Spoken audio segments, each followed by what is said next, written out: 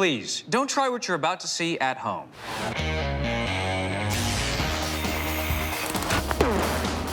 Well, there's your problem. In this special series of Mythbusters, It's almost too exciting. the Dream Team tackles their dream themes. It's scientific! Testing myths about everything from electricity to pressure and gravity. This one hurt a bit. Shaking down the science of shockwaves, velocity, and ballistics. With crazy chemistry, Oh my goodness. far-out physics, Fun for the whole family. and insane explosions. Is everybody okay? Life's burning questions answered. On Mythbusters, there's your problem. On this episode, You are crazy! we drop some jaw-dropping myths I'm terrified. I'm totally excited. about gravity That was such a rush. and later, inflation is rising. With 3 myths about balloons. This is my favorite scale experiment we've ever done. Full stop. Falling or floating, we've got you covered. Now that is what I call a party. First up, or rather down, it's the elevator of death. Now, the myth goes that you're in an elevator, the cables are cut or something, you're plummeting rapidly towards the bottom of the elevator shaft, and right at the very last second, you jump as hard as you can, and that saves your life. Oh yeah, I've been looking forward to this for a long time. Yes, the Mythbusters are going to drop an elevator down a shaft. Just before it hits bottom, the test subject will jump in the air to see if he can counter the effect of the falling elevator and come safely to rest. First up, they need a tall building with an elevator they can drop and destroy. Seems like a tall order, but incredibly, they strike gold. Is that it? I guess that's it. It's an 8-story building. A derelict hotel now scheduled for demolition, with elevator service as well, of sorts. There's the motor. What's left of it. Getting the elevator working will be no small task. The cables haven't moved in years, and the motor is a wreck. In theory, if we could tie power onto that, we would have a working elevator. It's a long haul to the top of the shaft. 8 floors, 9 counting the basement. 92 feet to the top of the pulleys. 92 feet to the dead bird. To get to the bottom of this legendary myth, they have to figure out a way to raise and drop the elevator, and how to get Buster to jump up at just the right moment. But how high and how fast? Time for a human test. All right. In their short moment of acceleration, the average top speed generated was just over 8 feet per second. Now, they need the stunt dummy to replicate that. I need to figure out how to make Buster jump. I think I'm going to have to use some kind of spring because I don't want to go for the gunpowder. A car spring inside overlapping tubes with a quick release catch, There we go. There, okay. with Buster riding shotgun. Giant industrial pogo stick. Now that looks like a good jump to me. It's time for Buster to fly or flop. Well, that wasn't very much at all.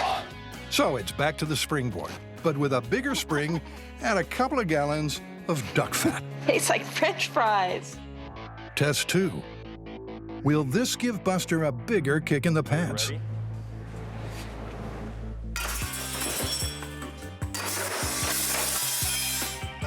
Well, that was a good jump. jump. Nearly 12.5 feet per second. More than enough to give this myth a fighting chance. But will it be enough to break Buster's fall? Or just break Buster? Now for the sticky problem of those elevator wheels. If they can't get them working, this myth is stuck between floors. But Jamie has a gift for thinking outside the box. had an idea that I might be able to modify an electric vehicle that I built. It's a prototype that I have back at the shop. Meet Jamie's Life and Death Machine, or LAD for short. With applications for law enforcement, fighting fires, and hopefully operating ancient elevators. Multi-purposing is the Mythbusters' middle name. Okay, ready? Hey, that's it. Remember, the elevator hasn't moved in years. Jamie, that looks great. Yeah, baby! Couldn't be happier. I think Jamie's rig is a classic Mythbusters rig. You know, we have to lift an elevator, and Jamie says, well, I've got a robot in the shop that we could modify to lift this elevator. Obviously, elevators are designed not to fall. Fortunately, the Mythbusters wrote the book on disabling safety systems. So first, dump the emergency brake. Anticlimactically enough, I believe I've disabled the entire mechanism by removing this simple pin. There's also a counterweight that balances the elevator car. It's got to go too. We are cutting the cable. Stand by. The drop mechanism's attached, a movie special effects quick release. When we get upstairs, we'll be able to pull a pin, and this whole car will drop. You know, working with these dirty cables, I can't tell you how hard it is not to touch Jamie's white shirt. I just want to touch it, make it dirty. They're ready to board. Final call for passenger Buster. But how to trigger Buster's jump at just the right moment before he hits the ground? Okay, Buster, this won't hurt a bit. Adam's tying off a trip line at the top of the shaft. That will pull the release on the launcher when the elevator's 6 feet from the bottom. Looks about perfect to me. If something goes wrong, somebody could get killed here. No kidding. Getting insurance for this stunt was harder than finding an elevator to destroy. We're about to drop an elevator. I'm beside myself. It's all gonna be over in a few seconds. And with a big boom, what else could we ask for? Jamie and the team are in the basement. Adam's 9 floors up, quick release in hand. I'm terrified, I'm totally excited. Ready to drop. In 3, 2.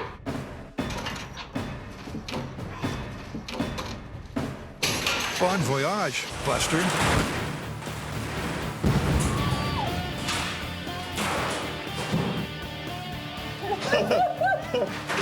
Oh my God! That blew my face back. That was such a rush. It was just like this enormous blast of air. The overhead camera shows Buster's pogo stick launched right on cue. But did it save him? His head's gone. We've got an arm. I believe this is more damage than we've ever done to Buster in one myth before. By the bottom of the shaft, the elevator and Buster were falling at 53 miles an hour. Buster jumped up at 12 feet per second, or 8 miles an hour. Enough to hit the roof, but he still hit the ground at a fatal 45 miles an hour. Well, you know, you might be weightless relative to the elevator, but you and the elevator are going down at 53 miles an hour. So unless you can jump up at 53 miles per hour, you're dead. I think we've done all that we can here. I think this myth is definitively and finally busted. This next myth from the movies is all about terminal velocity and wind resistance. From the movie Point Break. That's the one where Patrick Swayze jumps out of the plane with the only parachute. Adios, amigo! Gets into skydiving position. And then Keanu Reeves freaks out 15 seconds later. No shot! Jumps out with no parachute, but gets in a streamlined position and catches up to Patrick in 45 seconds. You are crazy! To see if one adult human really can fall faster than another, Grant starts with baby steps. I want to do a small-scale experiment first to demonstrate that objects with the same mass but different shapes will have different terminal velocities, and that's because the difference in wind resistance. Terminal velocity is the maximum speed that something can fall through the air. It's when the force of gravity is matched by the force of wind resistance, preventing that object from falling any faster. But can subtle changes to its shape affect how fast an object falls? Grant hastily knocks up a mini wind tunnel and 2 mini skydivers of identical mass, in different falling positions as per the myth.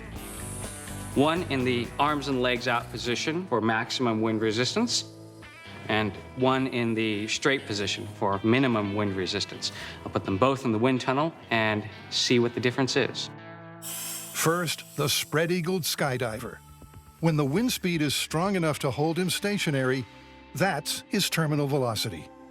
Carrie clocks the wind speed using an anemometer. Okay, what'd you get? We're looking at a pretty stable average of about 1450 in feet per minute. Okay. Next, the streamlined skydiver. If this myth is going to fly, his terminal velocity has to be higher. I got about 2,000 feet per minute. Oh, fantastic. So, proof of concept, tick.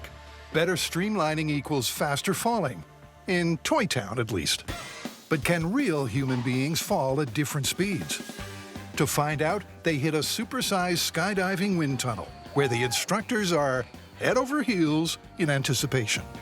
Gigantic turbines shift 1.3 million cubic feet of air a minute, so they can replicate a skydiving freefall, perfect for their Stage 2 tests.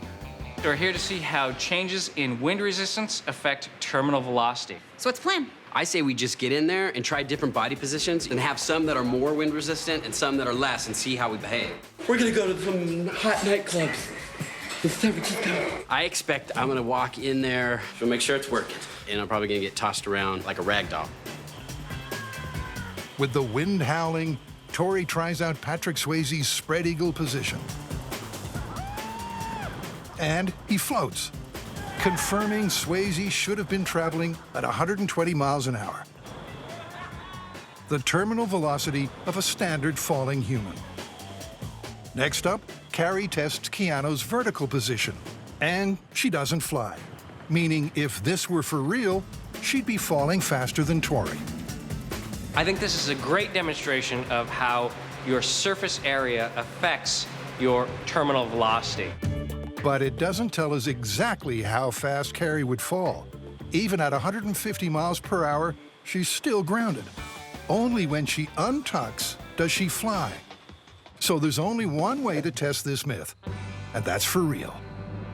With our handsome hero from 15,000 feet. Skydiving! Next up, Skydance skydiving. With the moment of truth fast approaching, Do we really need to test this myth? Tori's wild enthusiasm has gone AWOL. When everybody else is doing it, you're like, haha, that looks fun. But then, when you're about to get up in the plane and do it, a lot of things go through your mind, like death. I just gotta remember to breathe, not my pants, not throw up, not pass out, not scream like a little girl. Oh yeah, and open the parachute. That's an important one. Here's the plan. When the plane reaches an altitude of 15,000 feet, Tori and his tandem buddy will jump out, assume the spread eagle position, and plummet to Earth. 15 seconds later, a specialist skydiver heads off in hot pursuit with streamlined pose. But will he fall fast enough to catch up with Tori, as in the movie? I'll be timing the whole thing. Once you jump, I start the timer, wait 15 seconds, then I'm going to signal your catch-up diver and let him go on after you. All right, let's do it. With Tori finally on board, it's chalks away. I'm taking your tools. But as the plane soars to its target altitude, our hero gets that sinking feeling. Is it too late to change my mind? Too late now. You're going out the door. There's no turning back. Terminal velocity is about to take over. The plane hit 15,000 feet. Tori's reminding himself to breathe and his eyes are bugging out. The tandem skydiver pushes him to the edge right outside the door. He jumps. Tori and his buddy assume the spread eagle position. With twice the mass of one person, they need a small control chute so they don't go faster than Swayze's fall of 120 miles per hour. 10! I count 15 seconds in so that I can signal the catch-up skydiver to jump out after him. 15! He just soared down as fast as a bullet, and then everything just kind of went white. After 15 seconds, Tori's already plunged 3,000 feet. But the specialist diver's bullet position means he hits an eye-watering top speed of 250 miles per hour. Can he reel them in? Incredibly, after only 20 seconds, and just as Tori's about to pop the chute, the chaser not only catches up, but actually overtakes them. Oh my God! Just like the can-do Keanu. Incredible! That was insane! Nice! Dude! That was insane! So, did the guy catch up to you or what? Yeah, we jumped out. 15 seconds later, he jumped, and right as we pulled our chute, he was like right next to us. You're kidding! You're darn tootin' he's not. The chaser traveled nearly 7,500 feet in only 20 seconds and caught up with Tori, just like the movie. So it turns out, given enough altitude, you actually can jump and catch up to someone who has a 15-second head start. How are you gonna top that one? I don't know. Gravity is all about how masses mutually attract. The bigger the mass, the greater the gravitational pull. So you wouldn't want to be standing beneath, say, a falling car. But how about a falling coin? This next myth is an urban classic. At around 1,280 feet high, the Empire State was once the tallest building in the world. And it's home to one of the tallest tales in myth history. The myth is that if you throw a penny off of a building this height, it'll embed itself in the concrete at the base of the building, or it'll hit somebody in the head and kill them. The simple way to test this would be to toss a coin off the top and see. But if the myth were confirmed, Adam and Jamie would be busted. So instead, they have to apply some science in lab conditions. We need to figure out how fast a penny would be going if it fell 1,280 feet, what kind of damage it would do. I think we need to go back to the shop and test it. Calculations show that the terminal velocity of a penny should be between 35 and 65 miles an hour. I used to be able to juggle them. But complex equations aren't the Mythbusters' style. So Adam sets up a mini wind tunnel to test it for himself. At the bottom, wind speed is clocked at 65 miles per hour. Holes in the tube allow the air to dissipate, so the speed at the top drops to 35 miles per hour. If the penny stays in the tube, then the equations are correct. Bingo! Adam's one happy Mythbuster. If only Jamie were as excited. This matches the math, the complex equations that we have showing the velocity. I think we should go for a worst case scenario, like 65 miles an hour. Okay, works for me. This is excited, Jamie? Yeah, this is We got a game. world first. It's going out on television that we did the experiment that showed exactly how fast a penny goes. No math, no ideas, no timing off a building. We got it right here in the lab. It's great. Good job. Enthusiasm isn't Jamie's strong suit, but he needs to get a penny firing at 65 miles per hour. And luckily, MacGyvering is right up his alley. I don't like to go through a whole elaborate process and days of machining something only to find that it was the wrong approach. So he quickly modifies an industrial staple gun into a penny-firing pistol and modifies a penny to make it fit.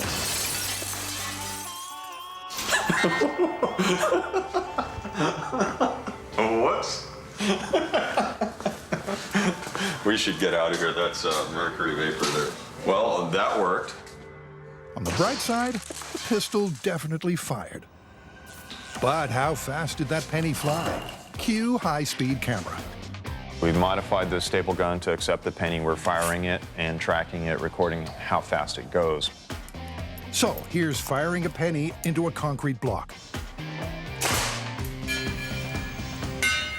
The penny traveled 3 feet in 16/500ths of a second, which amazingly is right on the money at around 65 miles per hour.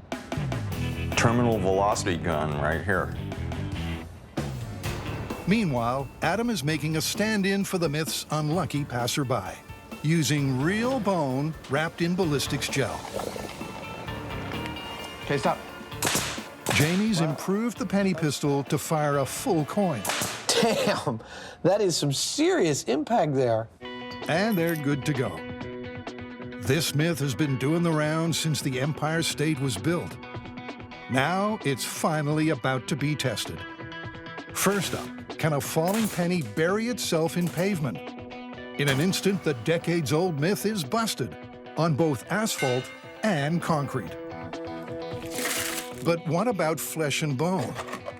The myth says a penny falling at terminal velocity would pierce the skull. This one's for the money. Lights. Perfect hit. The penny pierced the thin layer of ballistics gel, but the skull stays intact. Unlike Adam's common sense. He's aching to see what happens when this penny hits skin first hand or first butt. Go ahead, shoot me in the ass. So here it is, Adam's ass on the line for science. Oh, that hurts. Oh, man. It's painful proof that at terminal velocity, a falling penny would kick butt. You said I could. I always enjoyed seeing Adam in pain. I'm not sure what it is. But lethal, it ain't. So you made that great gun. We made the pennies go 64 miles an hour. What did we end up with? Well, the myth's not looking good. Okay, time to ramp it up to see if a penny can be made to go fast enough to do some serious damage. Anytime we get to play around with explosives and gunpowder and, you know, cool weapons and things like that, here at Mythbusters, we're happy campers. So Adam sets about modifying a high-powered rifle. Test firing. The coin will be fired from a special aluminum barrel, attached to the rifle like a silencer. The rifle itself will be loaded with a blank round. When it's fired, the expanding gases from the cartridge will explode along the barrel, propelling the coin from the slot with bullet-like speed. Firing. And 3, 2, 1. The high-speed camera result apparently is 3,000 feet per second. Well, that's like a bullet. That's the speed of a bullet. But there's still no penetration. And there's your problem. Force equals mass times acceleration. Even at supersonic speed, a penny weighing just 2.5 grams simply doesn't have enough mass to break through concrete, asphalt, or bone. Unlike a real bullet, which in this case is 6.5 millimeters of solid lead. 1. Now that's penetration. It's a face-melting finale, but the penny myth isn't worth a dime. I hate when that happens. Eliminating all the things that are in the penny's way from just reaching the ground. 64 miles an hour just wasn't enough to cause any kind of damage to a person. And then when we made it go almost 3 times the speed of sound, it still wasn't enough to break the bones. Yeah, I mean, the worst thing I can come up with is if you were looking straight up in the sky and you got hit in the eye, it probably wouldn't be very good for you. I think we busted the heck out of this one. Myth busted. Yeah.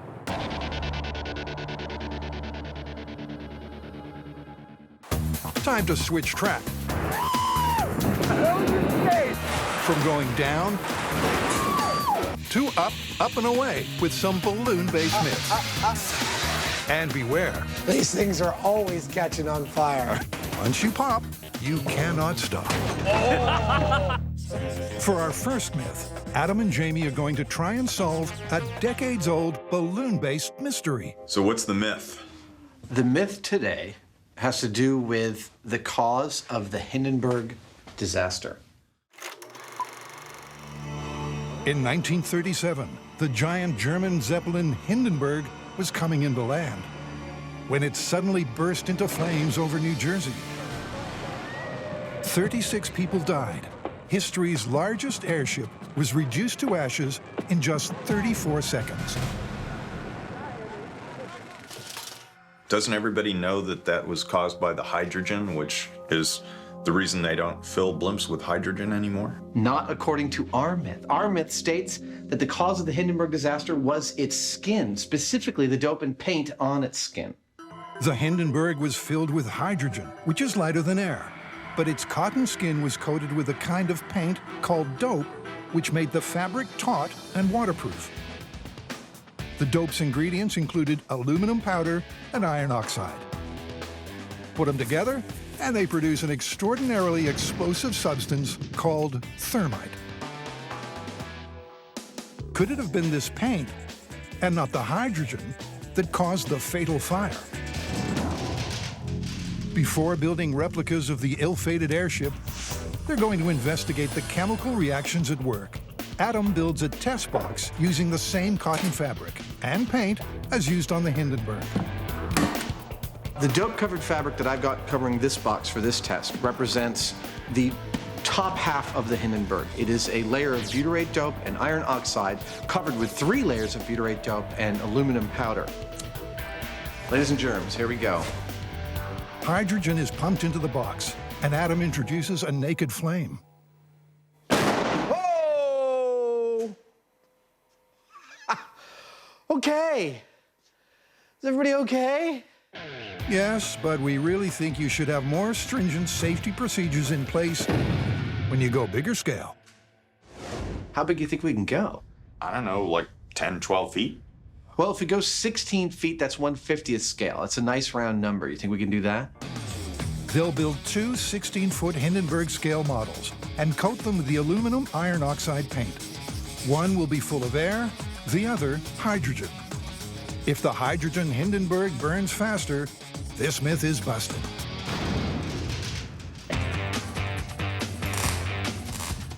Look at that. That is very, very cool.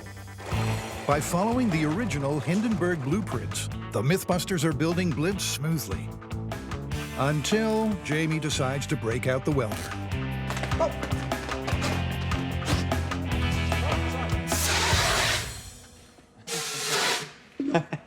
These things are always catching on fire. That is the textbook definition of irony, kids. The last thing they have to do is apply the dope, and the models are complete. Now, we're gonna blow up some Zeppelins. Their blimps are pimpin'. At 16 feet long, each model is 1/50th the scale of the actual Hindenburg. We've got these figures from a train set. These are 1/50th scale. Check these guys out. That's how big an actual person would have been with the Hindenburg. This thing was massive. This fire must have been just the most unbelievable thing that anyone that day had ever seen. The blimp skin matches the Hindenburg's exactly, right down to the dope formula painted on its surface. The first test is just the blimp without any gas, no hydrogen, and we're just going to burn the skin and see what that does. To avoid another, is everybody okay moment, the room will be a strict no-go zone during the test. To set fire to the blimp remotely, Jamie rigs a blowtorch on a stand. This is a test number 1. Period, correct skin, no gas. Ignite when you're ready. That looks good. You're right on target. It's going. That was quick. The Hindenburg burned in 34 seconds. For the myth to be plausible, this Hindenburg has to be consumed in a similar time. But yeah, we're already at 1 minute, 10 seconds. So we could have burned 2 Hindenburgs by now, and we're only like not even a quarter of the way through this. Suddenly, the flames take off like, well, wildfire. Oh, wow. Wow. Oh, yeah. That is so beautiful. Sparks cascade as the aluminum and iron oxide on the skin create thermite. Bang. 2 minutes, 6 seconds. It's a lot quicker than I thought it was going to go. That's almost 4 times longer than the real Hindenburg took to burn. On to burn number 2. This dope-coated Zeppelin will be filled with hydrogen. We're gonna feed it from the hydrogen tanks through this blue gas hose up the main strut and into a trough of water. And the trough of water is going to diffuse the hydrogen across the entire Hindenburg. If this hydrogen Zeppelin burns faster than the first blimp, the paint theory will be punctured once and for all. You're lit. As the flames take hold, the hydrogen is fed into the mini Hindenburg. Whoa! More hydrogen. More. And the blimp is instantly filled with flame.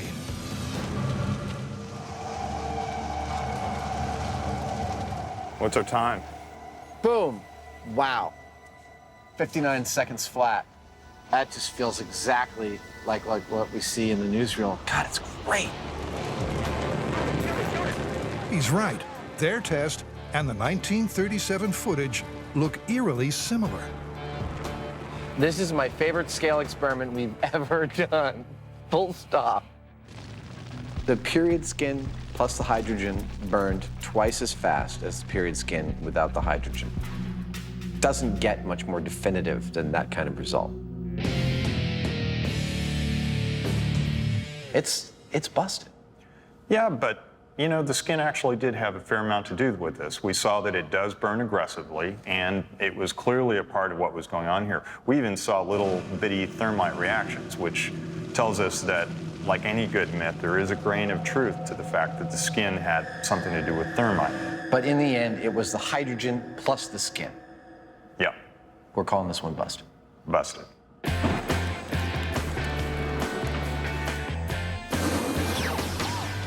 For our next story, Carrie, Grant, and Tori are investigating a very balloony myth that could also be baloney. Two clowns are driving to a party. The clown on the passenger side has a big bunch of balloons. What happens? They go out of control and crash the car? Exactly. Now, the driver clown is wearing a seatbelt, so when they careen into a wall, he's fine. But the passenger is not. But and the balloons save him? Exactly. It's a myth that makes for one heck of a headline. But can a bunch of party balloons really act as an improvised airbag and cushion a potentially fatal blow? To simulate a crash full of clowns, they're going to drop a car from a crane. All right, bring in the clown. Now, we've calculated that if we raise the car 41 feet from the bumper to the ground, we can achieve a 35-mile-per-hour crash. The dummy clowns are rigged with accelerometers. If their G-load passes 100, it means it's a fatal crash. Now, the theory here is these balloons are going to act as an airbag. Now, the goal of any airbag is to slow the passenger's forward motion as evenly as possible in just a fraction of a second. I'm not sure these balloons are going to function that way, but it's sure going to be fun to find out. Okay, in 3, 2, 1. -1. Oh.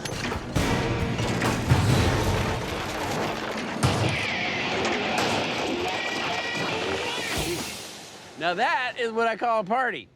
I don't think they survived it, though. The high speed shows the passenger who wasn't wearing the seatbelt pushed past the balloon barrier and connected with the windshield.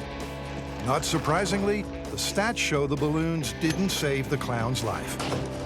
It experienced 350 Gs to the head and a 620 G-load to the chest, over 6 times the survivable limit. But the myth isn't popped yet. So it turns out an average bunch of party balloons is not enough to save your life in a car crash. But it's not such an outlandish idea. An airbag is an inflatable, and so is a balloon. Maybe there's a balloon out there or a configuration of balloons that we could make that would save your life in a car wreck. To find out which balloons might be better lifesavers, Grant's going to build a balloon crushing rig. Good. I've added this plunger right here with a 50-pound weight.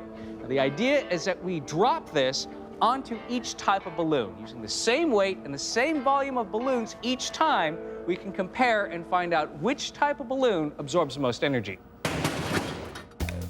First, a control with no balloons. The result is 100 Gs.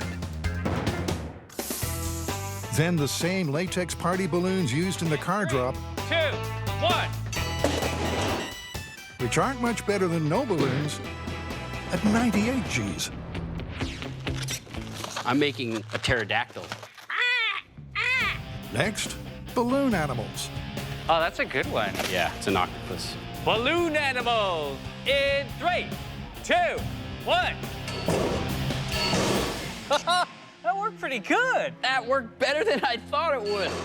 With a radical G load reduction to just 6 Gs. We got 6 Gs from the balloon animals? Yeah. All right, giant party balloons. We got 2. I think we have winner. I know, isn't that crazy? That's awesome. Reducing the G load from 100 to just 2, these giant latex balloons are the winner. But could they save a clown's life? This is like how we used to pack for family trips. Take her up. Now remember, if he goes over 100 Gs, the clown is dead, and so is this myth.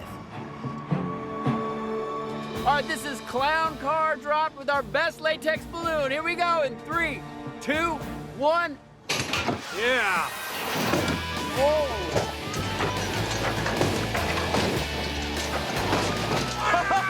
Oh my God. I think it might have worked, man. I think that clown may have survived. Now, in the high speed, you actually see the car start to compact. The balloons separate just enough for a clown face to peek through and a clown nose to dust the windshield and then start to go back into the car as if the balloons are bouncing him back. All right, Byron, how'd we do? Did either guy get under 100 Gs? Now, you'll remember he sustained over 600 Gs with just the party balloons. But this time, only 130. It's a huge reduction, but there's still no way a clown or anyone else could survive that kind of G-load. So it turns out, even with our best balloon, the oversized latex balloon, we were not able to save the clown's life. So this myth is busted, but we're not gonna stop there. This is Mythbusters. It's time to ramp it up. So we're gonna go back to the shop and see if we can come up with some kind of configuration of balloons that could save the clown's life. They test a bunch of different balloon configurations and combinations. That looked really good. The best turns out to be Grant's version of giant bubble wrap. In 3, 2, 1. Oh, we got a couple of pops, but hey, maybe more than a couple. All right, let's see what we got. You got 1.7. Hey, that's great. Now what we need to do is make 15 or 20 of them and stuff them into every part of the car and see if it saves the clown. Probably better if you don't watch. In their final drop test, the guys stuff the car so it's literally fit to burst. You guys are packed in there like sardines. That ought to do it. Now, with this last and final test, we're trying to get below 100 Gs on our clown. That is our benchmark for survivability. We have balloons on sheets of plastic. That way the clown can't push through the middle of the balloons, and if one little balloon breaks, it's not gonna create a big cavity where the clown can actually fall into the windshield. If packing the clown car with giant bubble wrap doesn't work, nothing will. All right, here we go. This is bubble wrap in 3, 2, 1.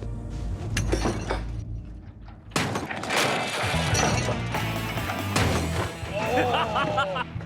It did not look good. Okay, so the passenger's head peaked at 220 Gs and his body at 230 Gs. Wow, so the clowns actually experienced a bigger G-load than in the previous test. So party balloons are not a substitute for airbags or seatbelts. Stop clowning around. For our final myth, Adam and Jamie are going to challenge a well-worn idiom.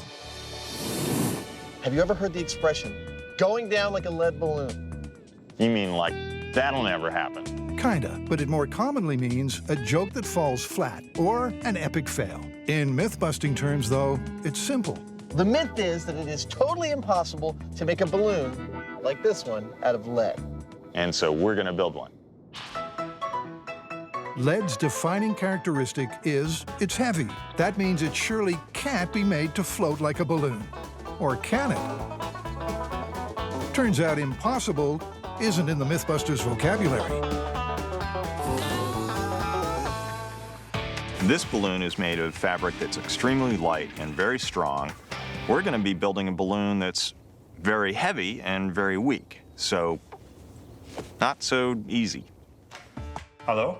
To stand a chance of making this work, they need a wafer-thin layer of lead. Sprechen Sie English? Turns out a supplier in Germany makes lead foil. What this may look like is a box full of rolls of foil that weighs about 30 pounds. In fact, this is our lead balloon. Oh, look, it's beautiful. Beautiful, but very, very fragile. The problem is this. It just kind of falls apart. It's like, almost like wet toilet paper. There's not going to be any room for error. They build a quick prototype. Ah, I found a tear. And it becomes clear that the main challenge, aside from the weight of the lead, is its tendency to tear. You're going to ruin it, aren't you? The biggest problem that the lead is giving us is that it's delicate, and we can't go lifting up huge sheets of it to tape these complicated seams. So I'm going to try and design a way to make a cube so that we lay it out panel by panel, flat, and then we can inflate it. It works. All right. There it is. That's the deal. With the design and construction map worked out, Adam crunches the all-important numbers. Roughly 11 kilograms. His design will require 640 square feet of lead, weighing the equivalent of 24 pounds.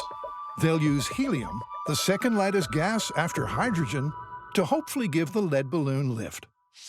Gonna make a lead balloon! They're at the Alameda Naval Base to attempt to assemble and fly the world's first lead balloon. We've chosen this because we got plenty of room to fly, we got no wind, we got a nice flat surface to build on, so this is going to be like a medical procedure. Okay, everybody, this is no walk zone. Here's the plan I worked out in the shop. It's 12 steps, 12 pieces of lead. Each square gets assembled over on the assembly square and then put together on the home square. With rubber gloves to protect against what is, after all, a toxic material, the guys begin building the ambitious 12-step plan. It is hard work. Almost as bad as picking strawberries. But we've got something strawberry pickers don't. What we have here is the largest clear tape dispenser in the world. Simply insert an atom to tape in all those awkward, hard-to-reach places. I've never built anything like this before. The final result's going to be about 7 or 8 layers thick in some places. That's as thick as one of your hairs. That's how thin the material we're working with is. It's painstaking work. 4 hours becomes 8, then 12. It's all working out quite well right now. It makes me a little nervous. Adam's origami-style model is coming together. Slow down, slow down. Everybody slow. Okay, stop, stop. And he's hoping after the final piece is taped into position, it'll inflate seamlessly. I want this thing looking like a real inflatable balloon, like with a basket and with passengers. Yes, Jamie and I are gonna go for a ride in the lead balloon. It's going up. You gonna man the valves? I'll do that. All right. Adam is understandably nervous. His clever design is on the line. And as Jamie opens up the helium, one thing's clear. It's gonna take a while. If that tape sticks someplace that it's not supposed to, if something catches, it can rip, it can tear, things can come apart. This is the hard part. With the ever-present chance that a tear could quickly turn this into a disaster, I'm nervous. Jamie starts filling the cube not just with helium, but with air as well. We're putting air in this because we think we actually have too much buoyancy. We want it to just barely come off the ground, otherwise we're liable to rip something. It's looking good, it's looking good. At last, the genius origami structure slowly comes to life. I don't see any major holes, I don't see any major failure points, but I'm keeping a close eye on it. Hey, Adam. Yeah. Congratulations on the design. It unfolded and twisted out just the way it was supposed to. Whether it flies or not, I don't know, but your plan worked. I'm really psyched about this one. But as it gets bigger, rips and tears appear everywhere. I got a hole. Hold on to it, hold on to it. Hold on. That's it. Thanks to Adam's patching jobs, their lead balloon is airborne. I still want more balloonness out of it. I know. Finally, it's time for the test. Will the lead balloon actually float with a basket and mini Mythbusters attached?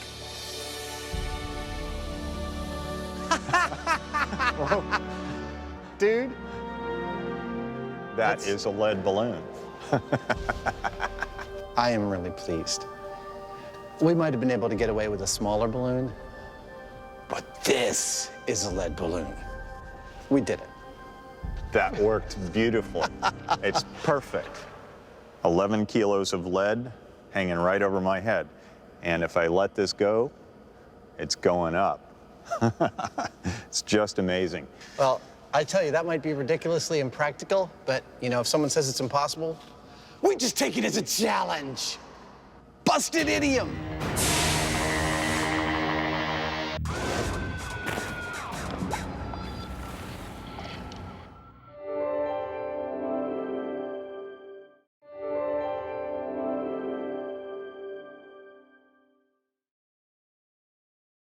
Do not try any of the experiments you are about to see at home.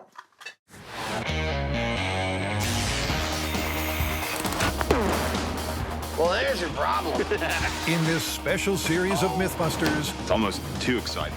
the Dream Team tackles their dream themes. It's scientific! Testing myths about everything from electricity to pressure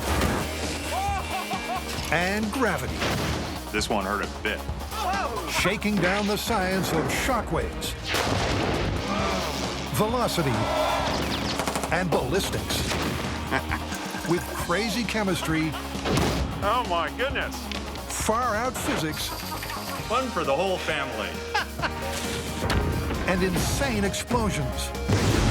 Is everybody okay? Life's burning questions answered. On Mythbusters, there's your problem.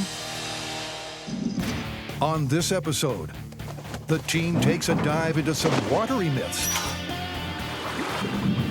Wow, I can feel the pressure. Both above and below the surface. Come, silent walrus.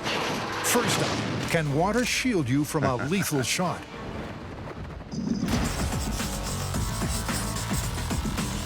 Another myth where we get to fire some guns. What's this one all about? The myth is that you're being shot at, you dive underwater, the water protects you from the bullets. You know, I've seen this in countless Hollywood movies. The heroes being chased by the bad guys, they all start shooting and he escapes totally unscathed. Well, you know, I have no doubt that the water's going to slow down and eventually stop a bullet. But what we have to test is how deep would you have to be protected by it? In other words, how much water do you need between you and the barrel of a gun before you're safe? To find out, first build an acrylic tank 10 feet tall. Then add H2O. Next, find a human target. If no volunteers, mix up a block of ballistics gel as the next best thing. The test will be disarmingly simple. If a bullet goes through it, you're dead. If not, you'll live to swim another day. The plan is to try out an arsenal of artillery. This is a workout just picking it up. But this being Mythbusters, they'll start small and work their way up. First in the firing line, a 9mm pistol with a ballistics gel at a depth of 6 feet. 3, 2, 1. Interesting. That looks like we went right through the ballistics gel, Jamie. It's a fatal hit. Traveling at 960 feet per second, the bullet went clean through the gel. How about a couple of feet lower? Okay, this is 9mm pistol at 8 feet. 3, 2, 1. And the result? Whoa, no, that didn't go all the way through. Jamie? Yeah? It's about ½ an inch under the surface of the ballistics gel. It's a non-lethal hit, but that's 8 feet of water and a small caliber handgun. So how much water will you need when they really ramp things up? Can I try? There's that sound. I know. James Heineman is ready? So this is the 3-inch deer slug out of a shotgun. At 8 feet, think you'd be safe enough? 3, 2, 1. Maybe not. Lights off, lights off. Now, a couple of things here. Water and electric lights don't mix well. Yep, yank all those cords out. Just yank them out. And Jamie hates mess. There's a huge crack in the front piece here. All of which means this myth badly needs a new location. Like a public swimming pool, minus the public. I never cease to be amazed at what people will allow Mythbusters to come and do. We're firing bullets into their pool, and somehow everyone's agreed to cover it. Adams redesigned the rig for firing at an angle from the pool edge. But the rules remain the same. How much water do you need between you and the barrel of a gun to dodge a bullet? Worst case scenario today is that somebody dies from a bullet wound. So, with this myth back in their sights, niftily designed to adjust for the light-bending properties of water, they pick up where they left off. Ballistics gel at 8 feet and the pump-action shotgun that wrecked their first rig. Okay, deer slug in the shotgun. Still firing at 1,400 feet per second. And 3, 2, 1. It's smoking. The bullet's deep in the ballistics gel, a lethal hit. It's looking like water offers less protection than the myth might have you believe. But what the heck? Jamie's not about to call time when he's having fun.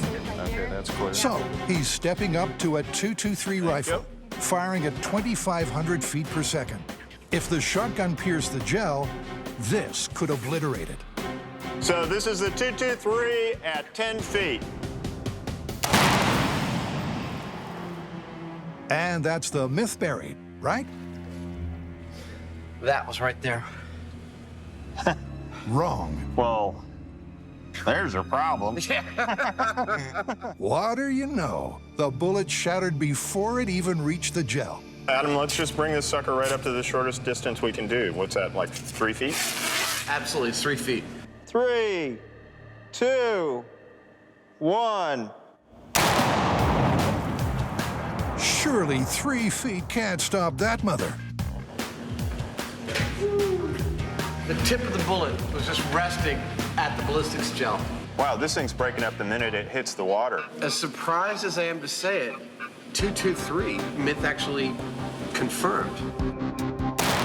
Entering the water at supersonic speed, the .223 bullet decelerates so fast that it disintegrates into tiny fragments, which sink to the bottom of the pool. On the trail of a shock result, Adam and Jamie skip the M1 and jump the gun all the way up to the 50 cal. An armor-piercing giant that fires at 3,000 feet per second. I don't know whether you understand what is about to happen here, but this is the M1 Grant. Yeah. This is the 50 caliber. This kills you. This kills you and everyone else in the room. In there, right? Okay, eyes and ears. This is the 50 caliber at 10 feet. 3, 2, 1. Well, everyone seems to be alive. Yeah, look at the water coming off of the roof. But would our submerged human target have survived too? There is no bullet in the ballistics gel. The 50 cal has a range of up to 5 miles. Through water, it didn't make it 5 What do you feet. got? I got a bunch of stuff. It expended all its energy within 3 feet and became totally non-lethal.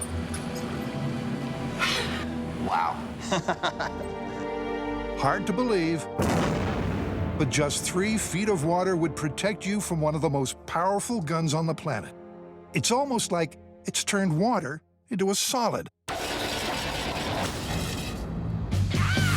So why does water behave that way? Carrie, Tori, and Grant take a look at the science from another angle. Okay, so we've got a good one.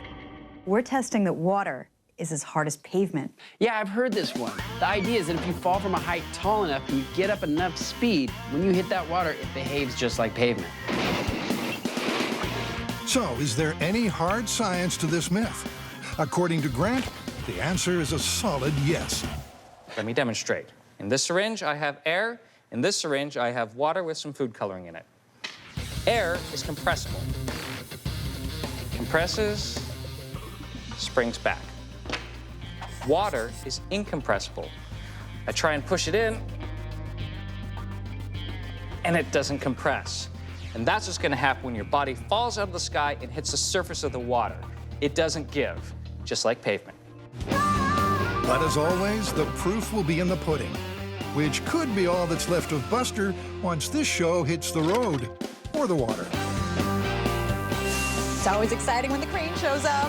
The team has fitted him with an accelerometer to measure how quickly he decelerates when he lands. So we know how much impact he experiences, and then drop him on pavement and drop him on water and compare the results. Bullseye. First drop, 25 feet onto pavement. In 3, 2, 1. Ow! With a long day ahead, the dummy took that one in his stride. But what does the accelerometer say? Got a peak G load of 60 Gs. Well, that seems about right. I mean, he has his legs to break his fall. Great! That should cheer Buster up. So what does a fall from the same height All right, that looks good. into water look like? Oh, that didn't look so bad. That's definitely not the same as pavement. And the numbers bear that out. Okay, so I got no trigger, which means that that fall was less than 25 Gs. It won't trigger anything below that. And remember, in this same situation over pavement, it was 60 Gs. But the myth states that water equals pavement from a great height. And at greater heights, Buster would be falling at greater speeds. Time to raise the stakes to the crane's maximum height of 75 feet. That's a long way to fall. Anybody feel sorry for Buster? No. No. Just checking.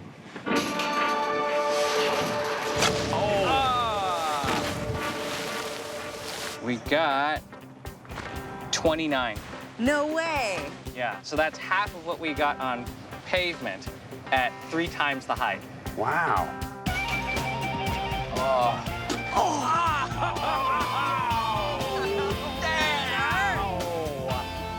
All right, 75 feet into the pavement, what kind of G's do we pull? Absolutely maxed out our accelerometer. That means over 500 Gs. A skin-shedding impact at least 17 times harder than the H2O. But if water's incompressible, how come this myth looks as busted as Buster? The answer is to do with how water behaves at lower impact speeds. Time for Grant mini experiment number 2. Now, water's incompressible. That's a fact of physics. And if I put my hand in the water slow enough, the water can displace. It can move out of the way. But if Buster were to hit the water fast enough, and if he had enough surface area, the water wouldn't have a chance to get out of the way. And because it's incompressible, there'll be some point which the G-force is equivalent between water and pavement. So, they need to go much higher than a 75-foot crane. Cue Chopper. Come on, let's go! Get to the chopper! And Buster's on strike. So the next best thing to a crash test dummy? Crash test pig carcasses, of course. All nicely trussed up in body bags. One for pavement, one for water. Pig doesn't want to fly. First up, pavement. The idea is as simple as it is gruesome. Drop the pigs, then x-ray them to compare the damage. From a height of 600 feet, the bacon bags will hit terminal velocity before they hit the planet. Okay, so we're at our target altitude of 600 feet. First up, the pavement pig. We're hovering directly above the landing zone. Okay, we're ready. Okay, here we go. Operation pork drop onto pavement in 3, 2, 1. The pig is flying. A drag chute ensures the pig falls belly first for maximum surface area. Bullseye. Once I got him out of the helicopter, the drag chute opened up, he got into the belly flop position, and most importantly, he was traveling at terminal velocity. And the best part is, we hit the pavement. Oh, dude, that was crazy. Did you hear that splat? We need to get this pig into X-ray stat. The X-ray will reveal exactly how a 600-foot fall onto pavement affects the carcass. But before we check out the results, it's time for the water pig from the same height. Pork drop number 2 onto water at terminal velocity. Adios, muchacho. Okay, there it goes. Okay, stabilizing chute deploy. Looking good, looking good. Belly flop, and go! Oh! Now it's time to bring home the bacon and put this myth to bed. How did our pig do on pavement? Well, the pig on the pavement did really disastrously. 17 fractures. Wow. Here's a femur fracture dislocation of the spine, and to top it all off, a decapitation. Oh! You got a dislocated head. The pavement pig is bacon bits. The key to this myth lies in the comparison. How did it compare to the water drop? The water drop pig did much better, although it's still 7 fractures compared to 17. 6 rib fractures, and also a neck fracture, but not as bad as the decapitation. Take 2 pigs of the same weight, falling at the same speed, in the same orientation, and the one that whacks water will get a softer landing than the one that pounds pavement. Oh! Slam dunk. So far, the Mythbusters have been testing myths about water density and how H2O behaves under impact. Now, for one that rests upon another property of water. Surface tension.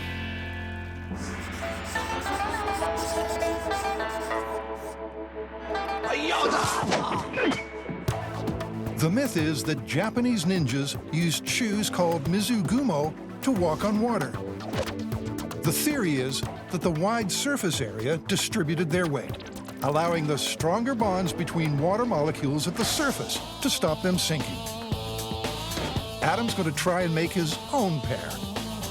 I've got some pine-based light-density fiberboard here. It's pretty much perfect for our uses, so I'm going to use this as our stand-in for the mizugumo wood. That's good. With the quarters assembled, he places a shoe-sized platform in the middle and secures it all with twine. I can't wait to see how these work.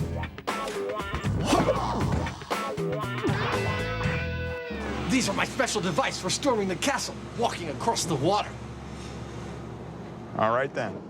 I think Adam's going to sink like a stone. They are made of wood. They do float. But unless he's going about 80 miles an hour when he touches the surface of the water, he's going straight down. Jamie's nothing if not unimpressed. Adam, on the other hand... Come, silent walrus, let us storm the castle. I will don my safety gear. If enthusiasm could float, these feudal shoes should be a roaring success. Here we go. It's one small step for man. The first step seemed kind of promising. One giant failure for Mythkind. So for his next attempt, Adam decides to channel another ninja power. To me, it seems like it's all going to be a function of my ability to move my feet crazy fast, like a cartoon, which might be possible. Or not. I don't know about you, but these seem a little cumbersome to me. Yeah, I don't think you're going anywhere on water with those things. The important thing is that I look damn good. Undeterred, and with the cunning of a silent assassin, Adam turns to science. Using materials that probably aren't in the Ninja Handbook. Aluminum, packing foam, and snowboarding boots. To make my water boots work, I am exploiting the principle of water displacement. I weigh about 200 pounds. I'm going to try and displace in excess of 200 pounds of water. I've calculated that 4 layers of this gives me about 2.2 cubic feet per foot of water displacement. That equals about a total of 265 pounds of buoyancy. He traces outlines of the boots onto the foam, cuts out a hole, and wedges them inside. Awesome. I could not have gone better. To keep the foam from breaking apart, he tapes aluminum sheeting to the base and rivets on a lightweight rail. I've added enough strength that it can support my 200 pounds out at either end, and it only has to support half that. So there's a little bit of flex, but no breakage. They don't exactly scream stealthy, but it's back to the test pool for round 2. These look like fun. Well, this is Ninja Suit 2.0. This is my attempt. What do you think? I think it's going to be real hard to stay upright on those puppies. There's only one way to find out. Yeah. It's do or die. Go time. The moment of truth.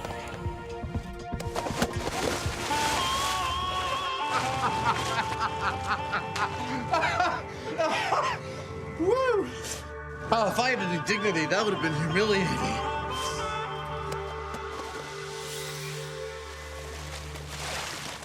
For his next attempt, Adam tries a gentler launch. There you go. And what do you know? Oh, I'm stealthy as the night. Oh. Don't I look like silent death? Bringing justice in the night? Adam's floating, which means his calculations about how much foam he needed for water displacement were right on the money. But forward motion, aka walking on water, is terminally broke. I don't know about these ninja shoes, man. What do you think? I think they suck. While Jamie's been enjoying Adam's epic fails, he's also been thinking of a solution. There is something that I've come up with that you can walk on it. It does have a lot of water in it. I'd like to see how that works. His plan involves 200 gallons of water and 1,000 pounds of powdery cornstarch. It's a Heinemann version of water. Yeah, and you're going to walk on it. No way. Think like those movies where they're walking up bamboo and stuff, you know? All right, here we go.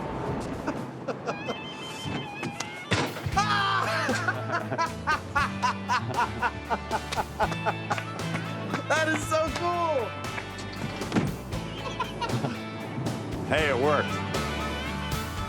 The reason is the cornstarch and water combo is a non-Newtonian fluid, and these kinds of fluids can change their viscosity. Cornstarch is made up of long chains of molecules. If you add water, it slides between the chains and separates them, so it flows like a liquid. But if you add pressure, the water is squeezed out, and it behaves as a solid. It looks like a liquid, it pours like a liquid, but when you want to run across it, you're fine, because the impact of your feet is enough to change that balance. All of a sudden, you've got a solid that you're dealing with only for a second, but it's long enough for you to move across the top of it without sinking into it. And here's the thing about surface tension. It works okay if you're moving quickly. Stop for too long, and the bonds between the molecules move aside, and you get that sinking feeling. Funky. Oh, dude, that feels so wrong.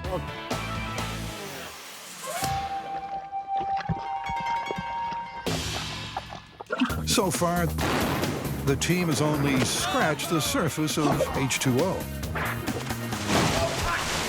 Time to take a deeper dive. Whoosh! First up, unfasten your seatbelts as quick as you can. That is intense!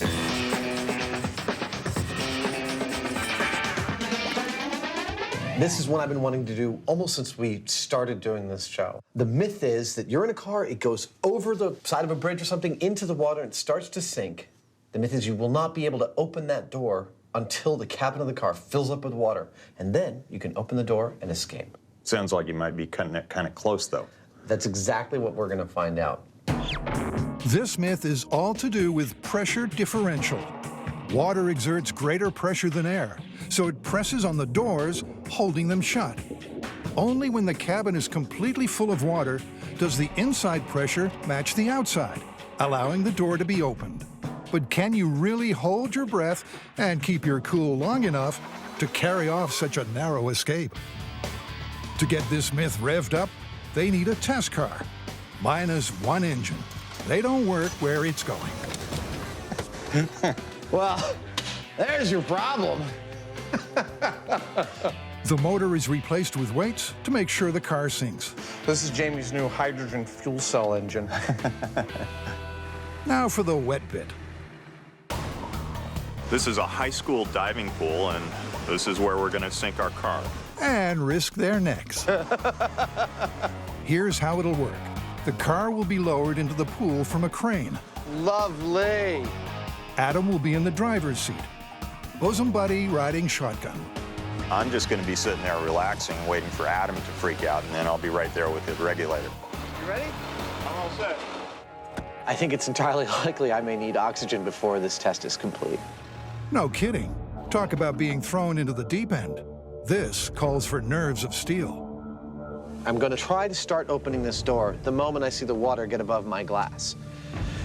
Now, if the myth is true, I won't be able to open that door until the water level inside the car gets to the same point.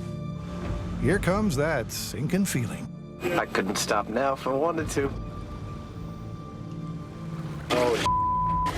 Oh, man. Oh. The water's up to my butt now. All right. Okay, it's coming past my waist. Now I can start to see under the water. Oh my God, it's coming up under the windshield. Wow, I can feel the pressure. All right, I only have a couple more breaths here. Adam's completely submerged. And scientifically speaking, in deep shit. If this was for real, he's dead in the water. Only after he starts taking breaths on the regulator does the cabin fill up completely, allowing him to escape.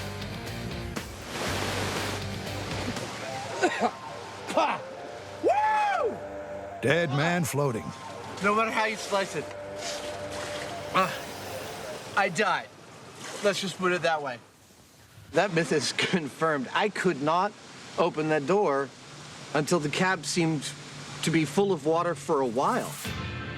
Undeterred by his near-drowning experience, Adam's taken the plunge again to try a new tactic. I'm just gonna wait until the water gets up to my ankles, and then I'm gonna try and open the door. There we go. The water rushes in. Okay, I'm coming up to my ankles. Now I'm gonna try and open the door. And Adam rushes out.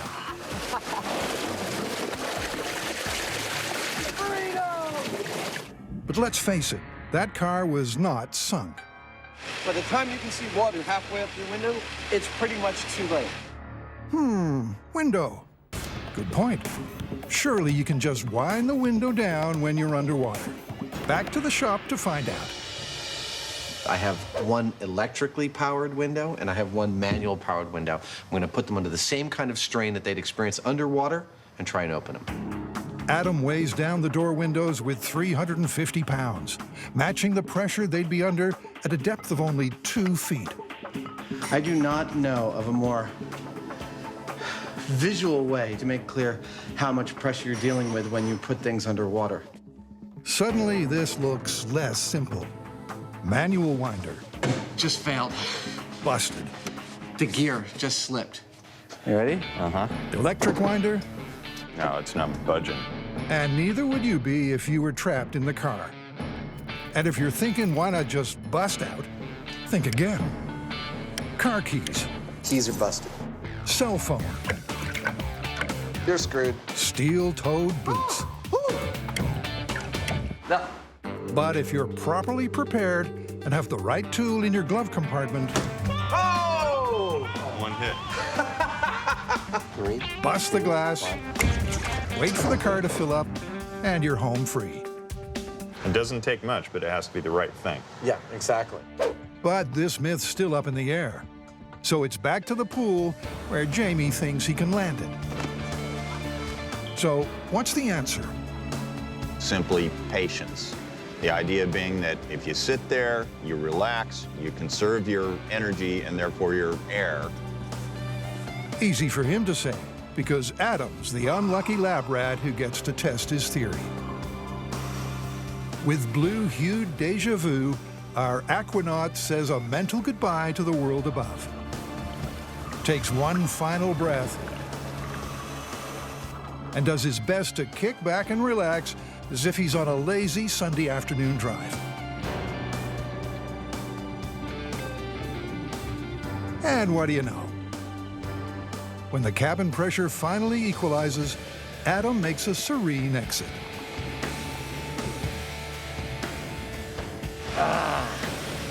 I survived! Woo! The Mythbusters technique worked! Woo! Well, how are we going to wrap this one up? Well, the original myth we started with, that you can't open the car door until the cab's full of water, is absolutely confirmed. And we've actually looked at really viable survival techniques. Of course, the best one is just don't drive into the water in the first place. Next up, could a sinking boat, really suck? Well, there's a myth that says that if you're on a ship when it's sinking, it'll suck you down with it.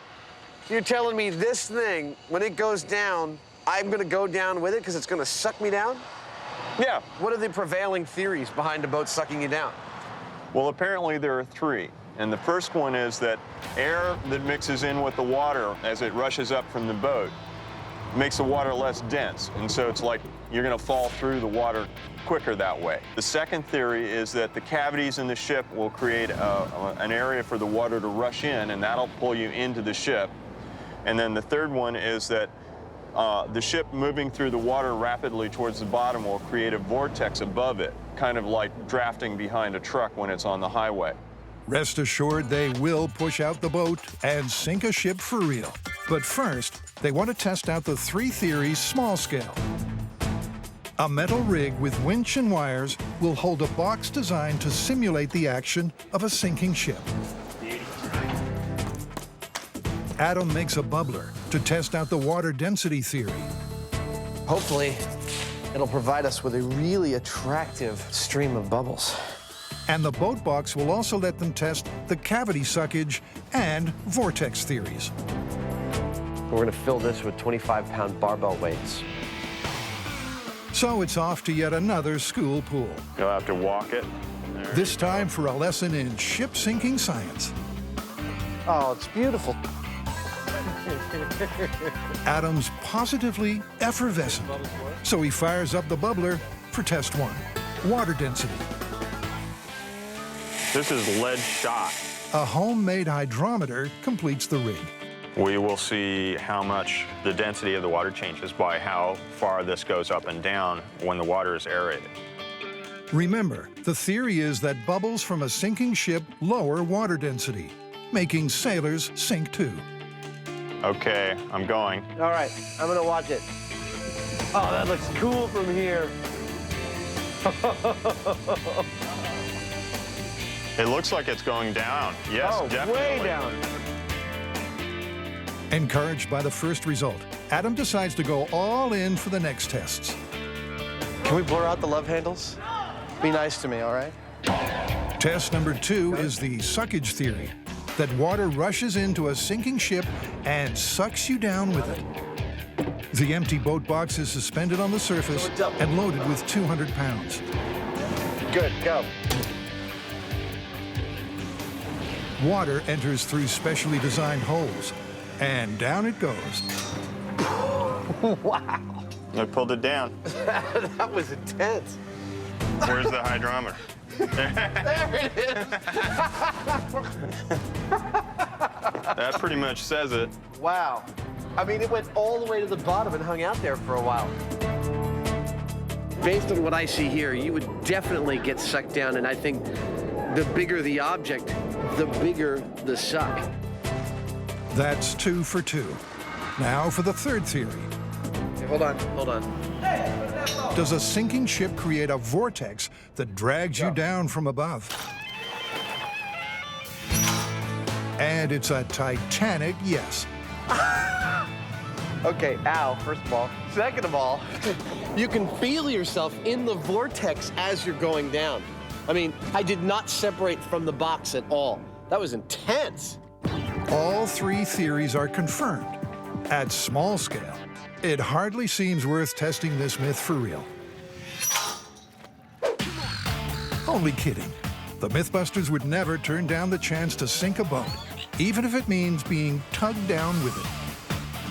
It's a nice solid little hunk of steel, and I think it ought to go down like a rock.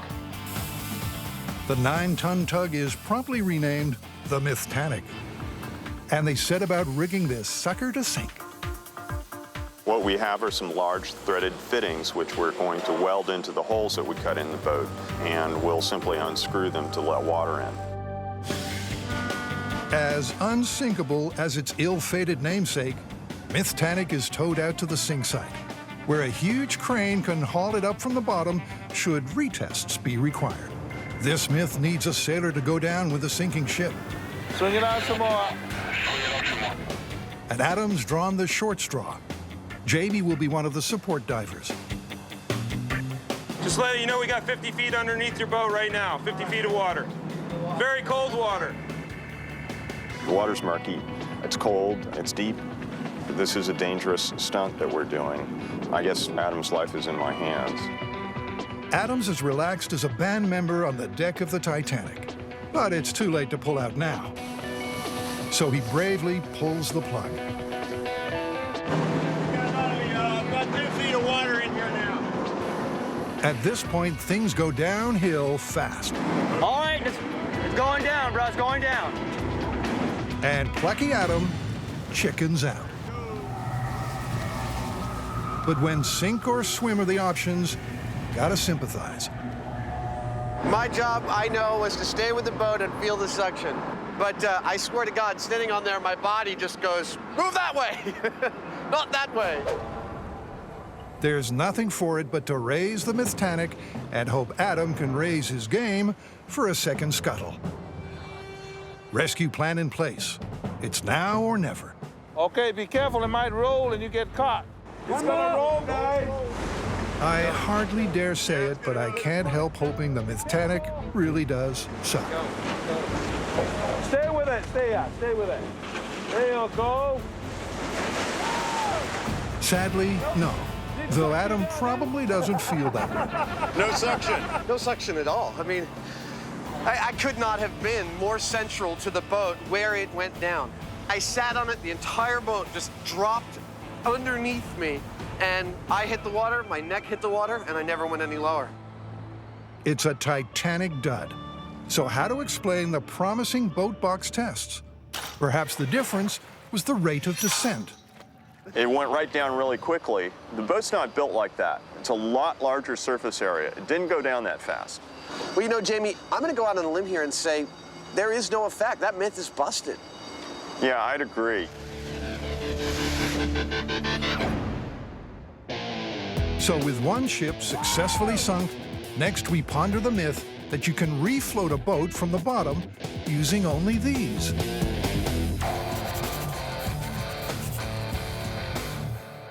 Well, Jamie, your years as a captain of a ship down in the Caribbean is going to serve you well for this myth. ping pong ball salvage. It's true. Jamie once raised a sunken sailboat using bags filled with air. Ping pong balls contain air too. So could they achieve the same result? These, to raise a ship. Yeah. Off the bottom of the ocean. That's the myth. It comes from the 1940s, when Donald Duck and his nephews had the comical idea of using ping pong balls for underwater salvage. That's good enough for us. You know, one of the first questions that comes to my mind, Jamie, is how much buoyancy does a ping pong ball have? Huh. Or in plain English, precisely how many ping pong balls will lift how much weight in water. Are we going to get like a 30-foot long tong for the real thing? A small-scale test using 1 pound of buckshot gives them their first ping pong data point. That actually confirms my math. I think that was exactly 15 balls to eliminate a pound of weight. That's a lot of balls for a lot of pounds. 3,500 pounds, to be exact. The weight of the sailboat they're planning to sink and salvage. It'll take just over 50,000 balls to make it neutrally buoyant, probably 60,000 to raise it from the bottom of the ocean. That's a small sailboat. That's a small sailboat, like a 25-footer. 60,000 ping pong balls sounds pricey. So before they burn the cash, they need to know if the balls will bear up at the ocean bottom. Would they hold up under the pressure? Maybe we should test it first. Jamie knocks up a mini pressure chamber to test to depths up to 100 feet underwater. Never let it be said that Jamie and I don't take high pressure seriously. You ready? I'm ready. If the balls crack under pressure too soon, we're at 30 PSI. This myth is busted before Adam and Jamie have even got their feet wet. So let's go to 45. Okay. I'm just gonna keep on going. Okay. If you hear a big boom, just dive. Whoa!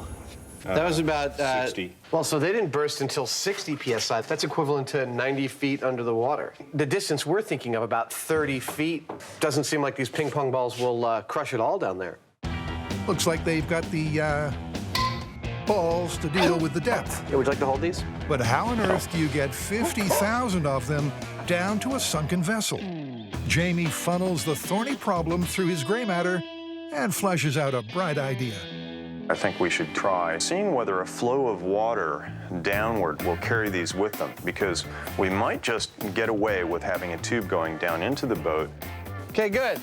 Gravity takes the water down, and maybe it'll pull some of these ping pong balls with it. If this simple system works, it's going to save them a boatload of time.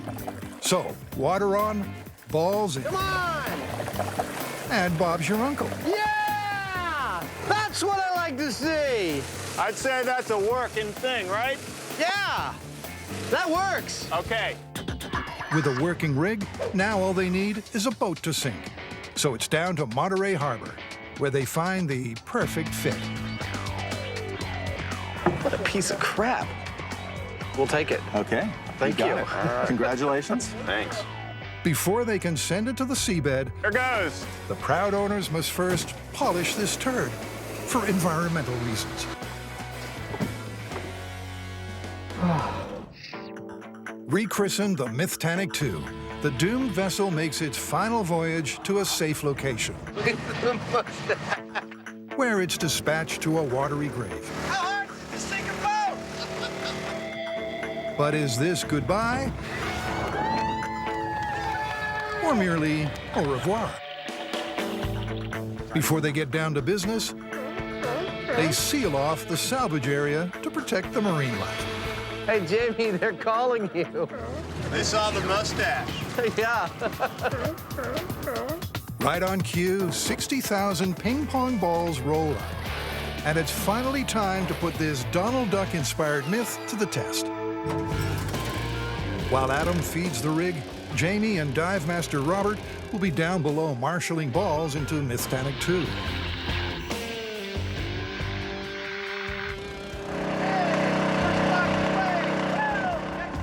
At first, things seem to be going swimmingly, but that could be their last hurrah, for a while at least. The system is clogging up, and Adam's reduced to feeding balls in a handful at a time. this point, I've only emptied 4 or 5 boxes. That's like 6,000 or 7,000 ping pong balls. At this rate, it'll be dark before they get halfway. Then Robert pops up with a suggestion. I think the hose is still too long. I got all this slack. If you can take about another 10 or 12 feet off of this thing. I can take 10 feet off in 5 seconds. The long hose is looping in the water, slowing down the flow into the boat. Will a shorter hose and a more direct delivery get faster results? The answer is a resounding yes. And with thousands of ping pong balls per hour flowing into the boat, she soon becomes neutrally buoyant. Whisper it, but this seems to be working. Oh, that's cool. But with victory in sight, here come those jaws of defeat. Oh, no. They're coming up. Is that a whole boatload of bobbing balls coming to the surface? What's going on down there? There's a window on top. We didn't even see it. A piece of wood glued in. That blew out. On the front of the boat, there was this hatch on the bow that we screwed down. That hole blew out, it seems, from pressure of the ping pong balls. A new hatch cover is quickly fitted. And before long, there are 26,000 balls in the hull. Halfway there. The boat is upright, it's teetering. These boats have a lead keel, so it's anybody's guess whether it's actually going to work. With the boat and this entire myth in the balance, and an estimated 23,000 balls still to go, the math unexpectedly tilts Mythtanic 2's way.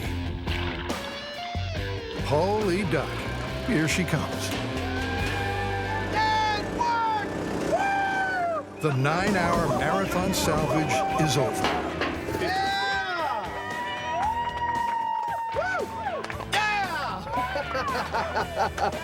We succeeded. Of all things, she's on the surface. We did it. And the key to success? Jamie's brilliant ball-dropping system. It got the balls down there. It worked like a charm. And who would have ever thought that you could pour ping pong balls down into the bottom of the ocean? Actually, Donald Duck did. The guys swear they didn't know, but 80-odd years ago, Donald and his nephews came up with a rig uncannily similar to Jamie's. And like the Mythbusters, they also triumphed. Amazingly, I'd say this one is entirely plausible. Yeah, plausible, not practical, though.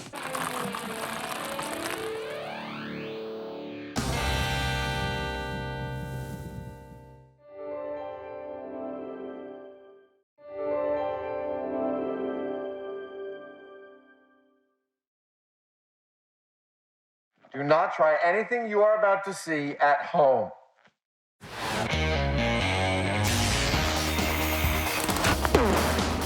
Well, there's your problem. In this special series of Mythbusters, It's almost too exciting.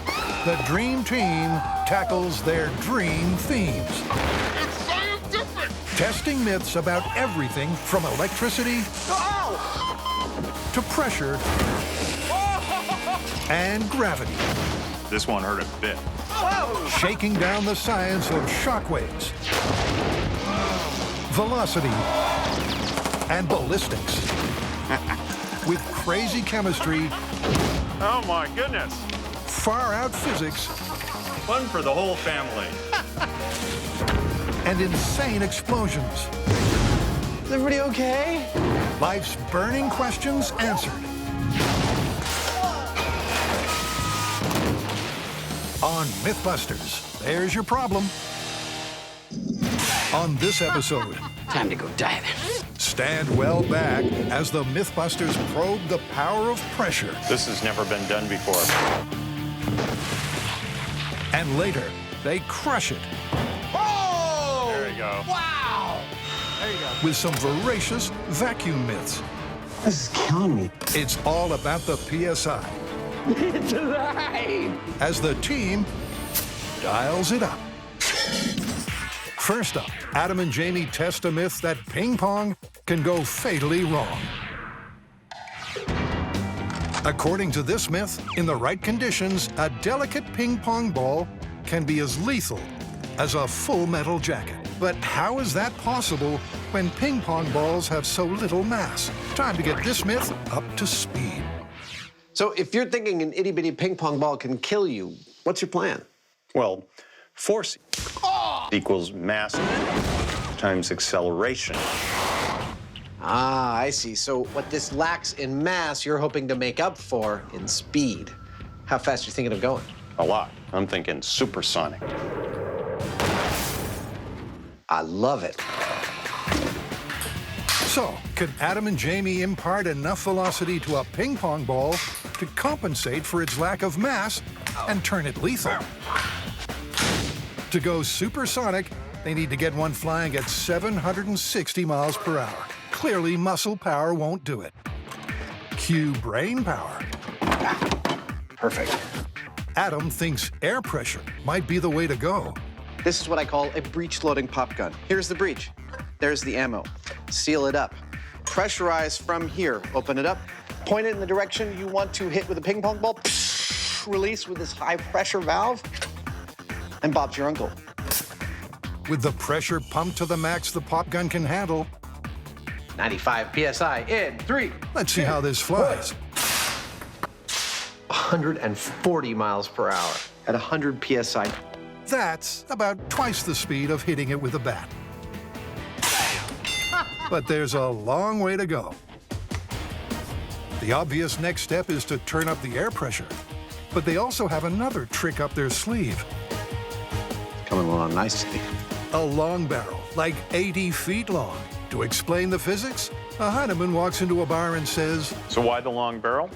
Well, as long as the pressure behind the ball is greater than the pressure in front of the ball's going to continue to accelerate. It's perfect. So the longer the barrel, the more time to accelerate, the faster the ping pong ball. There's a target. Or that's the theory. Okay, that's 140 PSI. Firing. 3, 2, 1. I just see a hole at the other end. Wow. That is far out. 140 PSI plus long barrel gives an encouraging 453 miles per hour. That's a good place to start. Absolutely. So we got this ball going 453 miles per hour. Wow. That's really fast, but I have to say, I don't think it's lethal. Might break a rib, but it's not going to kill you.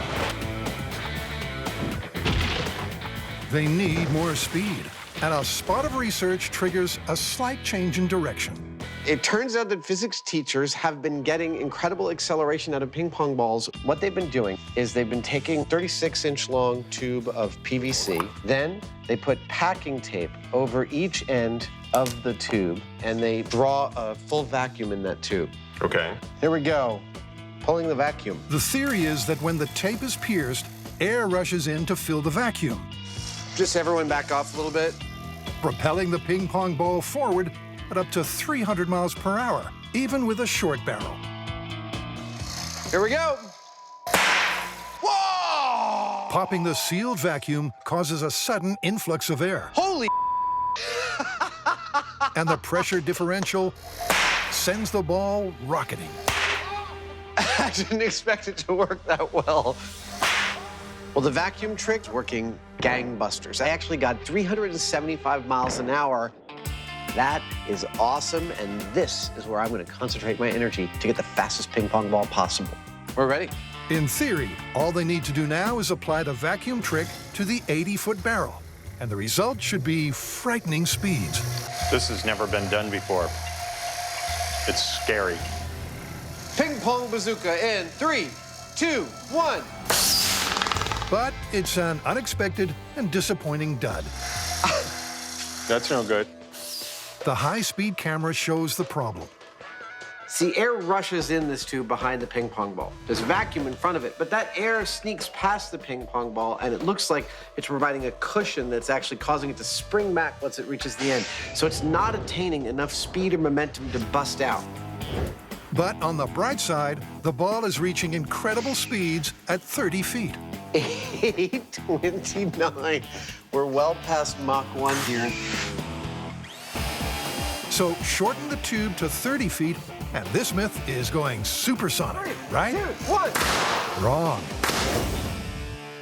275 miles per hour. We're getting less out of a 30-foot barrel than I was out of a 6-foot barrel. Even with a shorter barrel, the air cushion is still an issue. Failure is apparently the only option. Just as it seems they're about to choke, Adam has a bright idea. Add one to the pop gun. We found out about this technology of adding a choke, like rocket science. The choke is a sealed pressure chamber behind the barrel. Oh, kidding. Vacuumizing. Pull a vacuum in the barrel. I really hope this works. Pressurize the choke to 100 2, psi. 1. And stand back. Whoa, whoa. Wow, wow. The blast of pressurized air popped the vacuum and added extra energy to the equation. But just how much? 779 miles per hour. Mama. That's what I'm talking about. What Adam's talking about is that after all their hard work, they have a ping-pong ball faster than the speed of sound. Armed with their supersonic ping-pong ball bazooka, they head to Fort Mason, where they set up a 20-foot-long barrel and a supersized choke chamber running at 300 psi. Here we go. 20-foot barrel, 300 psi. 3, 2, 1, go.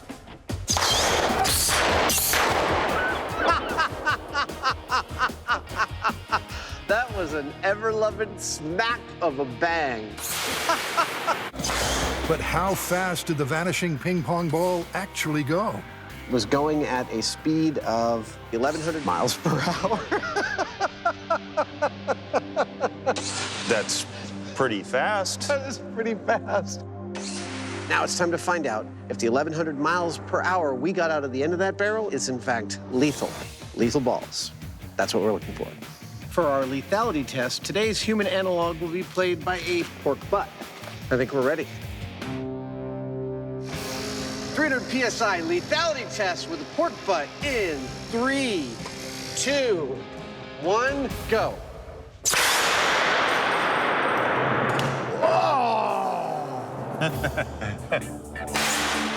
How did our porcine pal fare?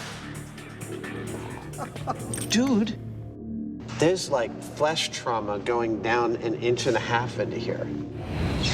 I'm shocked by how much damage it did. Now that thing actually penetrated. That's ping pong ball shaped. That is a shocker. That would hurt. But I think we still need to call that this is a non-lethal hit. This is a substantial flesh wound, but it ain't lethal. It's a close call. At supersonic speed, the ping-pong ball struck like a bullet. But lack of mass meant it wasn't quite mortal. Next, it's time to take a deeper dive into pressure with a meaty underwater myth. Before the days of scuba diving, divers would go down in those old suits with those brass helmets, just like this, right? Sure. They would pressurize their suit using a compressor on a boat at the surface. To counteract the external water pressure. Exactly. Well, that sounds like an accident waiting to happen. And that's what this myth is about. According to the myth, early deep-sea diving suits had a fatal flaw. A failure in the air supply would cause a drastic decompression inside the suit, and the water pressure at depth would squash the diver into the helmet. They dive into this myth at Six Flags Discovery Kingdom in Vallejo, where there's a handy 15-foot deep pool That is so cool. that the occupants have kindly agreed to lend them. Tori's made a ballistics gel mini diver for a scale test. Oh, cool, you painted him red. Yeah, that way, if something does happen, we'll be able to see if his body does get sucked up into the helmet. All right, time to go diving.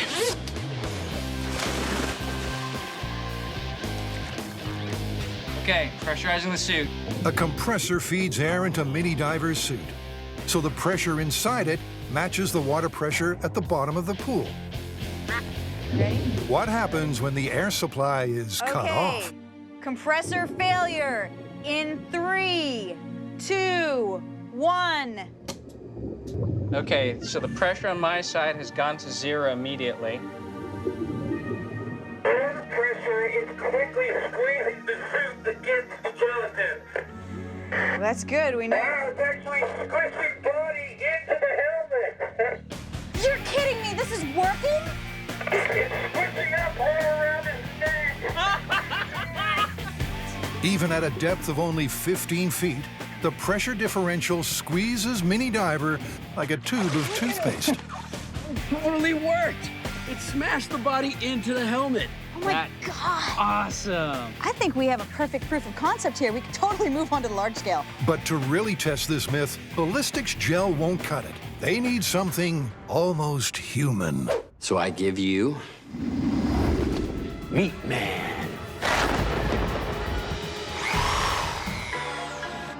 Using slabs of pork sewn onto a model human skeleton, It's alive!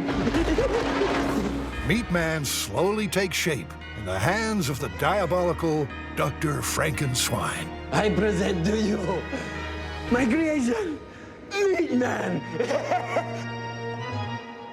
Ooh, almost threw up. That's gross. Armed with their man-sized meat puppet, the team heads for Santa Cruz Harbor. But before Meat Man can truly call himself a human analog, he needs a final, awful ingredient.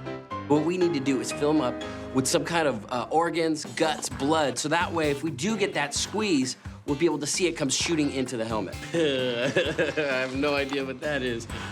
With Meat Man organed up, it's time to wrestle him into his old-time diving suit. Jessie Coons is standing in for Carrie, who's cleverly timed her pregnancy to avoid the carnage. And finally suited and booted, it's off to sea for a date with the deep. If you see any sharks, play dead. 5 miles out to sea, they reach the dive site. Grant has built an air compressor to keep the suit pressurized all the way to its target depth of 300 feet. As he makes his descent, the pressure pushing in on the suit goes up by 0.445 psi every foot. So in order to compensate for that, I'm going to have to add air in through this hose and push back out. Now I've calibrated this gauge to the approximate psi that I need versus the depth.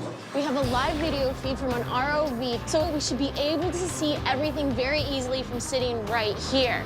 With the bases covered, it's time to dive. And Meat Man is in the water. Say hello to Davy Jones. As the cameras roll, the fleshy frogman drops slowly into the drink to meet his deep-sea fate. What's your depth, Jesse?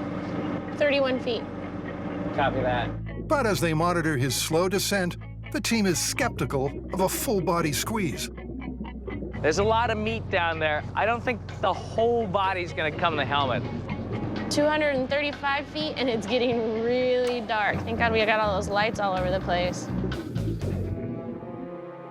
Okay, that's 300 feet. Okay, stop the cage. At 300 feet, there's 135 pounds of water pressure squeezing on every square inch of the diving suit. The only thing protecting Meat Man is the compressed air inside it. We have Meat Man safely at 300 feet. The suit is holding. Now, we are about to cut his line to see whether or not he gets the squeeze. You guys ready to cut the line and see what happens? Yeah. In 3, 2, 1. Grant cuts the line. Whoa! Look at what's happening to his head!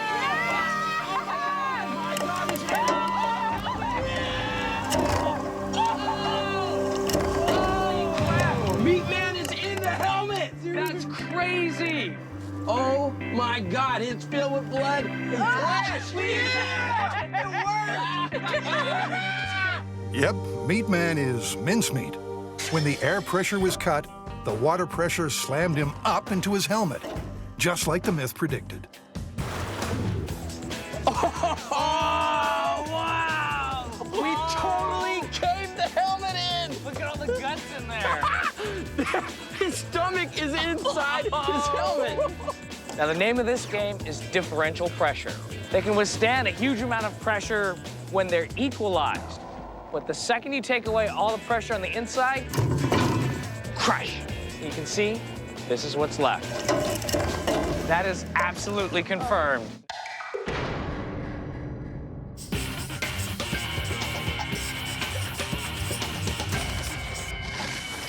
What do you got? Well, it looks like we've got a bunch of fire hoses pointed down, and they're lifting a car off the ground. That is friggin' perfect for us. You know, if this is real and we can actually pull this off, it's gonna be awesome.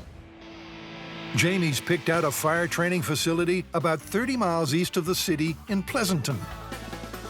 This is kind of a dangerous situation that we don't really want to just dive into without preparation. And so we're going to build a scale model before we start dealing with the big boys. A system comprising pipes and valves will feed water from a fire hydrant to multiple hoses on either side of a model car, 1/6 the scale of the real thing. Right on cue, fire engine and crew hit the scene to open the tap on this scale test. All right. Dude, look at that! Yeah! And in scale, that's about right. That's like 20 feet off the ground. These things are pointed every which way, but because they're mostly down, it's really stable. It could not have gone better. We got liftoff, we got stability. This seems really, really possible. What? Fired up by the results, the Mythbusters splash out on an old wreck to see if they can shoot it skywards. But Jamie crunches some numbers, and he's not so sure. This car weighs, according to the sticker, 3,175 pounds. Now, that means that each of those hoses has to put out about 320 pounds of thrust. Personally, I don't think so. Not one to leave things to chance, Jamie knocks up a rig to rate the pressure from a standard fire hose and heads back to the fire department to test it out before anyone in wardrobe could have a word in his ear. We're good to go. We got 400 pounds on there. Let's fire it up. Okay, here we go. If one hose lifts this weight, then 10 hoses should lift the car. There's movement, but no liftoff. There we go! So Jamie decides to narrow the valve and raise the pressure. Hopefully, putting this reducer on this will make for an increased nozzle reaction. That's what they call it in the industry. Water is pumped through the truck as Jamie wills the weights to greater heights. But as the saying goes, be careful what you wish for. Everybody over here. I think we got a little bit more nozzle reaction that time. It was like a rocket. That was exciting. In fact, that was like dangerous. And terminal as far as any more testing goes. But on the bright side, there's no doubt that one hose can lift over 400 pounds. So they're still in business. Back at base, Adams upscaled his water delivery rig. A quick coat of paint, and it's time to hose this myth down. Or up. All available fire trucks rolled up to the test site. But there's only 6 instead of the planned for 10. I'm a little nervous about it. The math says we should be able to do it just, but will we? Now let's see if a full-size, full-weight car really can take flight. The tension is mounting. Are you ready? I'm ready. Let's do it. I'm gonna get in position. Test number 1 starts with the standard hydrant pressure of 80 psi, which Jamie steadily raises 10 psi at a time. All right, all pumps up 10 psi. All pumps up 10 more psi. But sadly, this car looks more likely to float than fly. All pumps down, completely down. Okay, we're exceeding the amount of water flow for the system. Oh, no. Yeah. Well, what if we remove a couple of the hoses or just, don't power up with 2 of the hoses? With a fixed water supply, cutting 2 hoses will raise the pressure in the remaining 8. It's a question of finding the perfect balance. They'll start this test at 100 psi, then lift the pressure bit by bit. 10 more PSI. In test after test, All pumps 1, 2, 0. Jamie raises the starting pressure, All engines 170. repositions the nozzles, and changes the number of hoses. But try as they might, the jalopy stays firmly on terra firma. So how did they achieve this? Adam's starting to think that there's less to this car than meets the eye. The problem is we've got an engine. That's why we're not getting any movement. Well, let's get the engine out. All right. There's nothing in the video we saw that said that car had an engine. And we got to get liftoff before the end of the day. So we're lightening our load by a few hundred pounds. Daylight's fading, and this next test is make or break. This one's going to work. I hope. Up on 6. With 6 engines, 6 hoses, Come on, baby! Up, up, up. and no motor, the car finally takes flight. Up on 3. Up on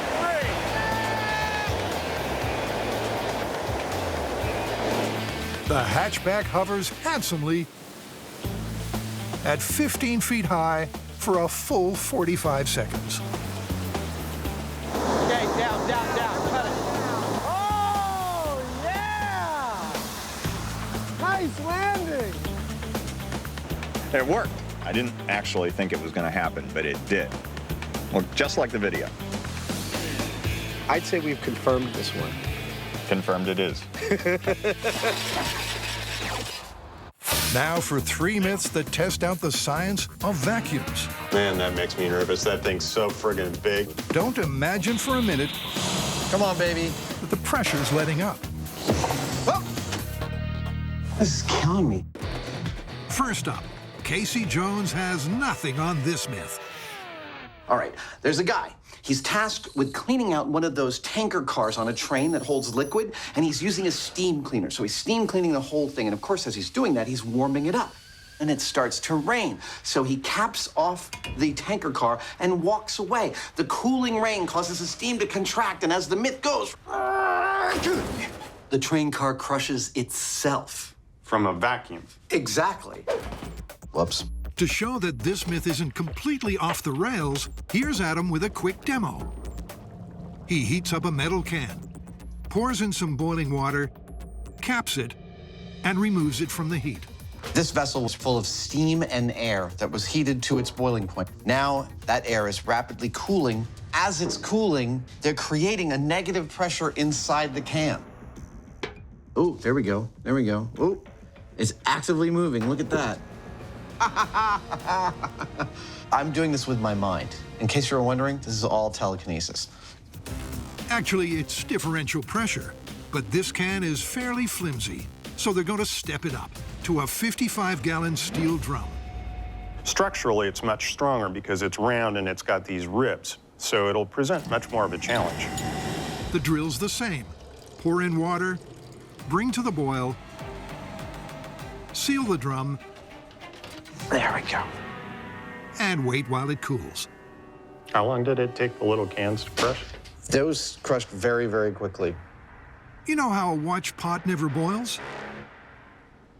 Seems like that goes for cooling, too. So let's cut to the chase. Next time we hold the camera up with magnet. Oh! There you go. Wow! You can feel that. Woo! That was so cool. They crushed it. Literally. But before they go full scale and wreck a perfectly good, very expensive railroad tank car, there's one more test to do. Shape and geometry are critical when it comes to pressure vessels. And so we're going to build a scale version of our tank car cylinder and see what difference that makes. They weld together a row of 55-gallon drums. Then steam clean the model rail tanker as per the myth, heating it to 200 degrees Fahrenheit. All right, capping it up. A pressure gauge will tell them how strong the vacuum is at crush point. Oh, hey! A total vacuum measures around 30 inches of mercury. Okay. 7 minutes in, we're at 11 inches of mercury. But way before they reach that point, Oh! Awesome! another spectacular implosion. Oh, that was fantastic! For these veterans of explosions, this is kind of like seeing snow for the first time. That is awesome! The model tank car is mangled metal. Now, can they do the same thing to this? If you're wondering how on earth the Mythbusters managed to score a perfectly good tanker car to have their way with, you're not alone. Isn't it beautiful? 67 feet long, 10 feet diameter. It holds almost 30,000 gallons of liquid. Unless you think that the shell is thin, it's actually almost ½ an inch thick. It's almost 70,000 pounds of cold rolled steel. But could a simple steam cleaning accident cause it to crush like a tin can? Adam rigs it for data monitoring with a vacuum pressure gauge and heat sensor. We just turned this tank car into an experimental vessel. It's ready for them to recreate the implosive events of this railroad myth. This is gonna be cool. First, they turn on the steam, just like the cleaning crew on that fateful day. Piping hot at over 300 degrees, its goal is to remove every last trace of residue from the previous cargo. Then they wait, while the metal casing heats up. It's happening. Yeah, it's already rising. When the temperature hits 200 degrees Fahrenheit, Adam springs into action to batten down the hatches. Here we go. This is it. Unfortunately, once the service guys had done their job, they closed every hatch and valve on the tank car, something they should never have done. I am de-assing the area. Mission accomplished. That went smoothly. Now for the final ingredient of the developing disaster. All right, fire department, let's make it rain. Copy, making it rain.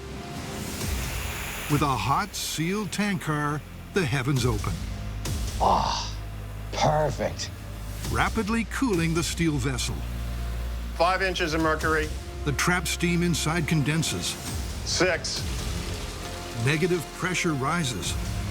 It's climbing steadily. That's what we wanted to see. And a vacuum builds. 13. The pressure differential means that already more than 1.5 million pounds is squeezing on the tank car's steel shell. Man, that makes me nervous. That thing's so friggin' big. I know. The small-scale tank car crushed at 11 inches of mercury. This is killing me. Then, 1 hour in, and pulling almost a full vacuum. Why, they make these things tough, don't they? Absolutely nothing happens. Damn! It's a crushing anticlimax. Here we go. But the guys aren't about to let it suck the air out of them. Technically, what we did to this car to try and make it collapse with a vacuum was flawless. Got the tank really hot. We sealed it up really well. We pulled darn near a perfect vacuum on it, and yet nothing we did to it made it collapse. But you know what? We're not done yet. Time to switch tracks on this myth. Perhaps the tank car in question imploded because of structural wear and tear. With this theory in mind, the guys decide to stage a bit of a, shall we say, accident. Dropping 3,200 pounds on a tank car. Something we didn't expect to be doing in this episode. 3, 2, 1.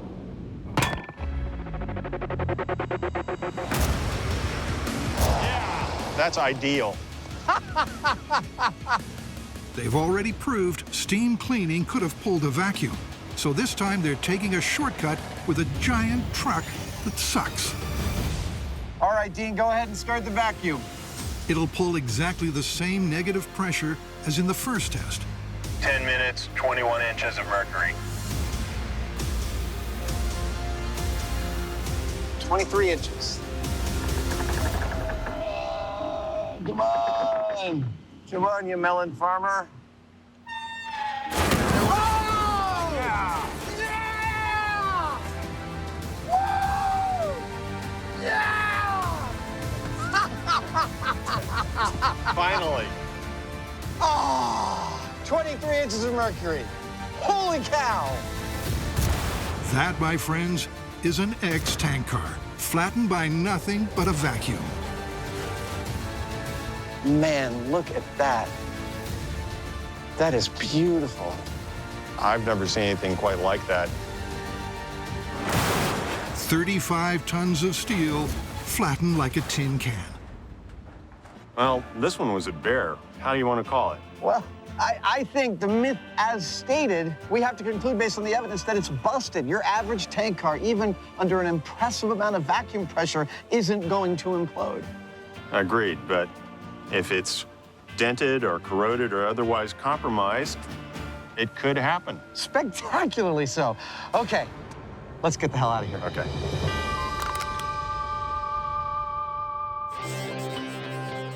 That first myth went off with a bang, but this next one says you'll never get one of those in space. Apparently, it is impossible to fire a gun in space. You mean like in a vacuum? Exactly. Think we got to test it. I've always wanted to go to space. Me too. Guns in space. What could possibly go wrong? So, will a gun fire in a vacuum? And if not, why not? The theory is, first, the lack of air and atmospheric pressure in space may cause the slug to deform. Second, without oxygen, the primer can't ignite the propellant. With all space flights currently booked out, Jamie and Adam will have to test this myth in a slightly more down-to-earth way. Yeah, baby! By building a bulletproof vacuum chamber in the shop. Nice. Creating a slice of outer space in San Francisco is a challenge, but with precision and patience, You go down first, okay? plus lots of glue, they managed to stick it. It's going to be beautiful. I hope so. This was nerve-wracking. We're gonna put a lady in here, and she's gonna turn into a tiger. Wabba! With a vacuum gauge added and a remote-controlled handgun in place, they're ready to fire up a control test. Before we pull the trigger on this gun in the vacuum, we're going to fire the gun in the vacuum chamber without a vacuum to be able to compare the two. In 3, 2, 1. There it goes. That was a bang. Well, seemed to work pretty well. Indeed. Yep, they've tested the remote firing mechanism, captured it on high speed, and have a slug impact on the backboard for comparison. Time to shoot for the stars. Gun is hot. Range is hot. Air is pumped out of the chamber to create a space-like environment. We're waiting for our vacuum chamber to come up to a full vacuum, and then we're gonna pull the trigger on our revolver. And I am here to tell you that I think it's gonna go bang. I don't think the vacuum's gonna have any effect on the gunpowder's ability to propel a bullet out the barrel of our revolver. This is it, with the chamber evacuated to a full vacuum. Are you ready? I'm ready. And Adam's remote finger on the trigger. All right, here we go. Will the gun misfire or indeed not fire, as the myth suggests? Firing a gun in a vacuum. 3, 2, 1. There it is. There it is, successfully shot. That gun fired in a vacuum. Like what he said, but the high-speed vision is less predictable. Wow! Almost unearthly. I swear, if I just saw this footage, I would totally believe that it was a special effect. It doesn't look real. Yeah. Amazing. We chose a revolver for this test, and you'll notice in the high-speed footage that a fireball is created around the gun when it fires. Now, that's because of the gases coming out of the cartridge to escape. If you look at the vacuum, that fireball is much, much larger. And that is because a gas, when it's exposed to a vacuum, is going to expand more. But the astronomical observations don't end there. Now that we know a gun can fire in a vacuum, the question arises, does the bullet behave any differently in the vacuum than in the air? We might posit that the bullet would move slower in the air because the air provides resistance where the vacuum provides none. And in fact, we did find a very minor difference. The bullet in the air traveled 5% slower than its partner in the vacuum. That's not a big result, but it is also borne out in a tiny way by the bullets that we found embedded in the glass. The bullet in the vacuum made a slightly larger pressure ring in the glass than the one in the air. It's a tiny difference, but an interesting one nonetheless. Having put a slug through this myth, Adam and Jamie have one more space itch they want to scratch. There is a theory floating out there that a solid fuel rocket won't work in space. But now that we have this big vacuum chamber, we can totally test that out. These bottle rockets are, in fact, solid fuel rockets with a little bit of powder inside. So here is my rocket. Ready? Watch this. This should push the car forward, right? Action, reaction. Ta-da! If that works in the vacuum, then we might have busted another myth in this episode. Rocket firing in a vacuum in 3, 2, 1, 0. Ignition. Liftoff. Hey! It happened so fast I wasn't looking. It worked. Solid rockets work in a vacuum. Let's look at the high speed. Why not? This is a rocket in a vacuum. Watch it go. Liftoff. 30 minutes after the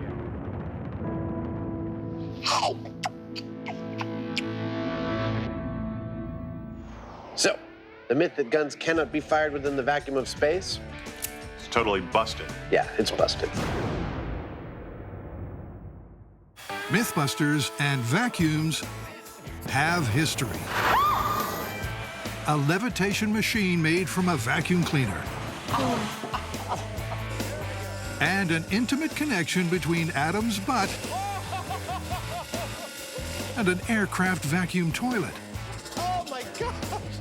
But this next myth is dialing up the suck factor to even greater heights. Go, go, go!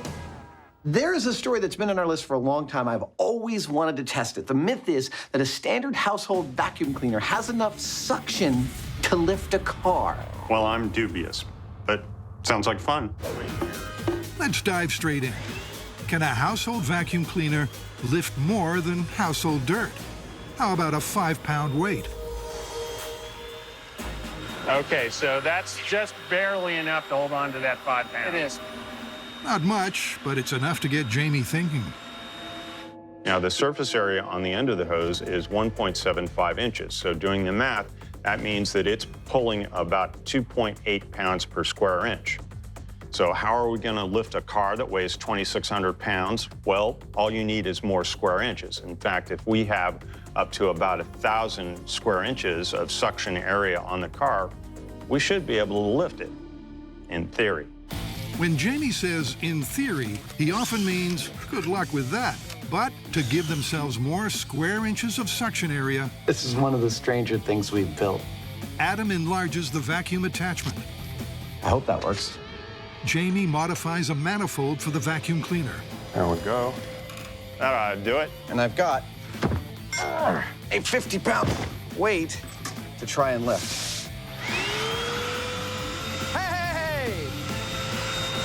Turns out, Jamie's math and their prototype work. In theory, I think this should be able to hold more than twice that. That is awesome! So awesome, in fact, they're going with that model full scale. Our plan is to build 40 more suction cups just like the one we just made. We'll position them on the roof, the trunk, and the hood. From each one will come a tube that will join to a kind of mega manifold that will be attached directly to our single vacuum cleaner. Also from each cup will be a piece of threaded steel rod that will link to a support structure we'll hang above it. We'll turn the vacuum on, then we'll lift up the steel structure with the crane, and either the car will lift up or the car will not get off the ground. So with the rig wrangled, it's off to a test pad. The cups are placed, and the vacuum cleaner is ready to suck. All right, you ready to turn it on and do this thing for real? There we go. All right, let's get them all socked down. Roof's all good. Trunk's good. All good. Let's go. Come on, baby. Come on. Come on. Ah! Rats! Rats! Rats! The problem is the hood. It's buckling slightly. The hood is boning us. And breaking the seal. Our solution? cut that hood out and replace it with a piece of sheet steel. A flat and strong sheet of metal should give a much better seal. That ought to do it. Look, I don't want to get overly confident here, but right away, the replacement of the hood with a flat piece of sheet steel is working magnificently. So with confidence brimming, a single vacuum lifting an entire car. Come on, baby. Hey, it's off the ground. There it comes. It's gonna work. Come on, yes! Ah! What? It was an inch. It was an inch? On the front wheel. On the front wheel before failure. Yes! if just one suction cup lets go of its grip, there's a total suction failure. So Adam calls time on this rig. We have proven that this cannot work. We need to implement some other solution to distribute the vacuum's power and lift this car.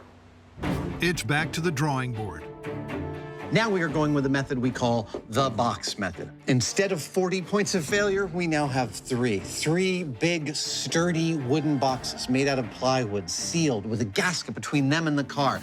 It's a straightforward, simple plan, which usually means the best chance of success. So with just plywood and plenty of gasket goo, they're ready for round two. Looks good. Lovely. Back at the launch pad, the new rig is maneuvered into place. A little more, a little top. Yeah, that's tight. The crane is engaged. That's good. And the vacuum cleaner's dusted off for one more try. So is this going to work? Well, our three boxes have a total surface area of 4,000 square inches, and we've shown that the vacuum cleaner can lift 2.8 pounds with 1 square inch. Now, that gives us a total theoretical lifting capability of 11,000 pounds. That's over 4 times the weight of our car. But as we showed earlier, it may not all be just about the math. There speaks centuries of experience. So with high hopes and low expectations, here goes. Starting the vacuum in 3, 2, 1. It's climbing. It's climbing? Yeah. Yes! Oh, yeah, baby! The gauges show healthy negative pressure, which spells suction. Let's do this. All right, let's take it up 18 inches. Okay. Whoa. That was the hood popping. That's good. That's cool. We got pressure. Commencing countdown. Come on, baby. Hold on to this car. We have liftoff. Yes, it's off the ground. This freaking car is off the ground. Oh, man. That is freaking awesome. Oh, dude. We are lifting a car with nothing but a single vacuum. I know, this is freaking me out. Remember, the crane is lifting the steel cradle. Holy balls. There you go. That's about how we're feeling here. But it's the vacuum cleaner on its own. This is every bit as satisfying as I was hoping it would be. That is sucking the cradle to the car. That is freaking awesome! And to prove just that, once the car's as high as it can go, they'll pull the plug on the cleaner. 3, 2, 1. And with no suction, gravity does its thing.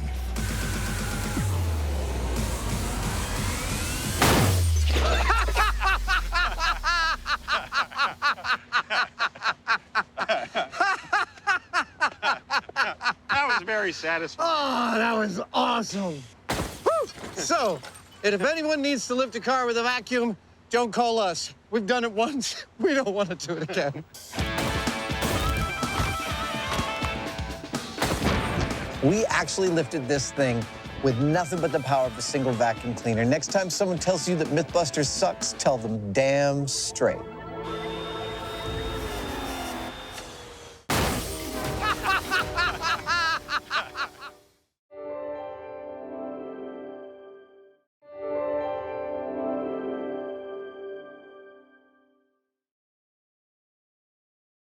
Don't try anything you're about to see at home.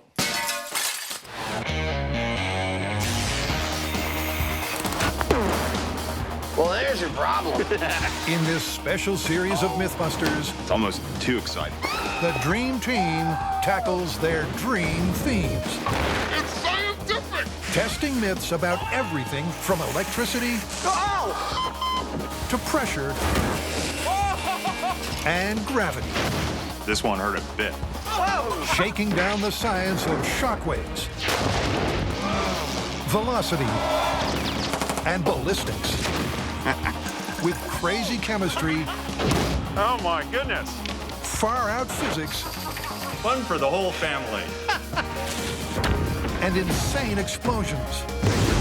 Is everybody okay? Life's burning questions answered.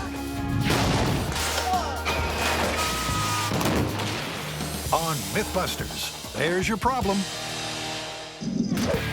On this episode, the team put themselves on the line as everyday accidents are put to the test. This is gonna be a horror show. And later, myths about some very weird weapons are lying in wait. Death and destruction. Fire. It's chaos, We have to hurt this boat.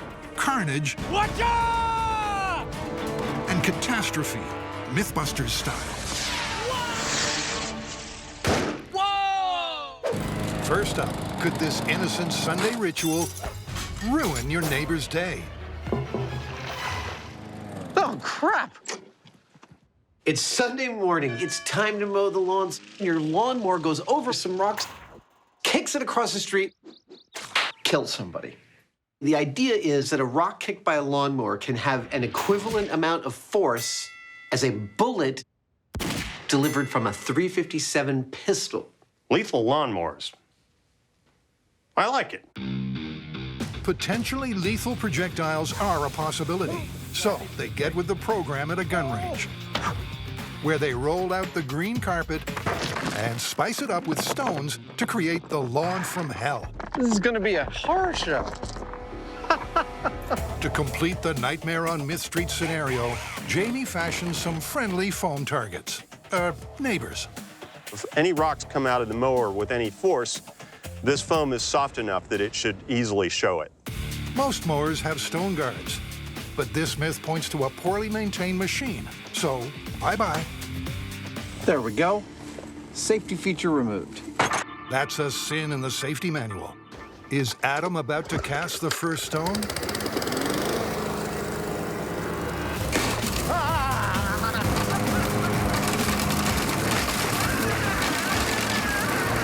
I start out and I get into a rhythm. It's the most terrifying rhythm I've ever been in. I actually ended up by turning my entire body away from this firestorm of little tiny pebbles. One even flew up in the air and landed on my hat. Good Lord! The lawnmower goes quiet, but over the fence, all hell's broken loose. Hit, hit, hit. That went all the way through. Wow. It just goes to prove the point, Mythbusters make lousy neighbors. I'm amazed. But did the stone strike with bullet-like force as per the myth? To find out, they need laboratory conditions and a killer lawnmower calibration rig. This thing's stuck. In the interests of relative peace, quiet, and safety, Jamie does an Elon Musk by removing the gas engine. And we got it. Hooking the mower up to a power welding machine and turning things electric. I love it when things actually work the way you hope. That's amazing. All right. The plan's simple. Power up the blade to the top speed of a regular lawnmower, drop it on a rock, and observe how fast it flies on high-speed camera. You ready? I'm ready. Well, let's do this. 18, 32, 34, speed. Here we go. Dropping a lawnmower onto a rock. 3, 2, 1. Cut it.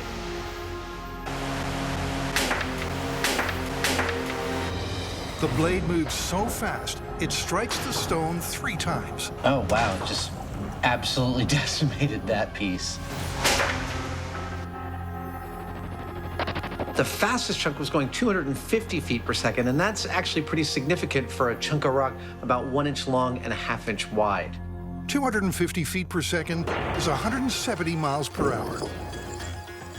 Okay, so we got a whole pile going in. Now they're giving their mower more to aim for.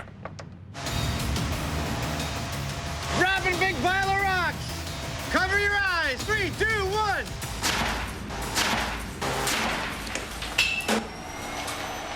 Cut it. Everybody okay? Chunk. Chunk made it out. Well, I hope we got the shot because that was the sound of the blade coming off of the motor. Oh, really? Yeah. The high speed shows one clean hit. Boom. 400 feet per second. 272 miles per hour. Well, I feel like we're in some very dangerous territory. Which is right where the Mythbusters like it. But is this territory as dangerous as a bullet from a .357? Before they left the gun range, Jamie did a spot of data collecting. the .357 went at 1,400 feet per second. Now, the fastest rock we got off of our lawnmower went 400 feet per second, which is nowhere close. But it's not busted right there. No, no, no, no, because while this rock is bigger and slower than this bullet, it's heavier. What I'm wondering now is there a rig I can build that can compare the amount of energy the bullet brings to the equation and compare it to the amount of energy the rock brings? The answer is an ingenious yes, in the shape of an impact pendulum. Let's take a gun and shoot the face of this hammer. What's gonna happen? It's an indicator of how much energy the bullet brings to the equation. Now, if I fire a stone at the same hammer at this speed it would be kicked by a lawnmower, and the hammer moves the same amount, well, then we could conclude that the amount of energy being brought to the equation by the bullet is the same as the stone. Well, that looks nifty. With the Heinemann stamp of approval, it's back to the gun range. Gun is hot. All right, 357 on your mark. And 3, 2, 1. The pendulum peaked at 60 degrees, marking the energy delivered by a .357 bullet. We've got the data we need to move on to stones out of a lawnmower. Now, if you thought that means no more guns, then think again. Wow. Because stones from a lawnmower are hard to aim, and because Adam's pendulum target is very small, we're going to take the lawnmower out of the equation and use a pneumatic launcher instead. Before long, Jamie has it firing at around 400 feet per second, the same speed as the stone launched by their Elon Musk mower. 406. Seriously? Awesome. Time for the final showdown. Good to go. Firing in 3. A stone lies hidden in the grass. 2. The lawnmower approaches. 1. Stone flies out at 400 feet per second. Dude, I swear that went past 60 degrees. All right. See how high it actually went. Wait. Oh my gosh, dude! Dude! It went above the 357. That's 66 degrees. That's more energy from the rock. I'm sorry, I'm yelling, but I totally didn't expect this result. That is more energy from the rock than from a bullet from a .357. That is amazing. Shocking. Totally awesome. I knew lawnmowers were scary. I just didn't know how scary. So with everything that we tested, I think we have definitively proven, and frankly, I'm astonished by this, but that a rock thrown from a lawnmower can possibly have as much or more power than a bullet from a .357. This one's confirmed. Bifurcation from above. 3. It's a deadly myth 2. from out of the blue. 1. Literally. The myth is that if a pane of glass falls out of an office building and you're unlucky enough for it to find you on the street, it will shing, cleave you right in twain. Well, I don't know about that, but whatever happens, it ain't gonna be pretty. For us to do our glass guillotine experiment, ideally, we need a human. I asked for some volunteers from the shop crew, but nobody stepped up. So Jamie's making his own gel-based volunteer body double with some extra human flesh features. This is a polyethylene material, and it actually rips, just like flesh will rip. Getting a human-like texture for their torso is critical. There we go. Adding bags of blood, what's not to like? Lower down. And with the gel mix molten, it's all looking good. Ta-da! Hey! Oh, he looks a lot better than I was afraid he'd look. With fresh flesh all set, hey, they're good to go. This is the Santa Rosa Fire Department's fire training tower. Today, I hate heights. we're gonna be dropping large panes of glass onto unwilling ballistics gelatin test subjects. So we've got a 4-foot by 6-foot piece of 3/8-inch thick glass, like what they would have on top of a high-rise. And I'm gonna hoist it to 75 feet. Good. Where Adam and I are gonna drop it. But it's not just any kind of glass. The glass in an office building is called tempered glass. It's made to be very hard, and it also doesn't break into shards. It actually breaks into many, many thousands of little tiny chunks, kind of like this. This could get messy. Man, this is scary. Yeah, that's it. Jamie, this is working beautifully. What we are looking for from the glass here is not whether or not it kills him. Okay, now, I figure we hoist it over our heads. Yeah. 3. It's that it would cleave him in 2, 1. And it's a bull's ass. Oh! I'm like, oh my God, it's gonna hit him. It's gonna hit him. And then what feels like just before it got to our dude, it went like this and hit the ground perfectly flat and spread in every direction. Oh my goodness. It looks worse down here than it did up there. When I was like 10, I would have taken these home and pretended they were diamonds and pretended I had treasure. I would have sold them to the neighborhood kids and made a profit. Either way, this myth is going to need a bit of a helping hand. What do you think? Should we head back to the shop and make a system for guiding the glass? Yeah, I've got some ideas. Me too. Ta-da! I know it doesn't look like much, but check this out. This coat hanger will be a welded steel rack which we sit on the lip of the building. We're clear. These red pieces of parachute cord are guide wires which we mount to the ground. Awesome. The glass has riders on it that keep it aligned with the guide wires. They say the glass is tempered, but is it bad tempered? We bring it up with a winch. Go ahead and winch up the glass. Oh, here she comes. Drop it from the top and tink! It hits our test subject square where we him to and slices him right in half. Or not. That's what we're gonna find out. So is this just a perilous pain, or is it a glass guillotine? It is really just about to happen. I can't wait to see this. In 3, 2, 1. There it comes. Ah! That was perfect. It's a direct hit. But did it divide, or merely conquer? He's still in one piece. It did not cleave him in twain. It merely beat the living crap out of him.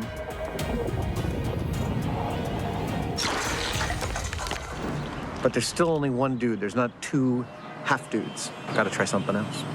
To make 2 dudes from 1 dummy, they're gonna need something that packs more punch than tempered glass. For that, you've got to move to plate glass. Now, they don't use plate glass in office buildings specifically for this reason, but for due diligence, we've got a piece of plate glass here. With a jagged edge or 2 added just for effect. Oh, now it's coming. This myth is heading for its sharp end. In 3, 2, 1. Here it comes. Oh, it's good, it's good. Oh! That was beautiful. Oh. Dude, that would be cleaved in twain. Not quite a bullseye to the brain, but in twain, he truly is. Dude, that's amazing. So, myth busted, confirmed, or split decision? Can glass falling from a high rise cut you in two? If it's the glass they make high-rises from, then no, it's not gonna cut you in two. It's gonna kill you, but it's not gonna leave you in two parts. But if it's the wrong kind of glass, then absolutely it can leave you in two big chunks. So right kind is busted, but wrong kind is plausible. Plus, say plausible. All right, I'll buy that. All right, let's get out of here.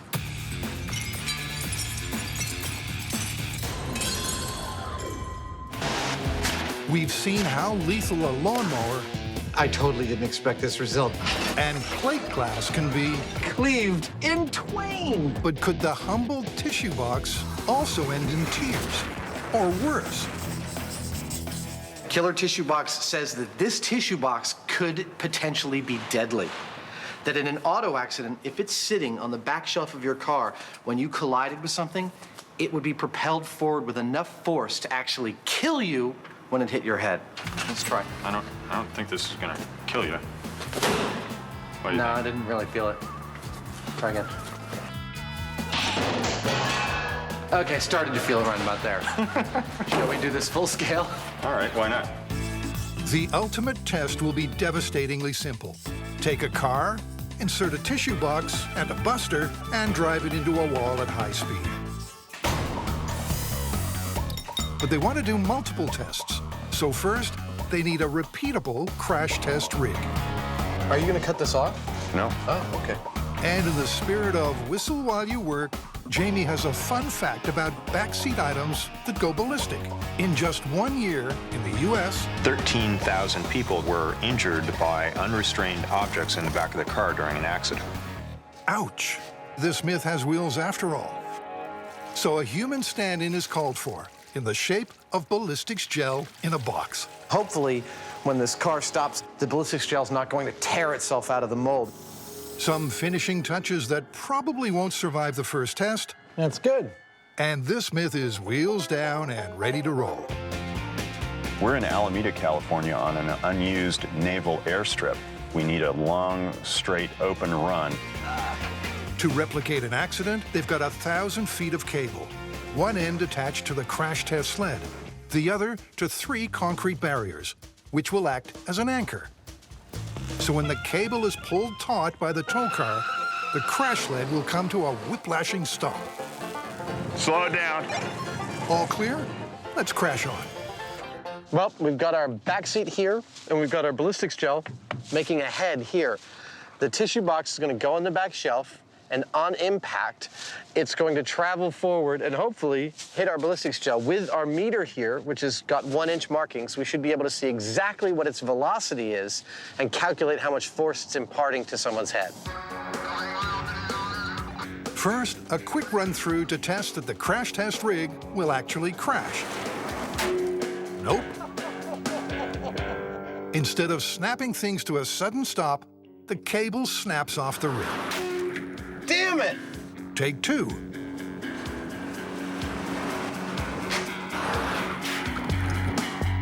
And take 3. I don't know what we're gonna do. I thought I made a good rig, but I was wrong. The solution, some huge ratchet straps to strengthen the sled. Jamie? Yeah. I think this is a really good solution. And they're ready to put their reputations on the line. Or cable. Come on, come on, come on. Right there, I want it to stop right there. Yeah! That's what I'm talking about. Perfect. Exactly 45 miles an hour, over. Mythbusters now has a mostly working crash test sled. I'm very pleased, yeah. But before they test the terrifying tissue box, they want to try out some other random rear shelf objects. Well, this one's definitely the heaviest. Right. And so there's an argument to be said there that it could crush your head. This one also is fairly heavy, and then maybe this one could break your neck even if it doesn't crush your skull. If the myth is correct, this tissue box is at the top of our lethality pyramid. First up, how much bite does a 2-pound subwoofer have in foot-pounds of kinetic energy? Here it comes.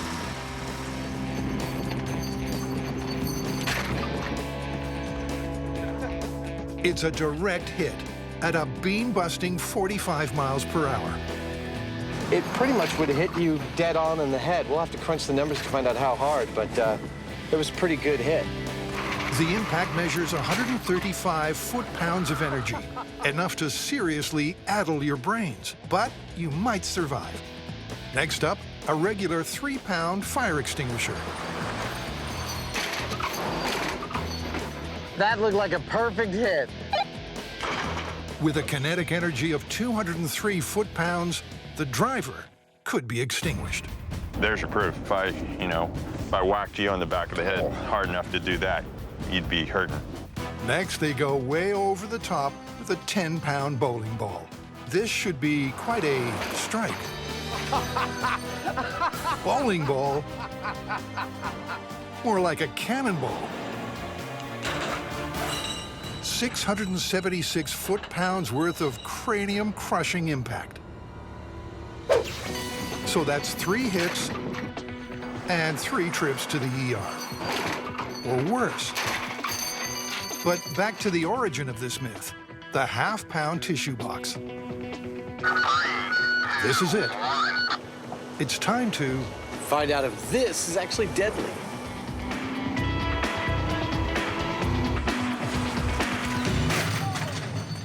And at 45 miles an hour, its kinetic energy is a measly 33 foot-pounds. Just headache material, if that.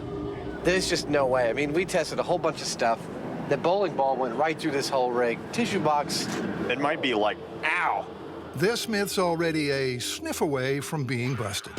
But finally, for due diligence, they're going to do it again with a real test vehicle, complete with buster and a tissue box.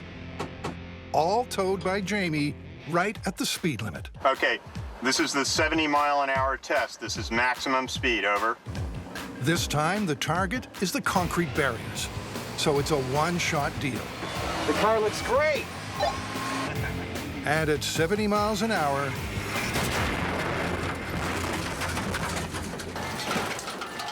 cue manic laughter. It was a bullseye for the car, but the tissues flew up and hit the ceiling, not the driver. And the box survived intact. The cardboard's not crumpled. There's not even a single torn tissue. Looks pretty good. You know, that's a good indication that this is really deadly, though. That's the one thing in the car that's tough enough to survive an impact. So on that note of heavy sarcasm, what's the verdict? Jamie, I think killer tissue box is definitively busted.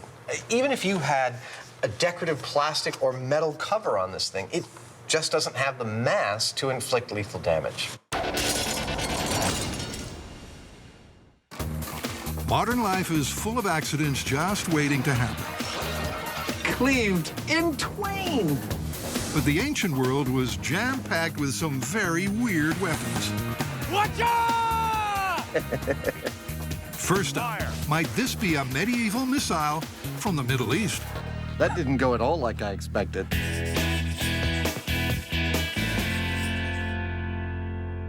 Dude, it turns out that the torpedo might have been invented in Syria in the 13th century. Really? Well, this, in fact, was a rocket-powered device that skimmed across the top of the water, delivering an incendiary to its target. Did it work? We have no actual record of them actually using it. All the accounts generally agree on the overall shape of this torpedo, that it is pear-shaped, and that it's powered by a black powder rocket of about 20 pounds of powder. Well, why don't we go down to the shop and each take a stab at it and see what we get? To test this myth, first they build 2 small, epoch-appropriate copper prototypes to see which design works best.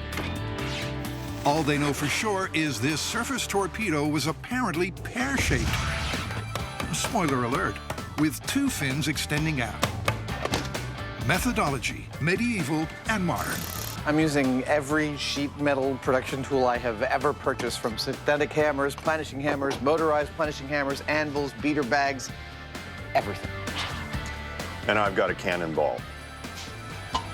Jamie's stone tool technique turns out a flat-bottom torpedo, while Adam's modern methods manufacture a V-shaped hull. With their 2 different designs at the ready, we'll see what happens. It's time for a head-to-head. Well, that thing's looking pretty snappy. I'm pretty psyched about it. Can't wait to try it. How's yours? It's not quite as pretty as yours is, but it ought to work. To try out their torpedoes, they shoot off to Treasure Island, where they set up a test range with a target at 100 feet. First on the launch pad, Adam's deep V design, plus black powder model rocket. It's just sinking into me what we're doing. Crazy. In 3. Time to roll back the centuries. 1. There it goes. Look at that. That was lovely. But not very warlike, unless your enemy is 30 feet away and around a corner. Any suggestions? You could strap 2 rockets onto that rocket mount, because I think you're just not getting up on top of the water. It may be that you just don't have enough power. Of course, when in doubt, add more power. In 3, 2, 1.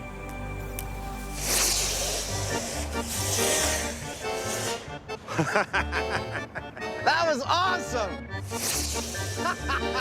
Well, the twin jets do get things moving, but this weapon definitely dresses to the right, so there's no V for victory.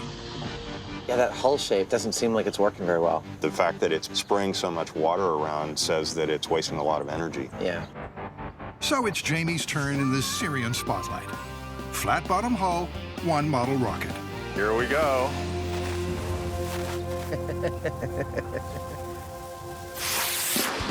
Ooh. Clearly, it harbors dreams of being an underwater torpedo, but Jamie's unfazed. I figure all I have to do is bend these tail fins with a slight downward pull to them, and that ought to hold the front end up. Take 2, with 2 rockets. This one's for the gold. There you go. Come on, baby.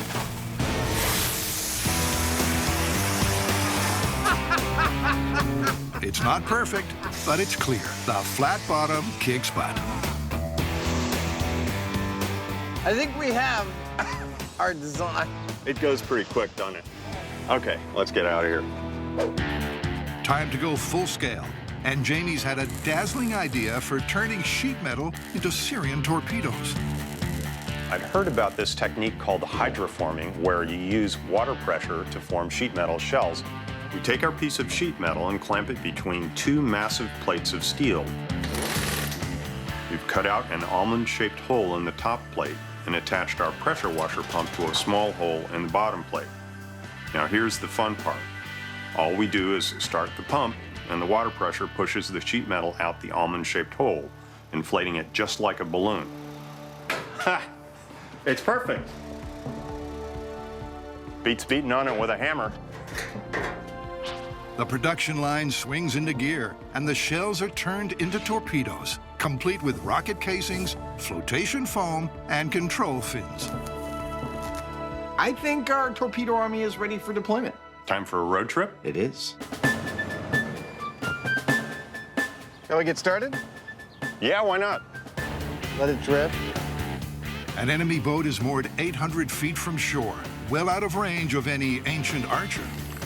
The torpedoes are painted Damascus Dayglow, and the modern equivalent of the Myth's 20 pounds of black powder slides into place. This is an M motor. It puts out 270 pounds of thrust for approximately 14 seconds, and it will be our ye olde rocket engine. Remember, the myth says that the torpedo delivered an incendiary device, destroying its target by fire. But first, they're testing without payload for accuracy. Okay, in 3, 2, 1.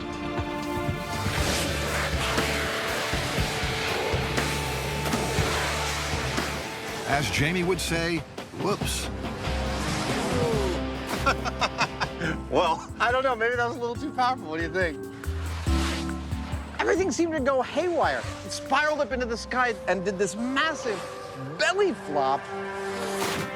it was fun, though. Let's do it again. Maybe that first test was just a misfire. Fire. Or maybe not. It was like a porpoise. Yeah. It kept going up and then down underwater and up. To try and get this myth on target, they tether the torpedo to an underwater guide wire tied to the boat. Fire. Oh, shoot. That didn't go at all like I expected. Next, they bring the target closer and raise the guide wire above the water. I really hope this works. Come on! No! But the torpedo heads for the hills. Maybe we should just go home. No! We have to hurt this boat. Darn it! Fire. It's a deeply disappointing day. This is starting to get me upset. Fire. Of failure. After failure. Bugging the hell out of me. After failure. Captain Kirk never said this to Scotty, but I think we've got too much power. We're going to go with a rocket motor that puts out about half the thrust. With patience and daylight running out, they arm the torpedo with its gasoline payload. 10.5 pounds of death and destruction. For one final Hail Mary. In 3, 2, 1, fire. There it goes. Come on, baby, come on, hit it. Ah! Just boom. That sent fire up over the bow of the boat. That was awesome. Holy crapola. Skipped beautifully on the surface and slammed into the side of the boat. Delayed gratification. Hard to beat. Well, how do you want to call this one? Was the Syrians' mythical surface, rocket-powered, incendiary-delivering torpedo been an effective weapon of war? Indeed it was, based on this test. We have to call it plausible, don't we? It's plausible. Let's get out of here.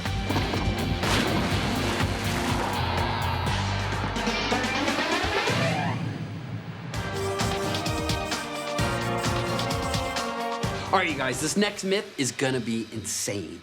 What is it? That's it, the hwacha. It's an ancient Korean weapon. Oh. But if there's a picture of it, that means it's not a myth, it exists. Well, we know it exists. What we're gonna test is the legend of the hwacha, whether or not it could do what they said it could do. Apparently, they could fire 200 arrows all at once, going 500 yards, and all of the arrows explode on impact. It's a massive Oriental myth with 3 key components. 1, distance. Can a fire arrow actually travel 500 yards? 2, detonation. Can it be rigged to explode on impact? And 3, destruction. Can you really set off 200 at once? So what I'm gonna do right now is I'm gonna build one of these arrows from the materials that the ancient Koreans would have used. I have some bamboo, I have some feathers for my fletching, and finally, a piece of steel to make my arrowheads out of. Displaying secret fletching and blacksmithing skills, Tori assembles his ancient arrow. Now it's time to see how it flies. Pretty dang good. Easy. 1 down, only 199 to go. And with the arrow prototype sorted, it's off to see if they can make them fly. A safe distance from civilization, Grant and Tori set about making black powder rockets. Just don't hit it too hard, man. I'd hate to see you blow your hand off. Hey. They knock up a bunch with varying amounts of black powder and head out to the battleground. This is perfect. I mean, can't you just imagine an invading army coming out of that forest? They pace out 500 yards and set up a target. This is gonna be perfect. We're right at the tree line. To see if their arrows can match the myth for distance. After it lands, you run out there and stand over where it landed. Got the range finder, and I'll take a range on you. Quick, They're charging!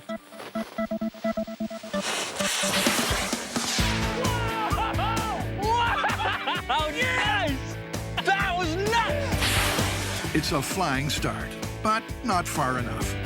The arrow only made it to 290 yards. We're not stopping until we reach 500. For round 2, they double it up to a twin-engine arrow. Come on, baby. Come on, watch out. Come on, come on! Whoa! Oh! That's 500 yards, buddy. That went the distance. Success, 500 yards. Tick. So it's back to the shop for part 2 of the myth, detonation. To test if a flaming arrow could butcher its target, a side of pork plays the enemy. Ah, you filthy little pig. They insert an arrow with gunpowder payload Okay. that's wired for detonation. In 3, 2, 1. Oh, wow, that's good. Wow, look at that, burning of flesh. All right, but as far as making it a mortal wound that explodes inside you? Yeah, the arrow itself is probably gonna do more damage than the explosion. Yeah. The arrow's not meant to scorch the enemy, it's meant to blow it up. So they repackage the payload for round 2. 3, 2, 1.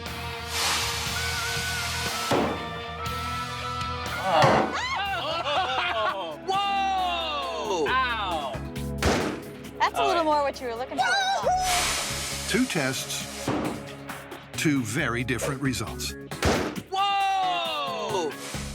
Now, before we had a thin paper tube, the tube blew out and all the energy was being released. In this test, we sealed both ends of the container. Ba-boom! Big wound.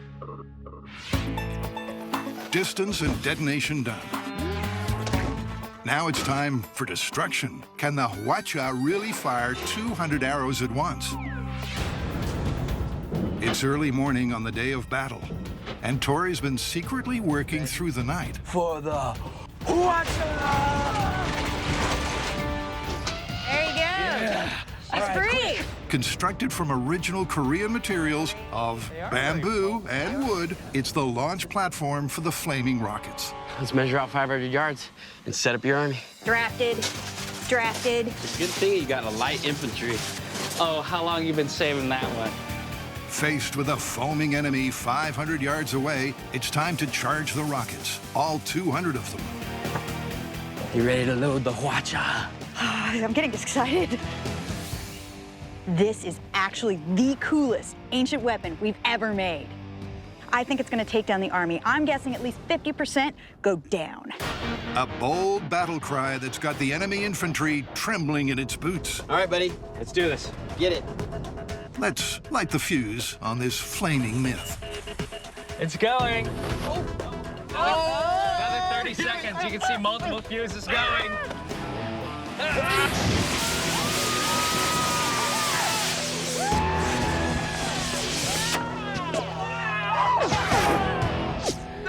It's the launch of a lifetime. A fiery spectacle not witnessed in 500 years. And every arrow but one took flight. That was fantastic. Just seeing all the rockets come out of the watch at once, beautiful thing. Seeing that would be terrifying, absolutely terrifying. The army is still standing, but on closer inspection, so is the myth. They've all grouped right over here. We only had 50 soldiers. Imagine if we had like 3,000, 30,000, 300,000. She's right. A full-size army, and this would have been carnage. That was a success. I mean, we got all the arrows to fire off except for one. We would have killed this army.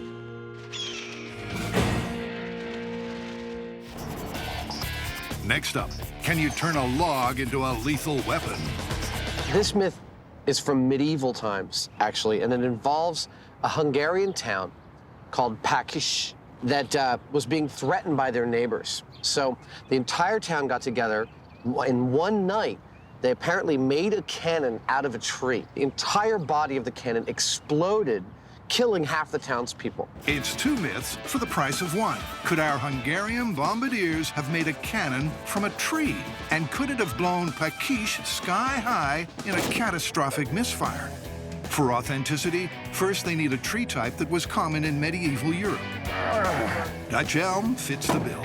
Jamie, you're doing such a good job. Get out of my way. And in line with the myth, they're going to forge their cannon the old-fashioned way, with ye old-style tools. Getting a little workout this morning. While Jamie strips down to strip bark by hand, Adam knocks up a 14th century bow saw. Now there's some medieval workmanship. Their research suggests the body of the cannon needs reinforcement. So with the help of some blacksmith buddies, they wrap it in red-hot bands of iron. That's the ticket. Oh, it's good. And rivet them in place. Yeah. Oh, it's beautiful. As the metal cools, the bands contract and tighten. Yeah, that's it. That's it. All right. I got it. Now for the pointy bit of this build. A drill to turn a log into a gun barrel. Hopefully I'll make something that resembles a spoon drill, which is one of the first drills that they used. Unfortunately, it soon becomes clear where this drill got its name. We're about ½ an inch in. Because it's about as effective as, well, a spoon. I need somebody with a whip and a drum. With 5 feet to get through, boring this hole is just too boring. Based on what I'm seeing here now, I'm thinking it'd probably take a couple of days to get through it. So Adam takes a knife to the spoon drill. I'm not doing anything that the Pakish wouldn't have done if they had had a chainsaw. While Adam abandons medieval methods in the interests of modern myth-busting, Jamie clings on to the Middle Ages. I'm making a cannonball out of granite. You may be thinking pigs might fly. But as Adam barrels his way through with 21st century power, a perfect stone sphere slowly emerges. The 14th century wooden weapon is finally finished. That is a tree cannon. And that's a handmade cannonball to go with it. It's so far beyond anybody's experience that we're all kind of blown away. Just goes to show what's possible when you're hundreds of years old. So, locked and loaded, the Mythbusters head off armed, dangerous, and set on destruction. Their firing range, a disused naval airstrip in Alameda on San Francisco Bay. We don't want to drop this, do we? Good news, there's plenty of gunpowder. You ready to load some powder there, Jamie? Yeah, let's do it. All right. They're starting with 2 3-ounce cartridges. Ah, we are in the load. And a tennis ball for a test run. Fire in the hole! 3, 2, 1. Boo! Wow. Is that a flaming tennis ball? That was a good bang. Yeah. The tree cannon aced its first serve. Well, the tennis ball went a little more than a football field in length, which for a tennis ball is a lot. Fired up by that result, they doubled the load of gunpowder. Loading the cartridge. And stepped things up to Jamie's hand-carved cannonball. Satisfying a little thunk. Fire in the hole. It's 100% medieval. A tree, stone cannonball, and gunpowder.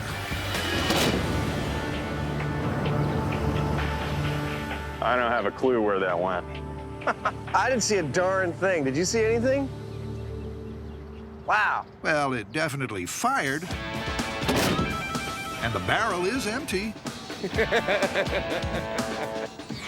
They've proved you can make a cannon out of a tree. It's a long way. Really? Yeah. But Jamie's cannonball is long gone. A little bummed out not to find the ball, you know. I put a lot of work into that thing. Cheer up, Jamie. There's a big boom coming. Remember, the myth says that the tree cannon exploded, destroying the town. Time to overdo things. Well, we put 6 ounces of powder in last time. What are we going to put in this time? 5 pounds. Whoa. Yeah. On a danger scale of 1 to 10, this is an 11.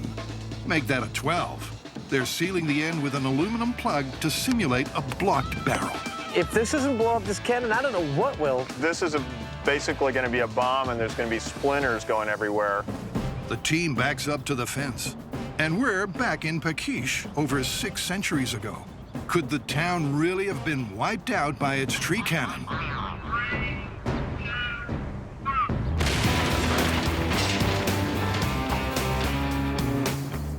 I'd say that's a definite yes. Is everybody all right? I think, like, the heaviest parts go farther than the fence. That was a bit too close for comfort, because clearly tree cannons can explode with frightening force. There's a little black on the ground around where the cannon was, and that's all that's left. 1 busted cannon, 2 confirmed myths. My God. They've proved a cannon made out of a tree will fire, and it could misfire with catastrophic consequences. So maybe the best advice for the good people of Pakish should have been, run!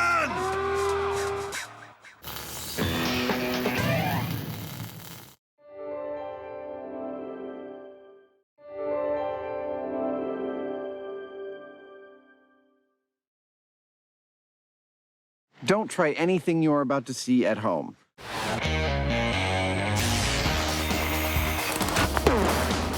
Well, there's your problem. In this special series of Mythbusters, It's almost too exciting.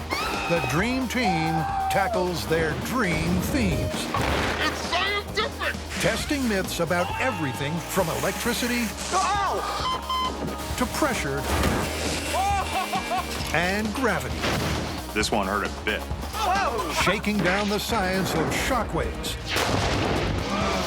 velocity, and ballistics.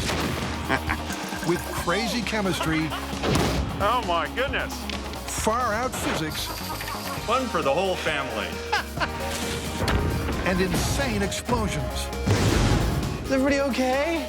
Life's burning questions answered. On Mythbusters, there's your problem. Hot set. On this episode,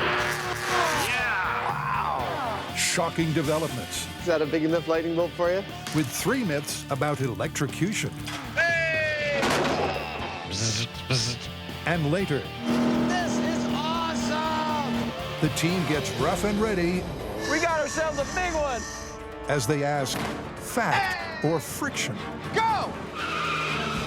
But first, is a phone lightning combo potentially fatal?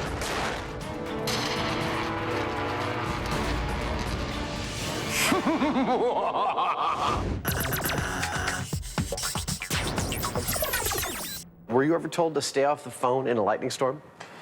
Yes, actually, we were told to stay off the phone, out of the shower, don't go under a tree, don't go out in the middle of a field with a large metal pole. Yeah, that would be bad. Well, all the ones that occur inside a house that we've heard, from staying off the phone to staying out of the shower, we're going to test on this myth. Should you be on the phone in a lightning storm? Here's the theory.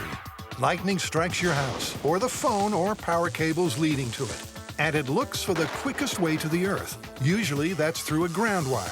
But failing that, conductive wiring or metal plumbing is the fastest route. And if you happen to be hooked up to that, but can it actually happen? To find out, the Mythbusters need to build a house and zap it with some serious voltage. You know the drill.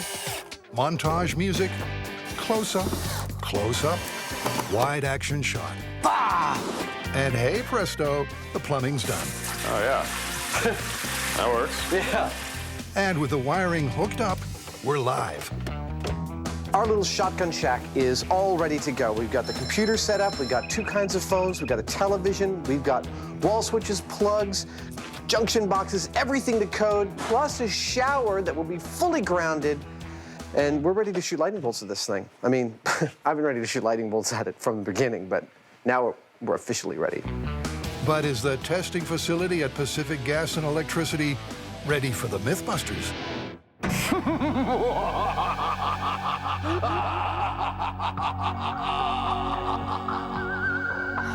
What are your plans, my master? We're going to take over the world. Oh, yes, yes. Actually, no. They're just going to wreck some stuff like they usually do. Adam's Playhouse and its ballistics gel resident are being brought directly into the target zone of a device capable of unleashing huge jolts of electricity. This electrode will give us about 200,000 volts. Now that's enough to make it jump across the 2 feet here, through these wires, down either into the electrical box here or through the phone lines. Our test subject here, Chip, is set up with a phone strapped to his ear. We've also taped in some gunpowder in a little paper baggie here. And finally, we have our Mythbusters patented heart paddle current meter setup, where we've got 2 copper paddles set up right where the heart would be. And if we read more than 6 milliamps of current across these lines, we know we've got a dead guy. Here's how this will work. Electricity can jump through the air. Every 10,000 volts adds about 1 centimeter to the distance. Closing 200 over 5. With the electrode in this position, when the charge reaches between 200,000 and 300,000 volts, it will zap across to the house. Real lightning is around 100 million volts, but as the charge builds, they're still anticipating a very large shock.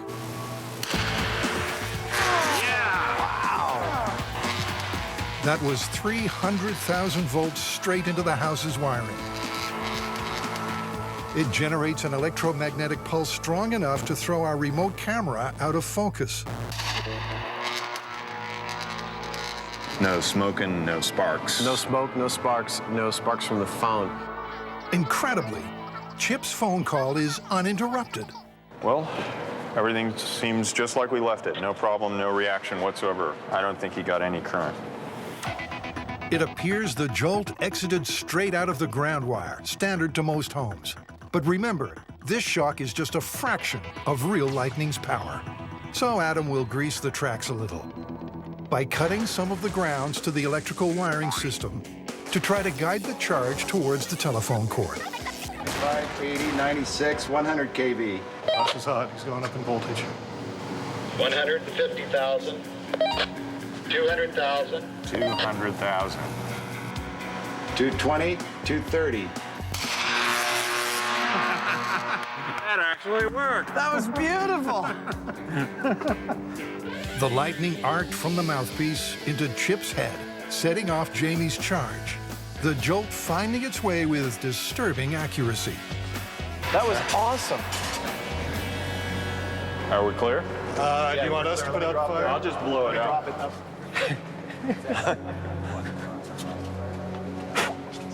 So that's it right there as far as I'm concerned. You know, this is a standard phone. It arced through the mouthpiece of the phone. That's a lot of current to go through gel. So, well, we can check and see what kind of current it is. Yeah. Remember, 6 milliamps across Chip's heart paddles would indicate a fatal shock. But there's a problem. The meter's blown. We had it set on the 40 milliamp setting, which is more than enough to kill you. If it fried the fuse of this meter, that was a lot more than 40 milliamps going through it, and that's a dead guy. Works for me. Lightning fatality stats back up the result. About 100 Americans die of lightning strike every year, and around 2% of those were talking on the phone. Chip's shocking phone call is about to be followed by a particularly spine-tingling shower. There we go. We have grounded plumbing, which is running near electrical wire. We're hoping for a short between the electrical wire and the plumbing. And then our guy here, I've put a ground wire directly into him. This is basically equivalent to if you're standing in the shower and you're standing on the drain, which is also grounded. They're ready to go. Ramp it up. 140 kV. The storm clouds gather. It's alive. We're up to 243, almost 250 kV. Not since Alfred Hitchcock's Psycho I hear it. has a shower scene held such riveting suspense.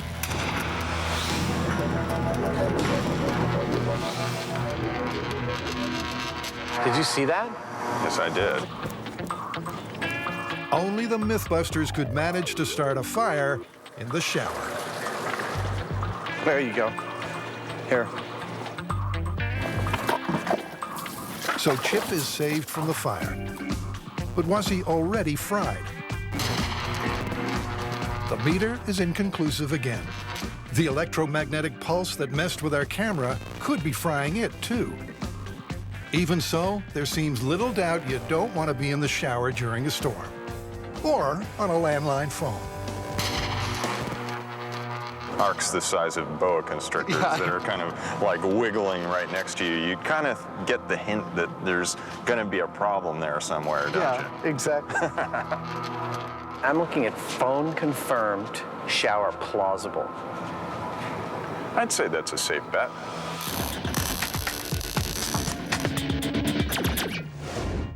For our next myth, we're investigating a more unusual, but just as shocking scenario.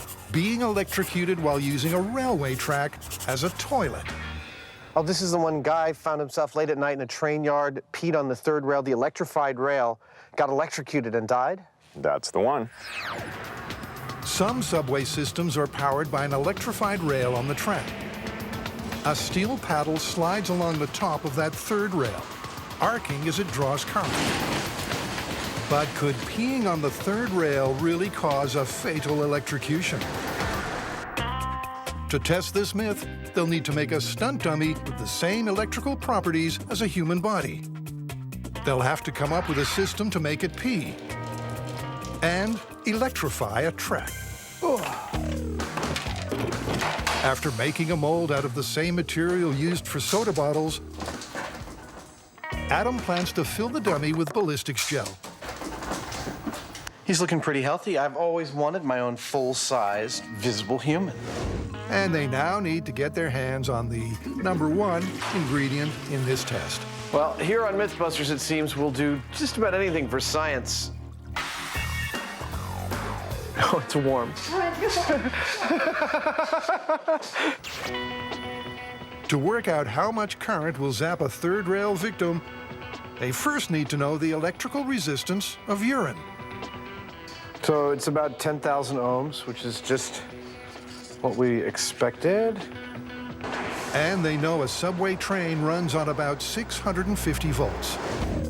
A famous electrical formula called Ohm's law says the current equals voltage divided by resistance. So 650 volts passing through urine at 10,000 ohms resistance means there'll be a current of 65 milliamps, enough to give you a heart attack. So in theory at least, urine can carry a shock big enough to kill you. But they're a long way from fully testing this myth yet. The next hurdle? Crafting a bionic bladder. Personally, I don't let gravity do my trick. You know, there's some pressure involved. So the question is, how to add pressure to the system? When in doubt, break out the party box, where Adam realizes what's needed is a good old whoopee cushion. Yeah, that's holding pressure. But of course, that's only half the equipment. Yeah, I've gone as close as I can to the real thing. You had to fill it up? Yeah. Are you ready? Ready. Commencing. Wee-wee. Gee whiz. Looks like a pretty convincing stream to me. Yeah. Dr. Frankenstream and his finest creation, let's call him Baron von Bladder, arrive at the rail yard test site.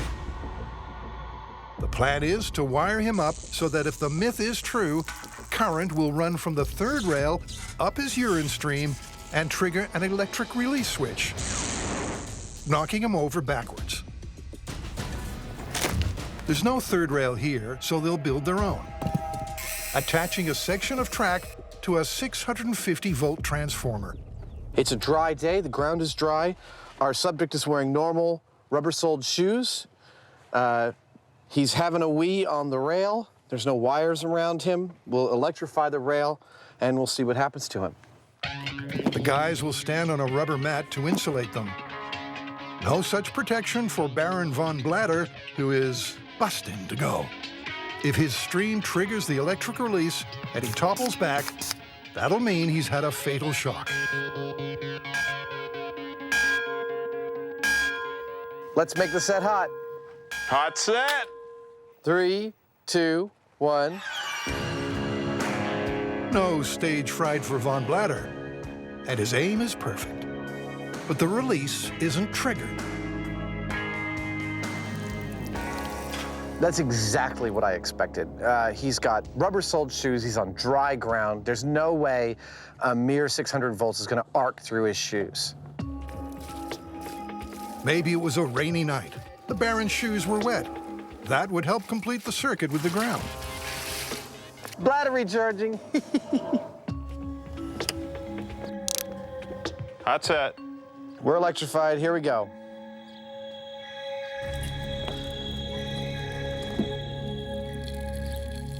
Nothing. Not a thing. Damn. He needs to see a doctor. Set is cool. Okay. What about barefoot? Okay, there's 2. Baron von Blatter must have had quite the evening. Stumbling around a train yard late at night, looking for a place to pee, barefoot. All right, are we good? Hot set. All right, here we go. Nope, there's no connection going. Checking the high-speed camera, they see the problem. By the time the urine reaches the rail, it's broken into separate drops. It needs to be solid to carry a current. The only thing we have left is to try a larger stream of urine. You know, maybe that'll be more likely to create a continuous connection there with the ground. For von Blatter, that means a substantial upgrade. That's what we started out with, and that's where we're going. And since the Baron's barefoot, drunk, stumbling around a rail yard late at night, why not give him something to steady himself? They move the rail closer. I always like to hold on tight to whatever I'm sitting on. The bladder is full. The rail is set. Powering up. Powering up. If this surreal setup doesn't complete the circuit, trigger the release, and blow the Baron backwards, the myth will be history. All right. And 3, 2, 1. Hey! It worked. Yeah, at 6 inches away from the It just rail. goes to show, do not grab the third rail with both hands and on it from 3 inches away. So, what's the verdict? Watching it break up in every stream that we've photographed, just doesn't look like you could make a solid connection. I'd say that's a myth busted. Not that I'd be peeing on the third rail anytime soon. Hey! For our next myth, Adam and Jamie have heard that foreign spy agencies may be creating a water-based stun gun. But could it be true? A water-based stun gun? Exactly. And it's our job to determine whether it's feasible or not. Step 1, determine how a regular stun gun operates. Dude, that is harsh. I hit him in the face. It turns out that a regular electric stun gun has wires that deliver a massive 50,000 volts through 2 of these barbed spikes. On contact with the bad guy, the volts instantly drop down to 5,000, causing neuromuscular incapacitation. But can an electrified water stream do a better job? Well, just in time, the deliveries arrive by mail. So I've got an armful of all the latest water shooting toys. We're gonna shoot them on high-speed camera and see which ones give us the flow we like. Having learned their lesson from the third rail story, they're looking for an unbroken stream to carry the electricity. 1, 2, 3.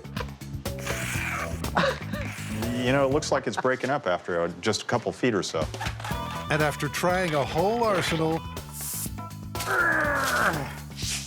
There's only one gun left.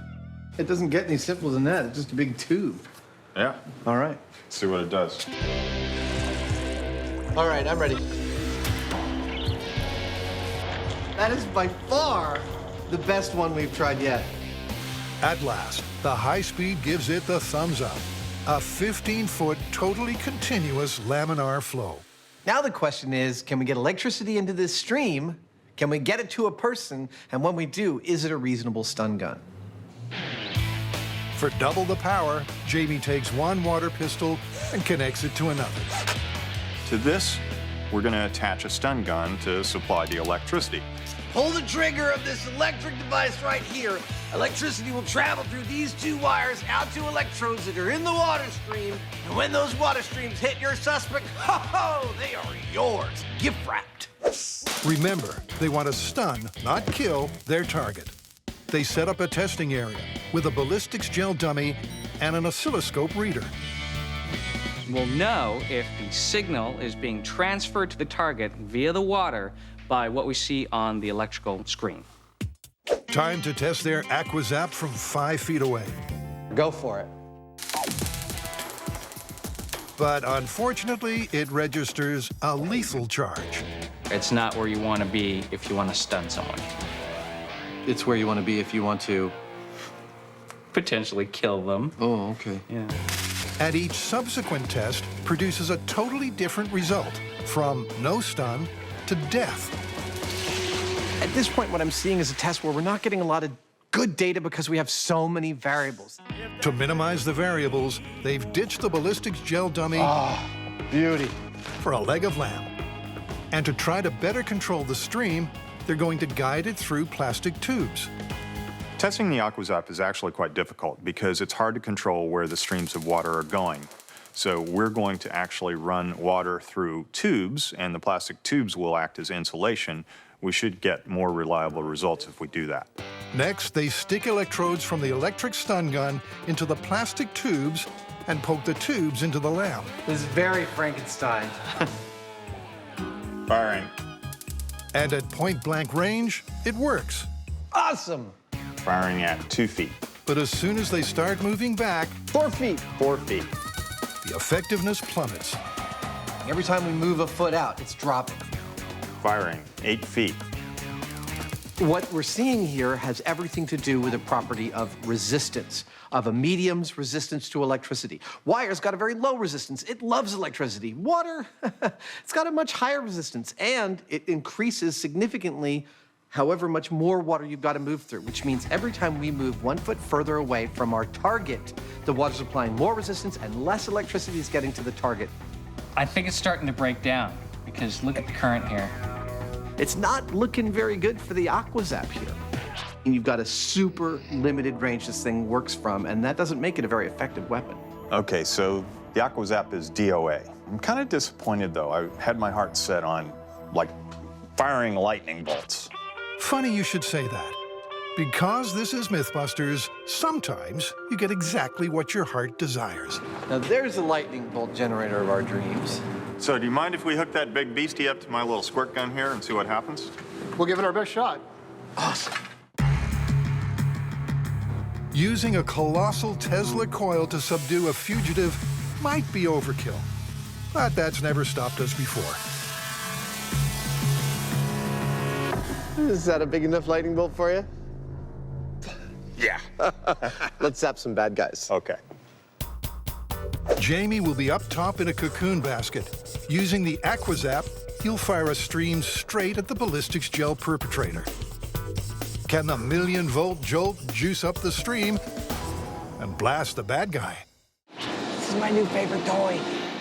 Jamie takes aim. At speed. And fires.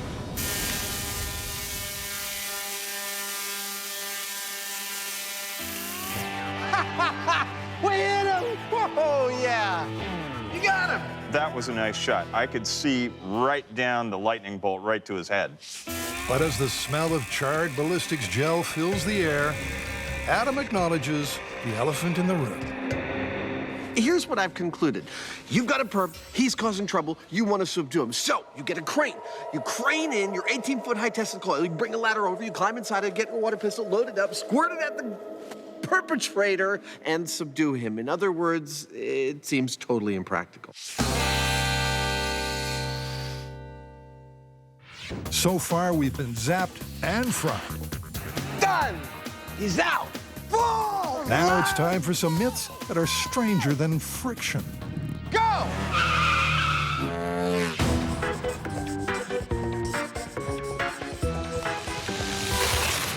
For our first friction myth, all right, Adam and Jamie are painstakingly interleaving two phone books. We've just passed 500 pages total. We're cruising. Each with 800 pages. Does this remind you of when you used to count money for the mob? I was a hitman, I wasn't a money counter. Once they're done, they're going to test the myth that friction between the pages will make the books totally inseparable. What I've got here is a lesson in friction. While this might look like two 800-page phone books, Jamie and I have interleaved them, and apparently almost nothing will rent these two things asunder. And we're gonna see if that's true. It's really quite amazing. I mean, when you tug on these, it's like they're glued together, but they're not. It can only be the friction of each page where it contacts the next one, and times 1,000 or so, it adds up to a lot. Friction can be defined as the force resisting the relative motion of two surfaces. For example, the pages of a phone book. Static friction is the force keeping two stationary objects from moving. And kinetic friction occurs when two objects that are already moving rub up against each other. It's very hard to believe that friction alone can hold two books together with such force. If they want to stand a chance at pulling them apart, they need strong handles attached to the book's spines. But these don't add strength, just something to grip onto for their first test. All right, you want to do some tug of war? Okay. Oh, check out my guns. You ready? Here we go. Remarkably, the books take the strain. Oh, I believe I'm winning. Equally matched in weight, it's actually Adam's superior foot friction, AKA traction, that is the ultimate decider. Good job. The phone book's still together, though. While Jamie's ego is torn, the phone books ain't. This puppy didn't creak, didn't move, didn't budge. We're gonna need some more help. Let's get everyone in the building on this. Okay. Are you ready to fight the Spartans? With 9 muscled warriors and Adam split into 2 teams of 5. 1, 2, 3, like that. We're about to see exactly what these phone books are made of. Whoa! Lunge! Lunge! Come on, they're beating us, you pansies! Move! Okay. So far, it's phone book 1, everybody else 0. 5 people on 5 people tug of war, generating almost 2,100 pounds of force, the weight of a small car, and the phone books are steadfastly refusing to be separated. And even with all 10 tuggers in one mighty team, incredibly, 2, 3, the books lunge! refuse to part. Tug! All right, what do we get? We got up to 4,000 pounds. You guys called it up. Called up the beast. And the beast was beaten by the books. Dude, this thing is a behemoth. What are we gonna pull it with now? Rental cars. I wish I could say they used the phone book to find a rental company and rent these cars. I love full insurance! But we all know they use the internet like everyone else these days. Though phone books definitely still have their place. And this is it. I'm ready. Are you ready? Yeah, I'm ready. Let's do it. Cabled between 2 sedans, driven by 2 men hell-bent on tearing their interlaced pages apart.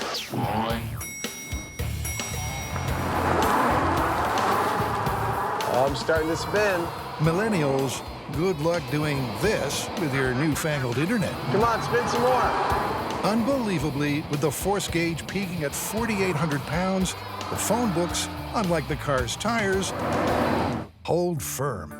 Still intact. I think the phone book's feeling pretty self-satisfied, but we're not done by a long shot. And when he says long shot, he means a really long shot from a really long barrel attached to a really big tank. 2 big tanks, to be exact. This is awesome! It's like some sort of a sideshow with me. You got a phone book for me? Right here. To handle this military-grade test, they'll need a military-grade clamp. This is an opportunity to not mess around. Nice. If these clamps give way, I'll eat my beret. I'd pay money to see that. There you go. But this tank test should be quite the spectacle, too. I don't know about you, but I think we're ready to start stretching. Behind me is 30 tons of military steel. Are they gonna separate the phone books? At this point, I have no idea. But I do know that something is gonna happen. When 2 15-ton tanks go up against 2 phone books held together by nothing but friction, something's gotta give. Okay, go ahead and pull slack. Engaging a combined 615 horsepower, the mighty military machines slowly begin to move in opposite directions. And the force gauge climbs quickly.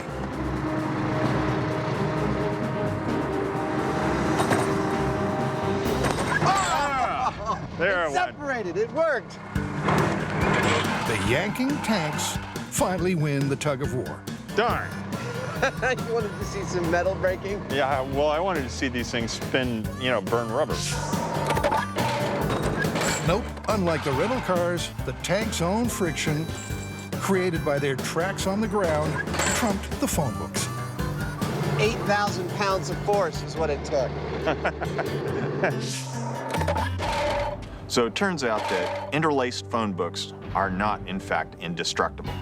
You just have to have a couple of tanks hanging around to do it.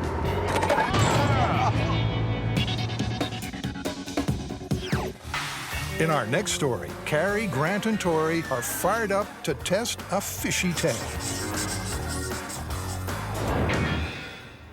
All right, so this next myth is an old fishing myth, and it's not about the big one that got away. This one is about flaming reels. Okay, flaming reels, you're gonna have to give me more than that. All right, now as any fisherman knows, once the fish is on the line, all it wants to do is get away. All right, meaning it takes off in the opposite direction. Exactly, and as it's taking off, it's pulling a lot of line off that reel. Okay, I see where you're going with this. If the line's coming off fast enough, it generates friction, which creates heat. And if you generate enough heat, it could burst into flame, hence the name flaming reel. And that's the myth. Can a fish cause a reel to catch on fire? This myth is all about the heat generated by friction as the reel spins. Friction creates heat because it causes the molecules on surfaces rubbing together to move faster and therefore have more energy. But before they get to catching fish, they'll figure out what equipment will be best at catching fire. All right, let's begin with the 80-pound monofilament test. Okay. All right, hold on. We're missing one thing. just in case this myth is true, we just gotta be prepared. All right, let's do it. With the safety set, a motor pulls the 400 yards of line at 20 miles an hour. All right, we're at maximum speed. Before Tori engages the drag, a kind of braking system. All right, going to full drag. Which will take the friction up to the max. Stop. Okay, we're at the end of our line. All right, what do you got, Byron? Oh, look at that, thing's glowing. Looks like we are maxing out at 105 degrees. After testing 3 other lines, there's a clear winner. Braided polyethylene, peaking at 158 degrees. I think we have a winner. That's pretty hot. They experiment with a variety of reels until settling on one with a star drag. Because after rapidly reaching 180 degrees, this happens. Getting red hot. We're starting to smoke. It's smoking. Oh my God. Keep going. We got smoke. Wow. 187. Oh my God. Hey, get the fire extinguisher ready. 223. That is incredible. 230. So we've completed our reel comparison, and this is the winner. The limiting factor, though, in our tests was the amount of speed that we could get pulling the line off and the amount of line we had. Now what we've got to do is find some way to get more line off this spool a lot faster. And to do that, take one marlin, mount it on a go-kart, and head out to Alameda Runway. We're here. I'll drop the anchor. Carrie's job is to drive the go-kart as fast as a sailfish. At 68 miles per hour, they're the fastest fish on Earth. Now, why have I been chosen for this task? Well, it turns out that the weight of the car plus my weight is about the same weight as a big old sailfish. She drives like a maniac. So Carrie is hooked. She's gonna take off down the runway going 68 miles an hour. At that point, I'm gonna start adding drag to the reel. I don't know if this thing's gonna catch on fire, but this fish is going 3 times as fast as we did in the shop. This thing's definitely gonna smoke. Go for it, Carrie! Will Carrie's desperate dash for freedom be enough to get flames flying off the reel? Take 2.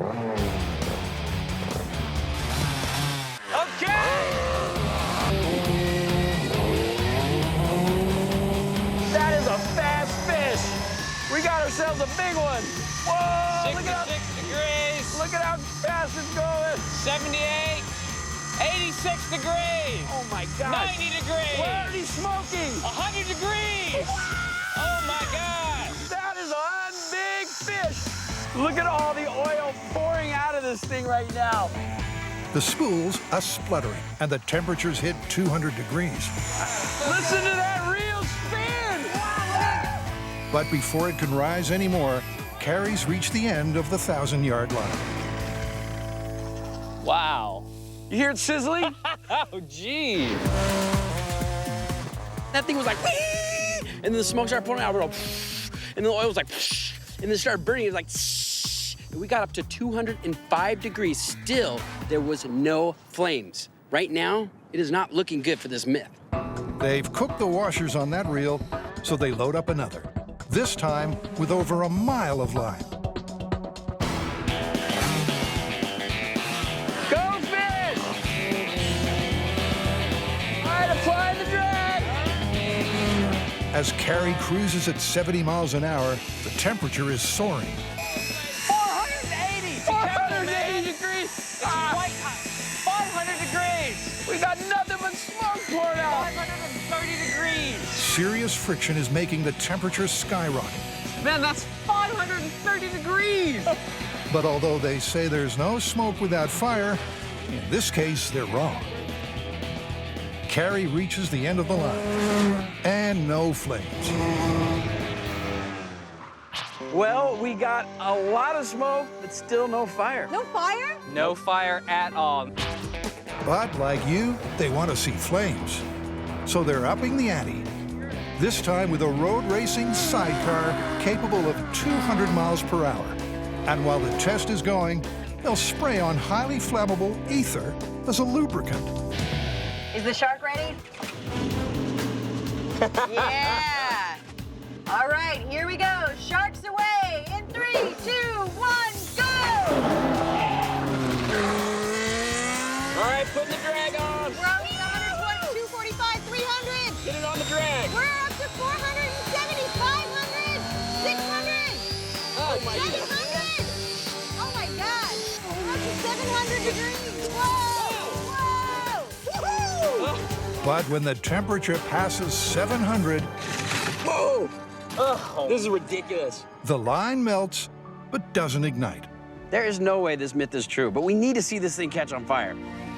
Without doubt, they got the hottest reel possible. But that heat within the reel was still not enough to ignite their fuel on the line. So as a last resort, Tori adds one final ingredient, a 1,200-degree flame.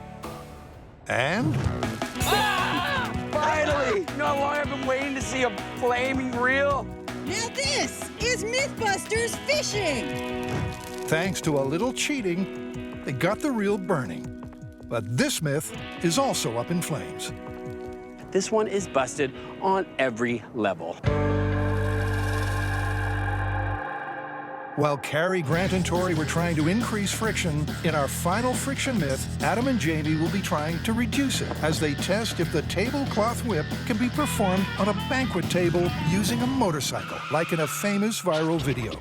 They'll start with a more intimate table setting to understand the science first. Dude, are you ready? I'm all ready. Well, there's a vote of confidence. Tablecloth pull in 3, 2, 1. Oh! That wasn't bad for a first try. That was not bad for a first try.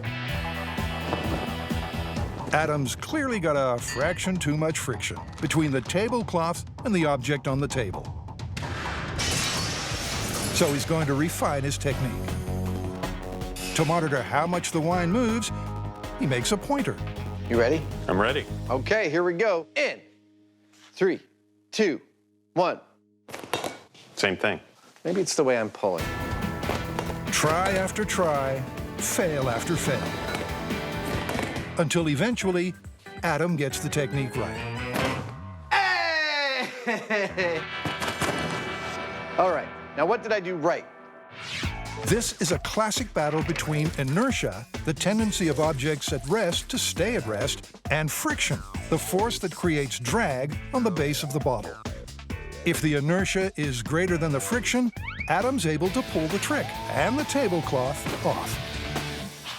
7/16. To reduce friction even more, Adam tries a range of fabrics. This one's no good. I mean, took me wrong. It's lovely, but it's no good for this trick. It turns out the lightweight satin 2, 1 works best. Wow, Yeah. that works. I know. And they're ready for the banquet hall, where it'll be Jamie on his supercharged sports bike who'll be attempting this ultimate party trick. If we can't pull this off, it won't be because the bike's not fast enough. Using the lightweight satin tablecloth, the table is laid for a banquet that could go down in history, or more likely, the recycling bin. It's all set up. You ready to ruin Christmas dinner? I can't wait. Uncle Jamie always does that. Get started. I've got a very bad feeling about this. Monster tablecloth pull, go!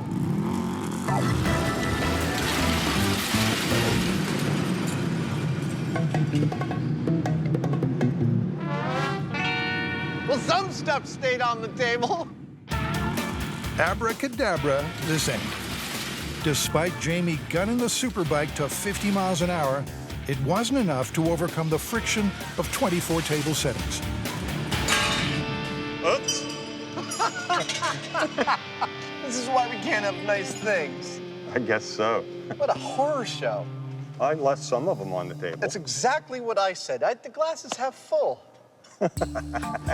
3 things are clear. 1, next time they need some slack in the line, so that the tablecloth isn't pulled until Jamie is at maximum speed. 2, they need to go way faster. And 3, they need to get away from this mess as soon as possible before someone asks them to clean it up. Alameda Naval Base has a quarter-mile runway. Show off! Where Jamie can easily hit the speed they need. 97, ladies and gentlemen. 200 yards will be the length of the rope we attached between Jamie's motorcycle and our tablecloth. They've reduced the weight of the table setting, and they've coiled 200 yards of slack so that the yank doesn't happen until Jamie's at top speed. You ready to do this? Yep. Let's do it. All right, here we go. Possibly the world's biggest tablecloth pull in 3, 2, 1, go!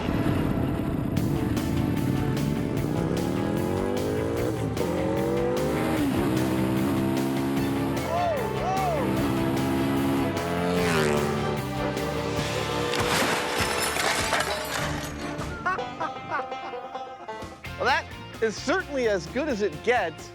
Plate's still rolling. They almost pulled that one off. But even a perfect run at 100 miles an hour still wasn't enough to leave the table intact. Everything slid, especially on the front half. We lost a few place settings. Most everything is still standing, but honestly, you know what I'm thinking? It's busted. Yeah, totally busted. The friction is too much. But on Mythbusters, knowing when to quit isn't our strong point. They're going back to the banquet hall to attempt to fake the whole thing. What's different about this setup than its predecessor? Actually, quite a lot. I started out by treating the entire tablecloth with a dry lubricant made for sailboat sails, and that should actually reduce its coefficient of friction. But most importantly, I then laid down on top of the tablecloth a sheet of plastic, 24 feet long, and mounted at the non-motorcycle end of the table. And then we set the table as normal. What this means is that between all the place settings on the tablecloth is a thin membrane on which everything sits. So the tablecloth should, in theory, slip out easy as you please without disturbing anything on the table. There's a lot resting on this thin layer of plastic, 24 table settings to be exact, and the Mythbusters' reputations as masters of special effects. Boy, I hope this works. It'll work. This is tablecloth pull, the cheat. 3, 2, 1, go! This is it. Will they finally be able to overcome friction and make the tablecloth disappear?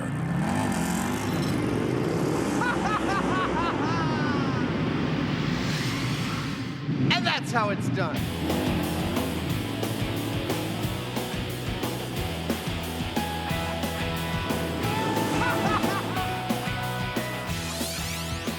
Congratulations, we did it. It looks fantastic. Yeah, we disturbed 1/4, and that was it. I'll settle for that. So will I. The only way to pull this off is with friction-free fakery, which means it's busted. I totally agree. It's busted. Let's get out of here.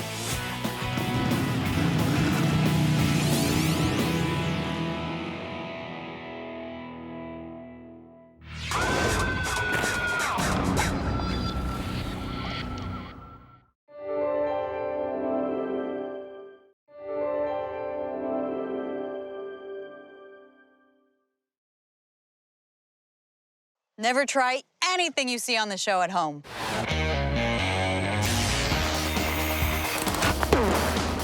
Well, there's your problem. in this special series of Mythbusters, It's almost too exciting. the Dream Team tackles their dream themes. It's scientific! Testing myths about everything from electricity to pressure and gravity. This one hurt a bit. Shaking down the science of shockwaves, velocity, and ballistics.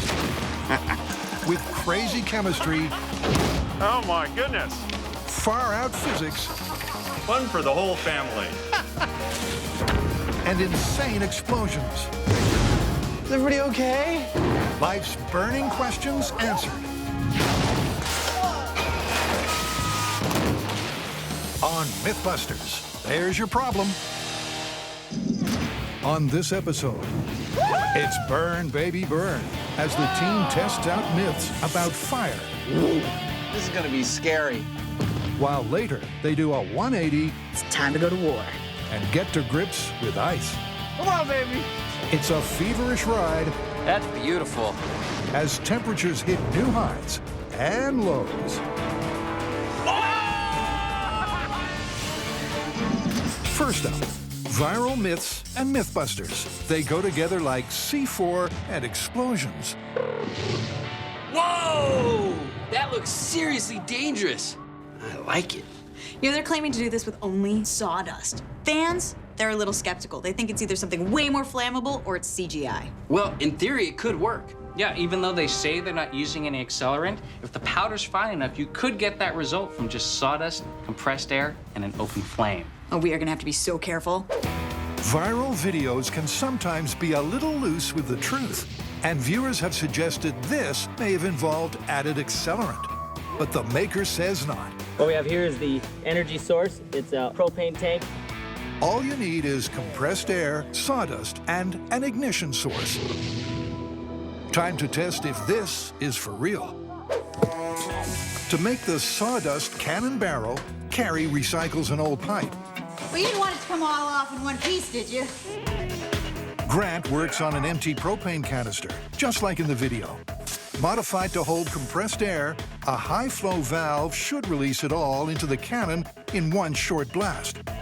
When we push this button, it deploys in less than a quarter of a second. Heavy-duty pipes connect the canister to Carrie's cannon. And it's ready for a proof-of-concept blow test without flame to see how high they can blast the sawdust. I think this will work out pretty well. It's light and fluffy. The canister is pressurized to 100 psi, and... In 3, 2, 1! That's good. The problem is, it didn't go that high. No. 10 feet in the air. At the moment, it's not looking exactly like the height that we would expect to see. No, not quite. But I think it's achievable. So what to do? Grant thinks he'll get more punch with less hardware. He fits a shorter connecting pipe. Then Carrie trims an inch or two off the legs. Scarface Balachi's already booked the bomb range, Say hello to my little friend. where they get ready to blow. So this orange line right here is connected to the air compressor, and that is the source of air for the whole cannon. And hopefully, that'll be enough to create a huge sawdust plume.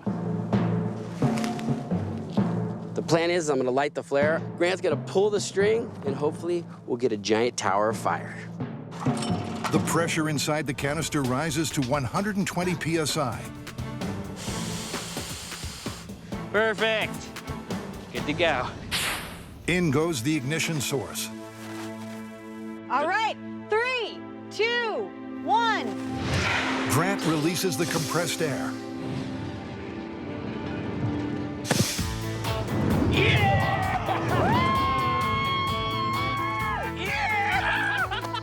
Oh my God, that was the coolest thing I've ever seen. It didn't look like it was gonna ignite, and then all of a sudden, whoa, it went up. It was beautiful. It's not just the size of the flame, but the sound. It was amazing. It's a towering inferno of nothing but sawdust, tiny particles which burn instantly. When one particle catches fire, it ignites the next almost immediately, causing a rapid chain reaction. Better than the original? It was way cooler. With a potential hoax definitively unhoaxed, what next but to up the ante? So we made our cannon to the specs of the video, and it worked. Now it's time we wrap it up, and we make a giant cannon and see how big we can make the fire! They've clearly caught the firebug, Carrie included. She wants something more combustible than sawdust, so she tests other fine-grained substances, like flour. That was good. Next, non-dairy creamer, which is made from highly combustible corn syrup. Non-dairy creamer, flame burns to my hand and into the cup. It's so flammable that there is a backdraft.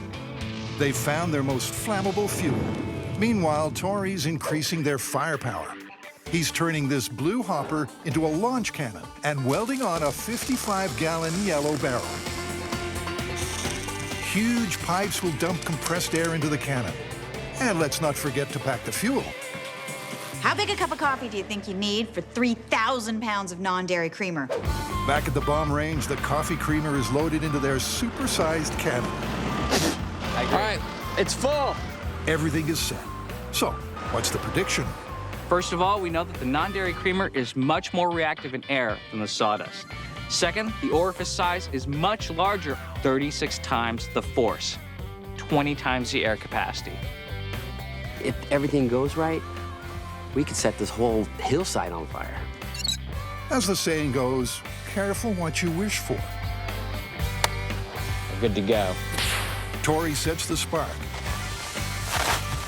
And they beat a rapid retreat. Okay. All right, fire this puppy up. Here we go. Non-dairy creamer cannon in 3, 2, 1. 2, 1.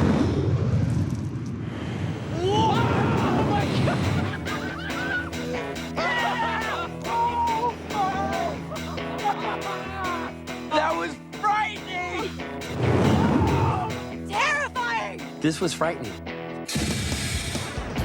I mean, seriously, there was a moment where I'm like, oh, crap. This was a bad, bad idea. When you set off an explosion, you go click, boom. When you fire one of these cannons, you go click, and like, whoosh. It's not working. Oh my God, it's off! All I heard in my head was, run. We should destroy this. This technology should not be shared with anyone. And just in case you missed the message, I hope I don't need to tell you this, but don't try this at home. now a fiery face-off to warm the cockles of any myth-busting heart. Fire versus ice. It's a viral video that's been going around where two hillbillies pull up into the middle of nowhere and face off, one armed with a flamethrower, the other armed with a fire extinguisher. They both fire their devices, and fire and ice meet in the middle, and apparently, according to the clip, cancel each other out. Dibs on the flamethrower. And don't want to hear any more about the story? No. All right, then. Roll the clip. No wonder this went viral. But the team wants to know if it's a case of film fakery or fiery fact. Time to get forensic. Well, let's scale it up. First, they study a film frame to get a take on the distances involved. There's 60 feet between these guys, which means each of these things has to shoot 30 feet.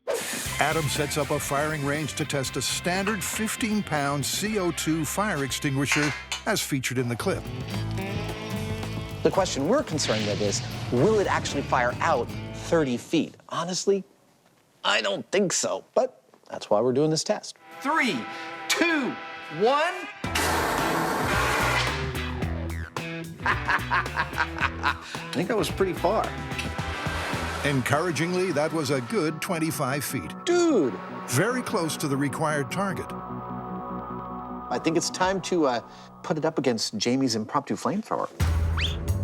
Impromptu and top secret. Even though we tell people not to do what we do at home, when it comes to homemade flamethrowers, I'm just not going to show you how to do it. And that's that. Now it's time for a proof of concept test and a swift change of set. Obviously, we can't be squirting lit gasoline around inside M5, so we've come to the San Francisco Fire Department Treasure Island Training Facility. I'm ready. All right, fire extinguisher versus flamethrower, small scale. Let's light her up.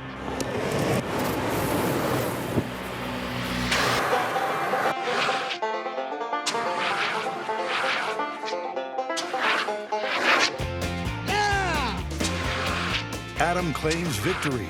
But what does the replay tell them about this first test? Here at just under 10 feet, I think I'm about to put it, there it is, I put it out. They're 60 feet apart, so I absolutely need to beef that thing up. Based on this result, a standard fire extinguisher has no hope from 60 feet. So Adam's making a second, modified extinguisher to give him a cat in hell's chance. I clearly need more power. I'm going to start this experiment process by measuring the 15-pound fire extinguisher using my pressure swingometer. And I'm going to be comparing that against all my subsequent measurements from all the modifications I'm going to make. I don't need a white, billowy cloud going to 25 feet. I need to push the fire back from 25 feet. So I'm going to start by increasing the size of my extinguisher. I'm going to go from 15 pounds to 50 pounds. Then, with a few modifications, we'll see if I can get that pressure wave extending out almost 25 feet. My task now is to make an honest-to-goodness flamethrower. It's 100% illegal. We were able to do it only under the direct supervision of a number of different governmental agencies. So, once again, no details allowed, but Johnny Storm is promising Armageddon. Meanwhile, Dr. Freeze is ramping up his backup fire extinguisher. Try it out. On the side of this nozzle, looks very much like this. Water comes in here, CO2 comes out here. Hopefully, what ends up coming out of the business end of this cone has a lot more force behind it. Dude! The CO2 turns the water to ice, giving the blast way more punch. Whoa! Wow! Woohoo! Adam's in with a fighting chance, so it's time to hit the battlefield, where Jamie unveils his beast. It's my own personal kick-ass version of a military flamethrower. What could possibly not go wrong? I've got 2 tanks full of fuel. I've got a 3rd tank full of inert gas at high pressure that I'll use to pressurize the fuel tanks, such that when I pull on this lever, all of that fuel will empty out the end of this gun and burn in about 4 seconds. So first they want to test the glass safety hutch from which Adam will launch his counterattack come nightfall. I need to be able to stand in the path of this flamethrower and not get burnt. Glass house, flame test in 3, 2, 1.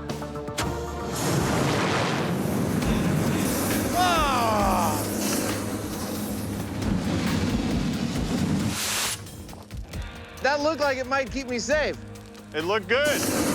It did? From here, it looked terrifying. And after viewing the high speed, sanity prevails. So before the showdown begins, they add more protection in the shape of large side shields. Now all we got to do is wait for it to get dark. Eventually, the sun does its thing. Battle stations. It's hot versus cold at 60 feet. This is gonna be scary. First test. Okay, everyone set. We're going hot. With Adam wielding the standard 15-pound fire extinguisher. 3, 2, 1, go!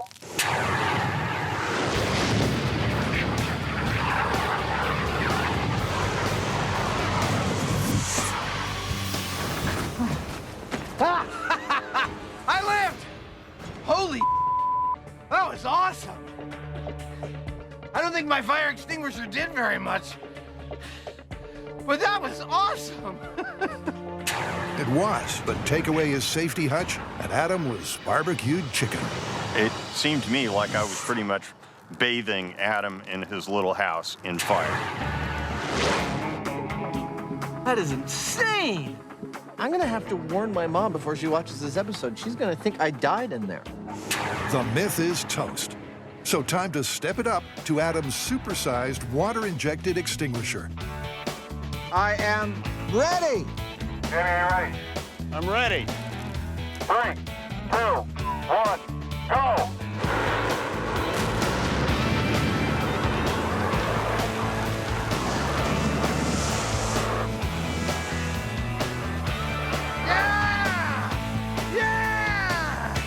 I think I got him! Not exactly, but he did stop the fire stream. Just. It almost reached you. Wow! It wasn't exactly like it was in the clip. No, oh man, look at that! I am totally beating back the fire. It's definitely not meeting in the middle, but I am successfully pushing back your flamethrower. How do you want to call it? Unfortunately, we gotta say it's busted. I mean, the 15-pound fire extinguisher was absolutely no match at all for your flamethrower. Even the heavy-duty one that you put together just barely held me off, but it didn't look anything like the clip. Nah, this one's totally busted.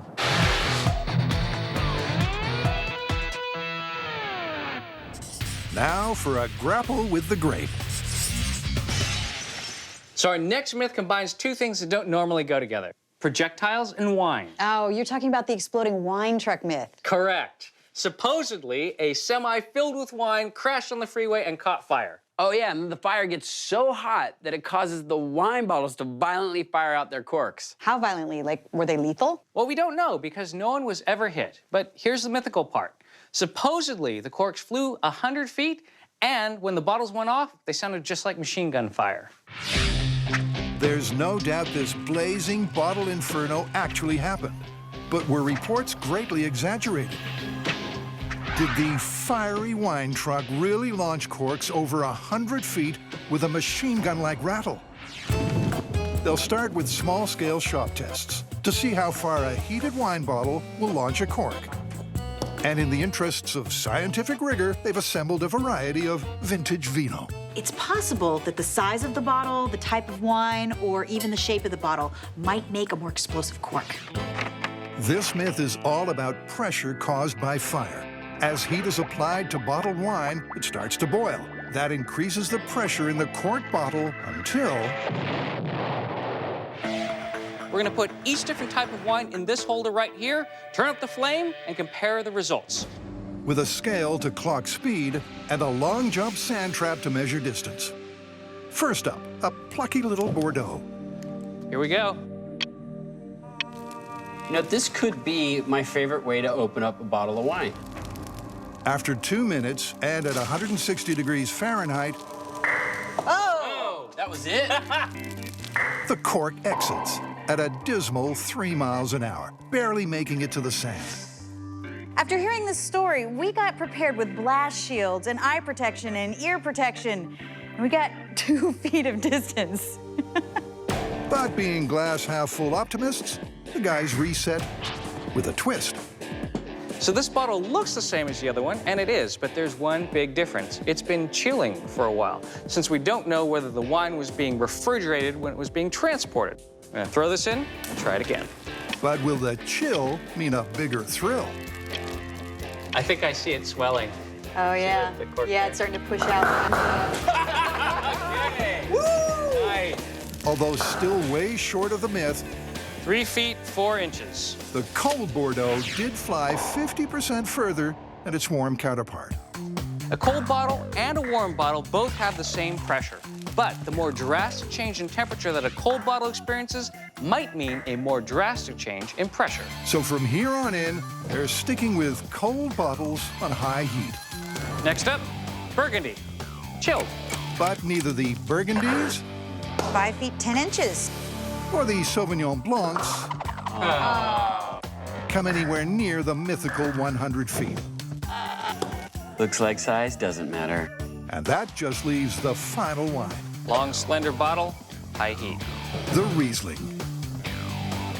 30 seconds on the clock. All is quiet until the temperature hits 200 degrees, and suddenly... Here we go. Whoa! Oh my gosh! It went off the end of the scale. That is incredible. Result. Maybe because of its pointed shape, the Riesling shoots its cork over 30 feet at 32 miles an hour. Still not far enough for the myth, but all is not lost. It's time to bring out the bubbly. Champagne is already at a pressure of 80 psi at room temperature. Let's see what happens when things heat up. The cork looks like it's pushing out. Here it goes. Oh my God, it's happening. It's about to pop. It's happening. I could not even see where it went. It's a champagne moment. A cork bullet that flew 60 miles an hour and lodged in the rafters over 50 feet away. Finally, we're getting some results, and this is looking very good for the myth. Time to pop the cork on this one for real. To the bomb range. Yep, there's only one destination for this bottle barbecue, and it's BYO's semi-trailer with its chilled load of champagne and Riesling, the 2 winners from the small-scale tests. Whoa! Actually, in pretty good condition. Let's burn it. And with the truck in position, prepped, and the firewood stacked, All right, here we go. We're lighting up. Okay, 3, 2, 1. Let's go. That's beautiful. This fire is burning hot. So, what about the myth? Will the flaming truck turn into a flying cork machine gun? I have a hard time believing that. Tori's not convinced, and after 5 minutes, the simmering semi is still relatively quiet. Oh! Here we go. Yeah! Heard him. I mean, it's not like a machine gun you would imagine. It's more... Not yet. Hold your horses. Experiment's not over yet. Carrie's right. Good things come to those who wait. There's your machine gun. Hey! Oh my goodness! Whoa! This is better than the 4th of July. In fact, once the gunfire sounds start, there's no stopping them. Wow, you see shrapnel flying out here? Yeah. As hundreds and hundreds of bottles either pop their corks or explode in the fire. I can't believe how well this is working. After we set the trailer on fire, those bottles started popping just like a machine gun.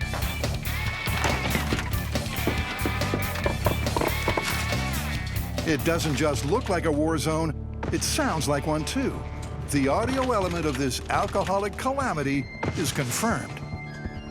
But the myth is in 2 parts, so it all comes down to this. How far did the corks fly? Look, there's one right there. Wow. What distance is that? That's easily 50 feet. You know what? It sounded like a machine gun. Yeah, but the myth said 100 feet. That's not even near it. So I'm thinking this is busted overall. Yeah, I say busted. Now for a change in temperature with 3 icy myths.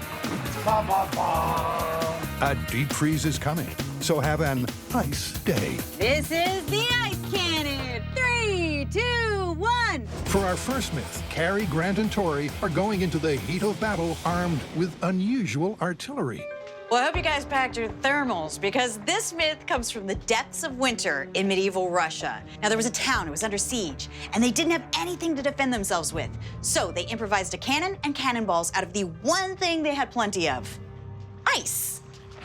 We've accurately recreated the scenario down to the finest detail, allowing you to experience the desperation and the triumphant eureka moment that supposedly saved these Cossacks' skin.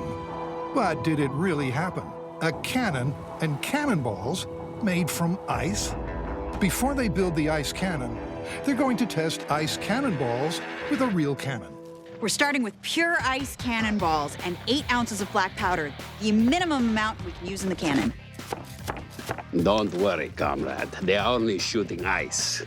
How bad could that hurt? We'll use it to chill our vodka. Hey, come on, let's go dance into battle.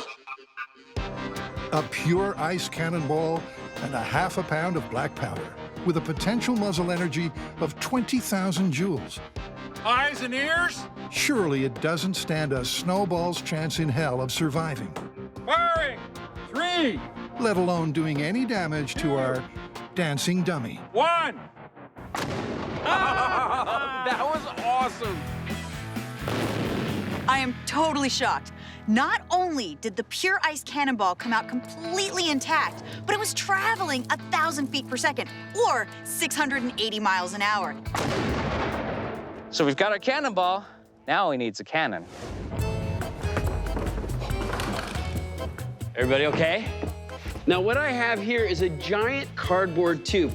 This is the mold that we're gonna fill up with water and let it freeze so we can make our cannon. So I'm gonna build a couple of different sizes, and we're gonna see which one is the strongest to withstand the exploding black powder. Before making the cannon barrel, they're going to make and test the breech. It's the explosive chamber at the base of the barrel that has to contain and channel the energy of the blast. All right, so now that the tubes are filled up with water, we just need to let them freeze, and then we'll have our breeches. And 1 week later, the cannon breeches are ready for a refrigerated trip to the bomb range.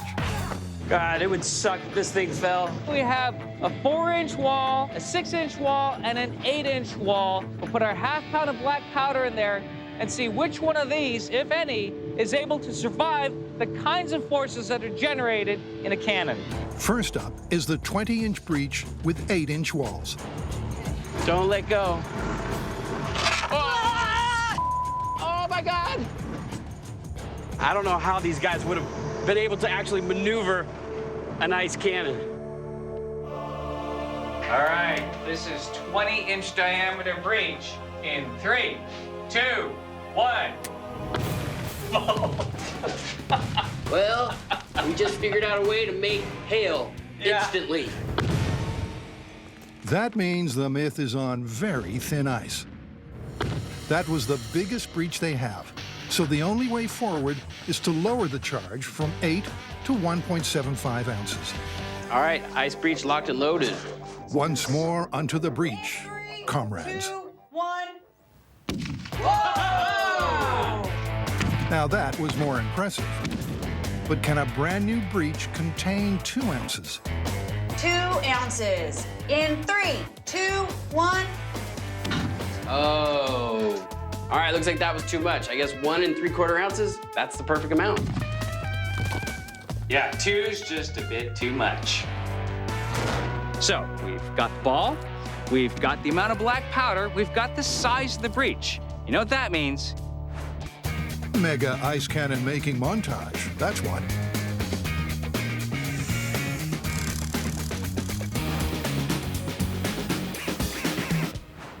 Look out, people! We have an ice cannon! Ice cannon! Ice cannon! It's time to go to war. So this sets up the criteria for our myth. Number 1, the ice cannon has to have sufficient range, meaning that it has to fire about 150 yards. Number 2, it has to cause significant damage. This is a family show. This isn't quite from a family store. I might have to do a little bit of censoring. And number 3, it has to be reusable. One time only doesn't work. That's better. If the ice cannon meets all 3 of these criteria, then we can call this myth plausible. With its full majesty revealed, It's beautiful. It's an ice cannon. there's no telling what this cannon can or can't do. All right, we're wired and hot. If you believe the myth, it's been 300 years since anyone's been crazy enough to try this completely insane cannon. All right, this is ice cannon final experiment. In 3, 2, 1.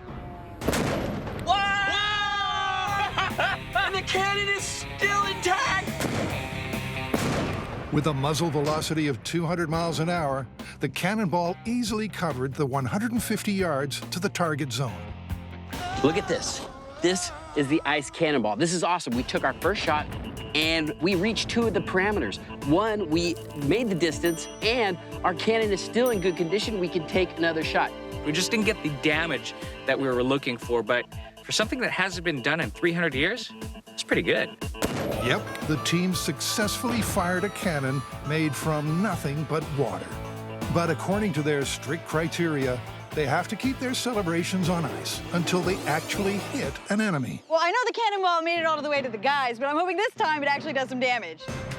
So with the same amount of black powder and a higher trajectory, we are hot. Will the ice-cold cannon this time be an ice-cold killer? This is the ice cannon. In 3, 2, 1. Wow! The answer is no. Although the ball more than covered the distance, sailing over the heads of the targets, this myth blew up the moment the cannon did. I like this. I'm going to start crushing my ice this way. For this myth to be plausible, we have to have damage and range and reusability all in one, and that just never happened. For our next myth, we're going to icy Alaska to test a material invented back in World War II. Pykrete was a mixture of ice and wood pulp that was said to be so tough you could build a ship from it. And supposedly it made a mix that was harder than concrete when it froze. And they were going to build an aircraft carrier out of it, but they never got around to it because the war ended. So as far as we know, no one's ever tried to build a boat out of this stuff. That's correct. Until us. Yeah. They're starting at the beginning by making the stuff. The traditional recipe, if there is such a thing, of pykrete is that it should be 14% by weight of sawdust or wood pulp, and then 86%, of course, by weight of water. It's such a simple recipe, there's not even a need for a montage. Jamie mixes the wood pulp and water, and that's it. Aircraft carriers, huh? Who knew? The pykrete goes into the deep freeze to set. Once it's ready, they want to test how strong it is. First, they're going to see if this ice mix is bulletproof. In 3, 2, 1.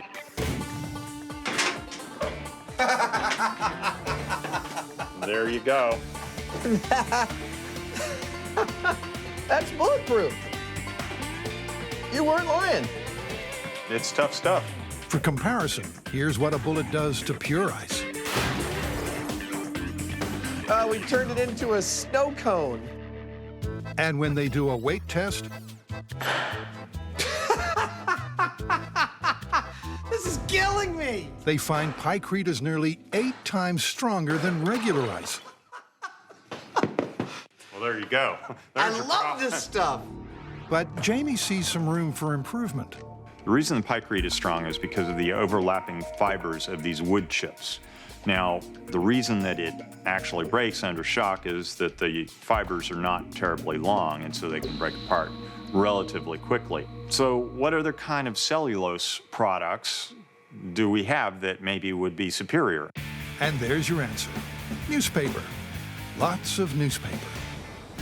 He saturates it with water and then freezes it. And in a bench test, this super pykrete turns out to be even stronger than regular pykrete. Dude, I'm gonna go out on a limb and say I like this material. Okay. I mean, I'm literally out on a limb. Yeah, I got it. They have the material. Now they're off to Alaska to attempt to fashion a speedboat from it. In case you ever wanted to know how to build a boat out of frozen newspaper, this is how it works. First, you got to get a bunch of newspaper. Then you build a mold and you put the wet newspaper in the mold. And then you build an inner mold to hold the whole thing together. You take the whole affair, you put it in a freezer, and when it's frozen, you pull it out, and then you remove all the mold stuff. I'm so excited. You put an outboard motor on it. You take the whole thing down to the water, and out you sail away into the icy Alaskan Ocean. This is it. It's no return once we open the doors of this freezer. Are you ready? Let's do it. Okay. Ba, ba, ba.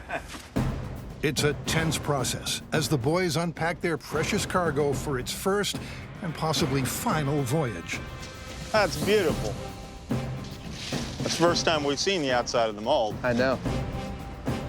At the water's edge, there's time for a few adjustments. That's it. I don't want to catch your stash. You're good. Okay. Leaving Master Savage and Commander Heinemann ready to cast off. This frozen boat, dubbed Yesterday's News, has taken thousands of hours to make. And there's a chance with that large outboard motor attached, it'll be headed straight to Davy Jones' locker. Okay, you and I are pushing. Ready? Yeah. Here we go. Ah! Look at that! Come on, baby. Do you realize what this is? The maiden voyage of Yesterday's News, ice and newspaper. Let's go. Incredibly, their boat is staying afloat. But for our intrepid voyagers, that's not quite enough. Dude, it's holding up. Let's take it up on a plane. They want to really push the boat out at speed. 3 miles per hour. 10 miles per hour. 18 miles per hour. Yeah! Wow! Keep an eye on the motor. 23 miles per hour. Holy crap! Remarkably, even at a clip of 23 miles per hour, the frozen newspaper boat is holding fast. Love this boat. Here, check it out. You knew I was gonna do this, right? I'm king of the world. Whoa. It's a little slippery. But Adam's celebrations may be a little premature. Dude, we've got a leak. Why don't you fix it? Yeah! Although Adam's snap freezes the first leak with a blast of CO2, We've got to keep it afloat. he can't stem the tide. The water's coming in quicker than that pump can push it out. I think we should head back into shore. Okay, can I drive? Yeah, go for it. It's my last chance to drive a boat made out of frickin' ice. After half an hour on the high seas, the guys head back to shore, with the boat starting to disintegrate. We came to Alaska to make a boat out of ice and newspaper, and as far as I'm concerned, we knocked it out of the park. They came, they froze, they conquered. But where does this leave the myth? It looks so damn good, I swear people are gonna think we faked it, even though we didn't. I say that makes it plausible. Yeah, but let's not forget that this myth is about the original pykrete and about an aircraft carrier. And given that our super pykrete darn near melted through in 20 minutes, if you're talking about an aircraft carrier that can go anywhere in the world, including tropical waters, it's going to be sloughing off huge chunks of this stuff as it goes along. That means it's just not at all practical. How about plausible but ludicrous? I'll buy that. Good. In our final myth, Carrie, Grant, and Tori are going to flush out the truth behind one of aviation's greatest mysteries. What's the story? It's the one where the pilot jettisons the contents of an airplane toilet, which promptly freezes at altitude and turns into a deadly projectile. Ah, you're talking about the myth of blue ice. Exactly. According to the blue ice myth, a pilot supposedly jettisons the contents of a toilet's tank. And apparently at high altitudes, the sub-zero temperatures freeze the liquid into a foul, icy blue missile. First, Carrie wants to check if it's possible for a pilot to dump the contents of the latrine. So you're an airplane technician. What do you think of our old blue ice myth? Well, Carrie, as you can see from this cockpit, there are thousands of buttons and switches, of which none are labeled dump the toilet. Which is bad news for the myth. But if the pilot can't jettison the John mid-flight, is there any way the liquid blue waste can escape? Failure of components. Turns out if there's something jammed in the toilet itself, Any hard object gets lodged up against this seal, it's going to leak. or if the seals of the access door on the fuselage fail, that could, in theory, create a blue ice buildup. It's not likely. Is it possible? Absolutely. Multiple components that fail, leading to a problem. But can they make the blue ice happen? Rather than test on a real aircraft, they're going to create their own aluminum aerodynamic shape to simulate the fuselage. And what we have right here is our valve. This is what we're gonna have hooked up to a water tank, and we're gonna be doing two tests. One where we dump the water completely, and then one where there's a slow leak to find out, can you grow a chunk of ice on the side of a plane? Forget taking this up to 30,000 feet. Instead, they're heading to a NASA wind tunnel. Cool. Wow. And if you thought you were Mythbusters' biggest fan, check this fan out. This is the heart of NASA's icing tunnel. It's powered by a 5,000 horsepower direct drive electric motor. The wind comes rushing through here, refrigerated to minus 20 degrees Fahrenheit. The way we're gonna test this is we're gonna stick our section of fuselage into their wind tunnel. Does this mean I'm the R2-D2? Oh boy. And recreate the same wind speeds and temperatures that you would find at altitude. Then we're gonna create a leak inside the valve. Let it sit there and see if those conditions will cause that blue liquid to form into a chunk of ice. Maximum warp. Ugh. Sorry, I just made that really We're trying to make science cool, dude. Here we go. With the wind up to 290 miles an hour and the temperature dropped to minus 20 degrees Celsius, Our model is holding together perfectly. they're ready for the first test. A catastrophic failure with the hatch ripped off. So this is full tanked up in 3, 2, 1, go!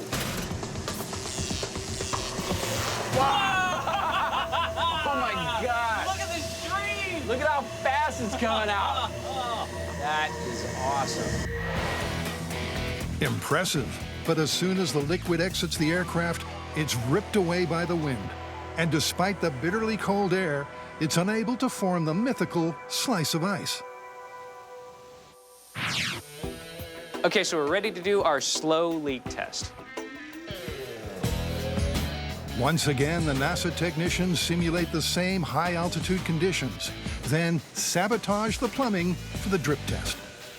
And once the leak is leaking, Oh, let it go! Look how quick the ice is building up! they get instant results. Dude, this is looking great. And it's blue. That is fantastic. It hasn't even been 2 minutes yet. Oh my gosh, that is incredible. The liquid moving over the surface of the aircraft is protected from the extreme wind speeds by what's called a boundary layer. What that means is that not all the air traveling over the airplane goes at the same rate. In certain areas, it actually travels a lot slower. Which creates a protective cushion where ice crystals can form. But let's see if we can get it to fall off. Let's pretend like it's at its final descent, temperatures are rising. Maybe we can get it to break off and find out exactly what happens when it does. Perfect. All right, start warming it up. And as it turns out, when the wind tunnel conditions match those of an altitude of 12,000 feet, Minus 7 degrees. we have liftoff. That thing blew up in one giant chunk. Wow, dude, that was perfect. That is unbelievable. That is solid ice. And it happened so quickly. And it came off in one giant chunk.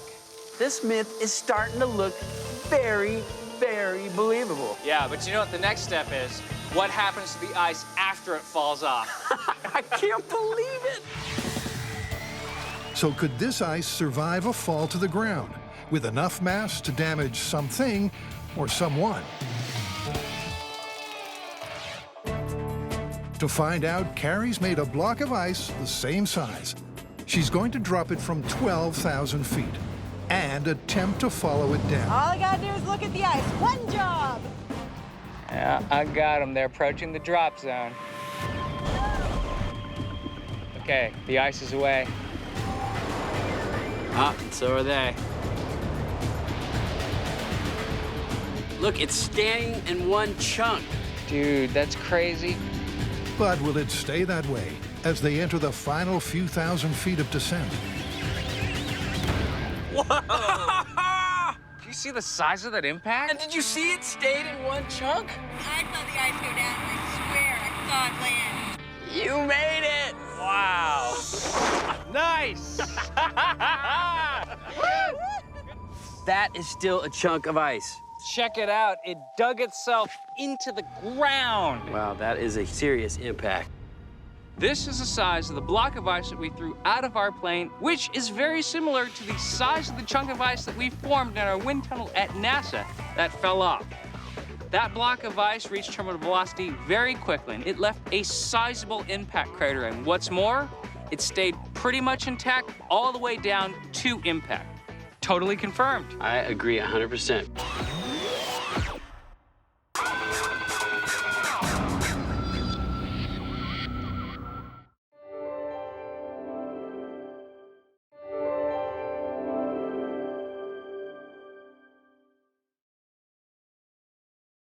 Don't try this at home. Whoa!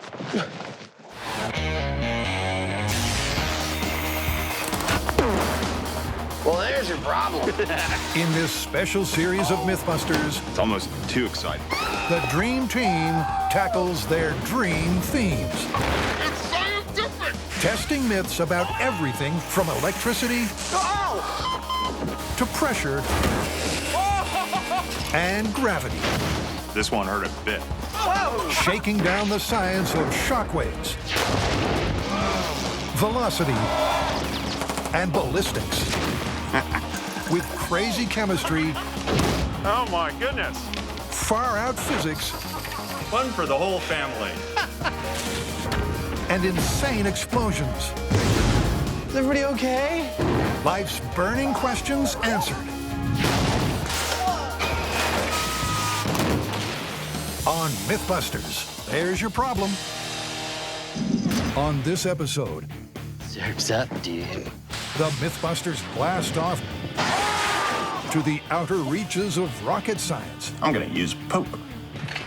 Then they train their sights Pretty sure I curved that one. on myths about guns and ballistics. That's pretty much it. That's just wrong. First up, the countdown is on to a steamy blastoff.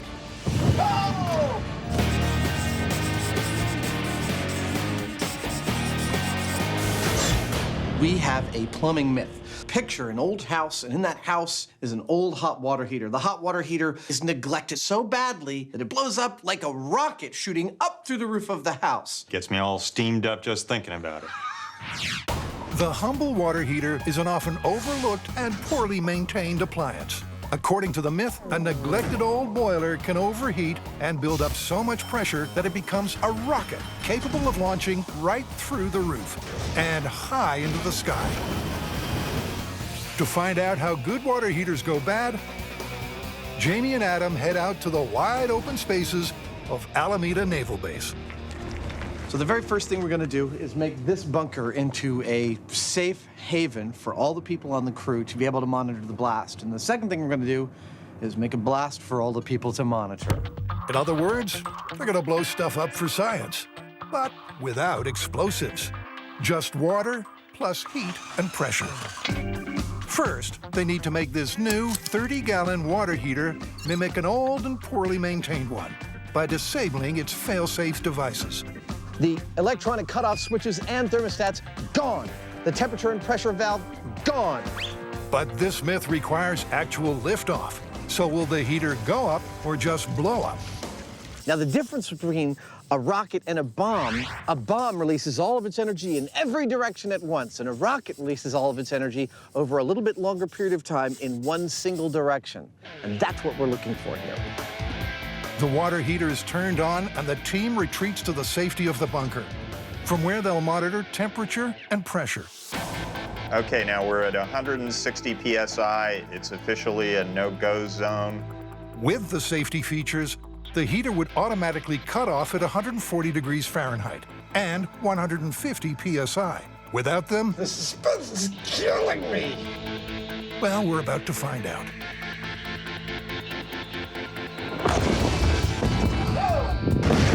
Liftoff. Wow! That was at about 350 PSI. The water heater launches so high into the air, you could almost run a bath before it comes back down. Wow, no, it just came down. There it is. It came down like 40 seconds later. This was a really serious explosion. I mean, even though this is just a water heater, you would be in danger of shrapnel hitting you. You could get severe burns from the steam. And not only that, the shock wave was really significant. I mean, the whole area was reverberating. Dangers aside, it's a thing of rare beauty. Oh, that's one of my favorite booms we've ever done. As 30 gallons of highly pressurized, superheated water turns to 30,000 gallons of steam in an instant. Wow. The boosters were separating. Yeah, exactly. But the pressure's still on. Before they can really blow the lid off this myth, it literally has to go through the roof. Do we have a house? Yeah, we got to build one. You ready? Damn. For the grand finale, Bada bing, bada boom. the guys are going with a family-sized 50-gallon water heater. Safety features removed. The house is modest. Just one bathroom with water heater. Hi, everybody. Welcome to the Mythbusters Clubhouse. But the all-important roof is made to Californian building standards. So it'll be no pushover. Color scheme, optional. Right, let's get this sucker started. They turn on the heater, hunker down, and wait. Okay, everybody, we're at 300 PSI. That's twice the tank rating. Keep your eyes peeled, because it'll go any minute now. As the pressure inside the tank mounts, so does Jamie and Adam's heart rate. 315 PSI. Oh, this is killing me. 320. This kind of stress on a regular basis can't be good for you. No, it's shortening our lifespan. We're going to make it to 350. And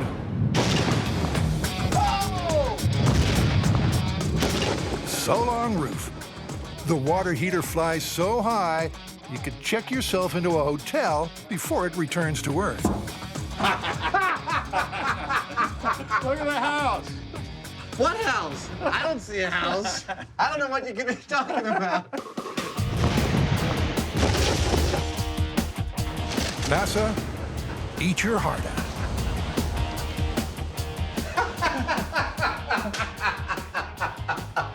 Oh. I gotta say, it's more interesting than an actual explosive explosion because the steam is just erupting everywhere and completely disintegrating. It's different. It's more elegant. No black powder, no rocket fuel, just superheated water and pressure. So the moral of the myth is, don't take your water heater for granted, or there may not be a happy ending.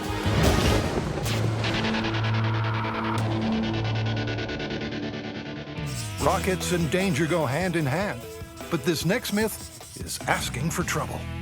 A California surfer moves to the Midwest and gets a little frustrated. Oh, let me guess. No waves, dude. Exactly. But instead of getting bummed out, he decides to make a rocket-powered surfboard.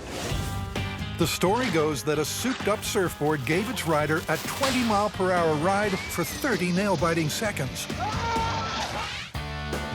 So will this rad myth catch a break or simply wipe out?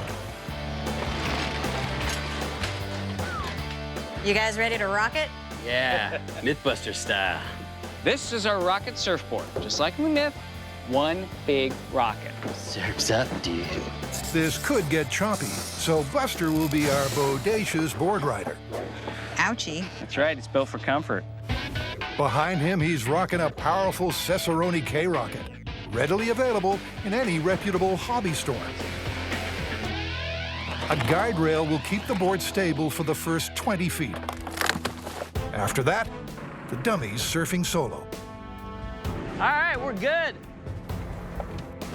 This is Rocket Surfer with one big rocket. Here we go. In 3, 2, 1. That looked a little dangerous. That is a lot of thrust. Yeah, that was a crazy flip. Houston, we have 3 main problems. There's way too much initial thrust for any rider to handle. The board is unstable. And the ride was nowhere near the myth's 30 seconds. Don't die on me. Time for Plan B. Now, it's obvious the single rocket is just too powerful and is not long enough to get the ride that we need. So we're going to have to come up with a multiple rocket system. This is going to be tricky. But I'll tell you what, if it's safe, I'm going to ask the producers if I can go for a ride. Here's a disturbing glimpse into Tori's mind. But he's nothing if not game. If the Italian stallion is going to ride the rocket board, what could possibly go wrong? They first need to find out the maximum thrust he can handle at launch without falling over. Tori acceleration at 60% capacity in 3, 2, 1. Oh, whoa! And there's the sweet spot. So this right here is the information from the data logger. You can see here the peak is at 0.8 Gs. So what this means is that none of our rocket tests should exceed 0.8 Gs. That way, we know that he'll be able to hang on. To limit the Gs, the plan is to use several banks of model rockets at a series of ignitions. And with the board ready for testing, it's off to Treasure Island. Why does this thing weigh so much? Because you're a fat guy. Tori plus board weighs 180 pounds, and each model rocket gives 2 pounds of thrust. So a bank of 20 should get them to the required 20 miles per hour. All right, the rockets are wired.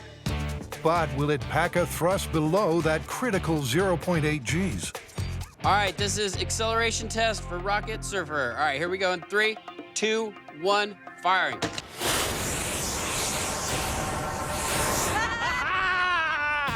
Awesome! Oh my gosh, that was beautiful. Sure was. A controlled acceleration with a peak velocity close to 20 miles per hour and at 0.6 Gs, just inside their G-force envelope. Now for stage 2, a second bank of rockets with a timed fuse to hopefully prolong the ride. All right, here we go. This is two-stage rocket on the surfboard. In 3, 2, 1, fire it.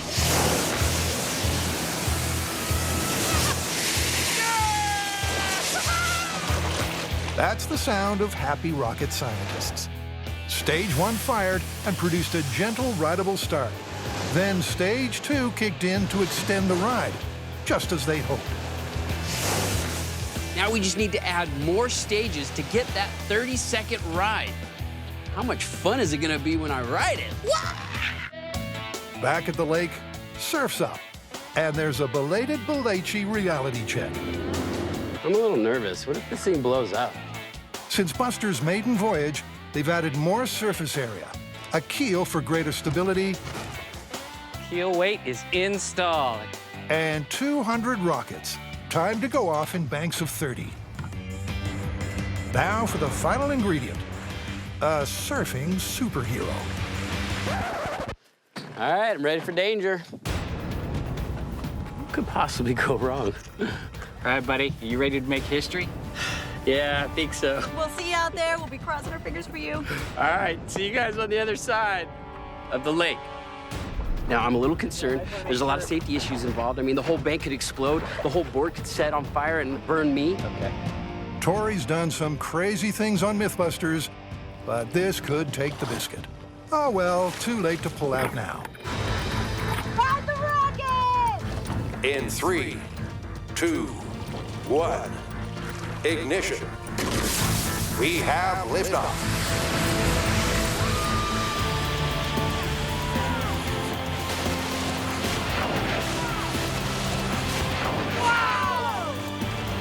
You okay?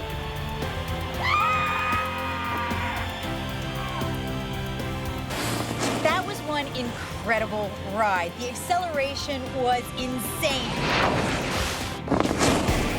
Tori showed he truly has the right stuff, and that you can surf without waves if you have 200 model rockets handy.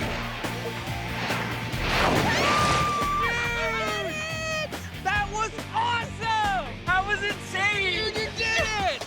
It literally happened so quick. It was like I was trying to get my balance, and I hit the switch, and before I knew it, I was in the middle of the lake. It was crazy. Crazy, but this is Mythbusters. And Tori didn't reach 20 miles per hour, nor did he last 30 seconds.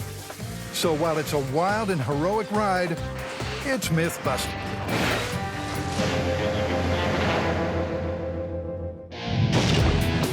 Adam and Jamie have already proved that steam can power a rocket.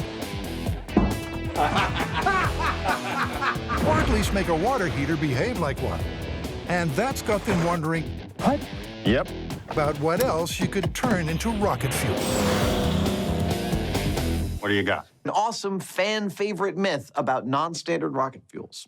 I'm gonna go out on a limb here and guess that it's gummy bears? It is, Sherlock. You're absolutely right. They're going to try and launch a hybrid rocket, which works like this. Liquid oxygen is sprayed through a hole in solid polymer fuel grain, which ignites, forcing hot gas out of the nozzle, causing liftoff. Simple, but how do you make fuel grain from gummy bears? These guys are mostly gelatin, which is mostly water. The last time I checked, water doesn't burn very well. So they'll boil off the H2O from a batch of bears and see what's left. The trick is to get the candy between 300 and 310 degrees Fahrenheit. It's a superheated syrup. If it got on you, third-degree burns. 305, excellent. Ah! I'm good, I'm totally good. Explosion number 1, before there's even a rocket in sight. Wow. Okay, I'm just gonna cool this down because I've got a compressed gas cylinder over there. Take 2. All right, welcome back to How to Ruin Kitchen Equipment. Now I'm about to heat up a bunch more candy using this big non-glass container. This time, things go disappointingly smoothly. And with all the water released... Okay, tell me what to do. Just hold on to that while I pour. All that's left is to pour it into a rocket fuel mold. Here's one Jamie made earlier.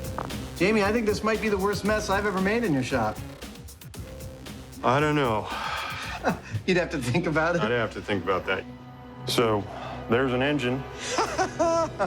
So, armed with a hard candy gummy bear rocket engine, Adam and Jamie hit the desert for a date with destiny. This is it. The middle of nowhere. Welcome to Mythbusters Mojave HQ, where it's straight down to business. So the gummy bear fuel grain is going into its housing. There are a lot of fiddly bits that all have to work perfectly in concert. This is one right here. Some final adjustments, a mandatory strip of duct tape, and the countdown to gummy bear glory can begin. System is armed. Launching in 3, 2, 1. Ignition. Oh. Oh, hey! Come on, baby! I saw light coming out of it, so Yeah, it's burning. I see fire sticking out of the water. Come on! Go! Oh. A duck. Dead duck, more like. The gummy bear rocket is a total dud. What is wrong? But total failure does not compute, and Jamie smells a hardware rat. I'm suspicious as to whether it's the fuel's fault or is it the general rocket system that is at fault here. There's only one fun way to find out. Fire off a test rocket armed with conventional rocket fuel. This should launch to at least 20,000 feet. Anything less than that, and we're gonna have some problems to solve. Here we go. Launching in 3, 2, 1. It's a liftoff. Oh! Swiftly followed by a letdown. That doesn't look like it went higher than about 600 or 700 feet. It should have gone 30 times higher. Jamie was right. The rocket failed, not necessarily the gummy bear fuel. So it's back to base for a second bite at the cherry. But this time, they're tossing out the flighty hybrid rocket. Instead, we're going to use a solid rocket motor like this. A solid motor is a carefully prepared mixture of fuel, oxidizer, and binder. Now, it's nice and simple because, in theory, all you do is light it and off it goes. But only licensed specialists can make them. So Adam is supplying the raw materials, gummy bears. This time, turned into a fine, dry powder. Dude, look at that. That's exactly what our Rocketeers want. Time to make a whole bunch more. While Adam ramps up production,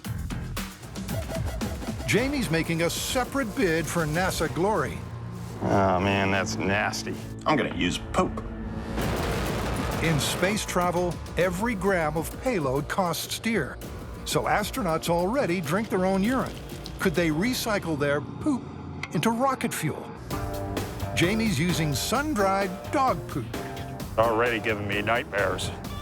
Like astronaut poop, it's a hydrocarbon, which burns well in the presence of oxygen. So this experiment isn't as mad as it sounds. Yep, that's pretty well ground up. With poop and gummy bear powders packed off to the specialists, it's soon time for the second showdown in the desert. Round 2. Never in the history of aerospace research have a pair of solid rocket motors like these been put to the test. But first, because this is serious science, a control rocket, Big rocket coming through! with conventional solid rocket motor will face the firing squad. There we go. She's up.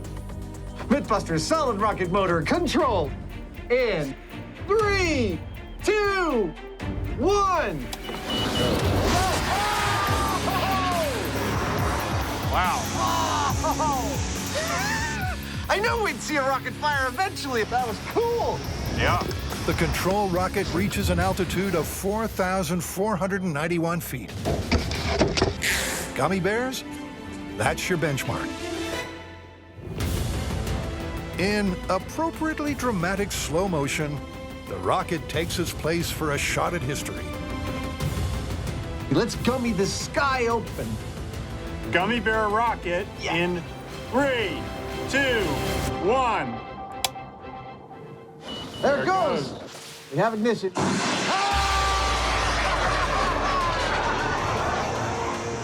Oh, went way up there. It did. Gummy bears worked. Yep, they did. Give me some right there. Boom!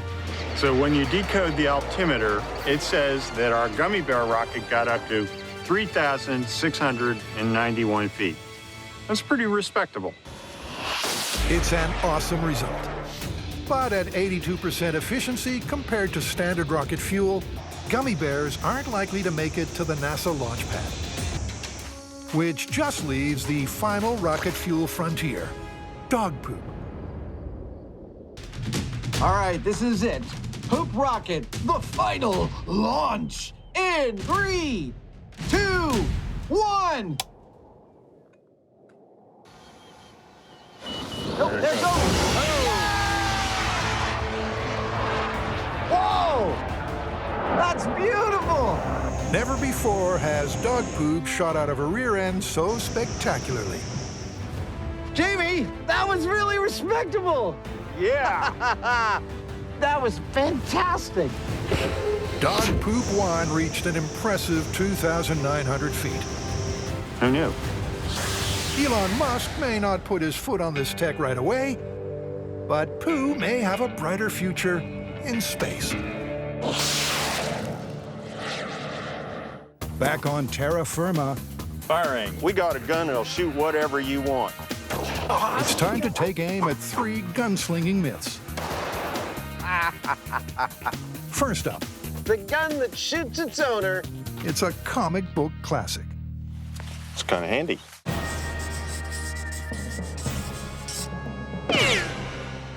I'm thinking bent barrel.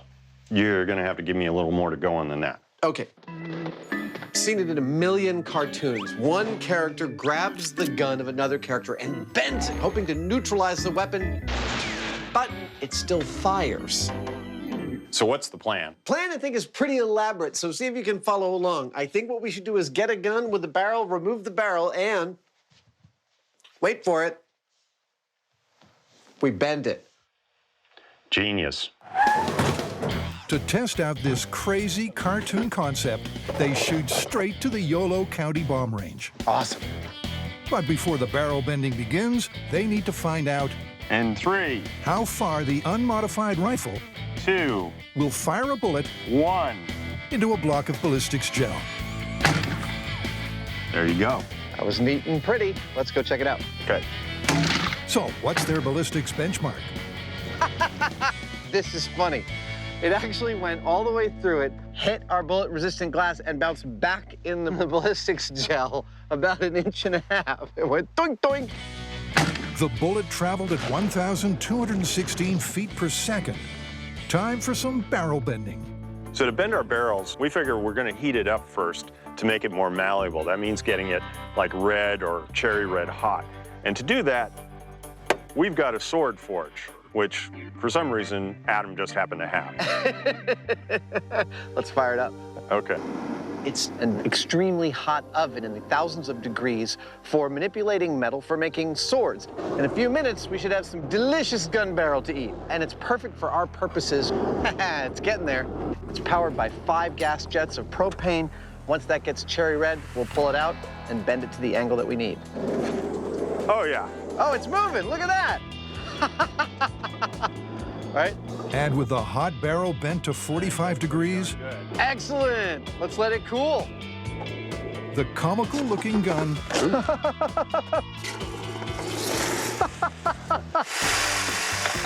is soon ready for its first test. It just kind of feels funny, don't it? It feels funny. Yeah, you probably wouldn't want to take it to a holdup. But will it fire? There we go. All right, 45-degree bent barrel in 3, 2, 1, go. It fired. Oh, look at that. And went all the way through. Went all the way through, bounced off the bulletproof glass, and look, landed on top of our ballistics gel. That is awesome. Well, the numbers are in. Our first control bullet, fired from the straight barrel, shot out of the barrel at 1,216 feet per second. Our second bullet, fired out of this, the 45-degree angled barrel, 1,131 feet per second. 45 degrees, still lethal. Let's bend it some more. This time they're taking it right up to a right angle. This gun, bent at a 90-degree angle, this is where the rubber meets the road. That's just wrong. This is potentially a gun that shoots around corners. So what's the prediction? Oh, Jamie, this is perfect. Is this barrel about as bent as ballistics will allow? Jamie thinks so. This 90-degree barrel is the maximum point that I think that the bullet is probably going to come out of. Loading the gun. Shooting bullets around corners in 3, 2, 1, go. Hey, it hit the ballistics gel and the box jumped. The bullet didn't just leave the barrel, it did so with surprising speed. Look at that. That's still a significant hit. It is a significant hit. It's slightly less than the middle one, but it went all the way through the ballistics gel. That puppy's lethal. On that note, we'll be right back after a short message from our sponsors. Come on down to Jamie's House of Bent Barrels. We got a gun that'll shoot whatever you want. Duck hunting, fishing, heck, it'll shoot things you can't even see. Only $19.95, curved ammo not included. There's only one way to go from here, and that's over the top. 135 degrees. That's a serious bend. Range is hot. John Browning must be spinning in his grave. 135-degree bent barrel in 3, 2, 1. I saw the box jump. I guess that means it came out. Whee! Oh, it went all the way through the gel. Incredibly, the bullet still penetrates the ballistics gel with deadly force. That's astonishing to me. I thought that by the time we got to 135, it was going to be going halfway through. To remind you, with the straight barrel, the bullet was coming out at 1,200 feet per second. Now with the barrel bent at 135 degrees, the bullet's coming out at 1,050 feet per second. Flushed with success, there's only one more turn to take. This barrel is going all the way, 180 degrees. This gun that we're about to put together will shoot the guy who's holding it or someone standing behind him. Almost there. That's it. That's pretty much it. That's beautiful. It's as bent out of shape as a barrel could possibly be, matching the gun in the comic myth. It's kind of handy. But will it be lethal? This is it for the money. Here we go. The gun that shoots its owner, 180-degree turn in 3, 2, 1. Nothing jumped. Is that myth busted? Jamie, it went all the way through. Wow. Who knew? This is now my officially new favorite artifact we have ever made on the show. That's excellent. I was optimistic, but now I'm speechless. This is amazing.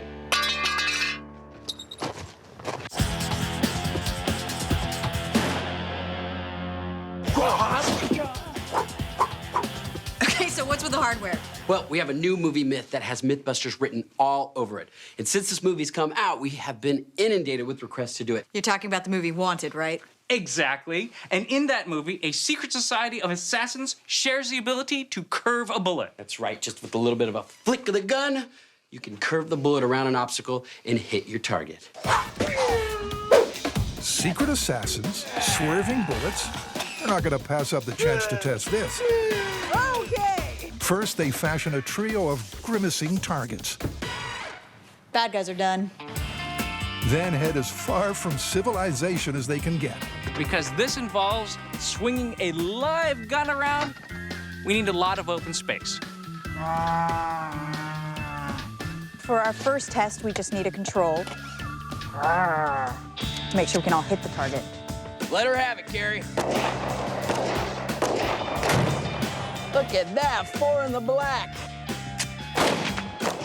Straight shooting test passed with flying colors. Let the real fun begin. You guys ready to start curving bullets? Let's do it. The goal is to somehow swing a bullet around the pig and hit the target. So the question is, what technique do you use? Do you use the old top spin law, maybe a slider, or the old bowling shot? I don't know. I guess I'm just gonna see what feels comfortable. First up is Grant, Kind of like an aerobics workout. who has spent hours honing the bullet-bending technique from the movie.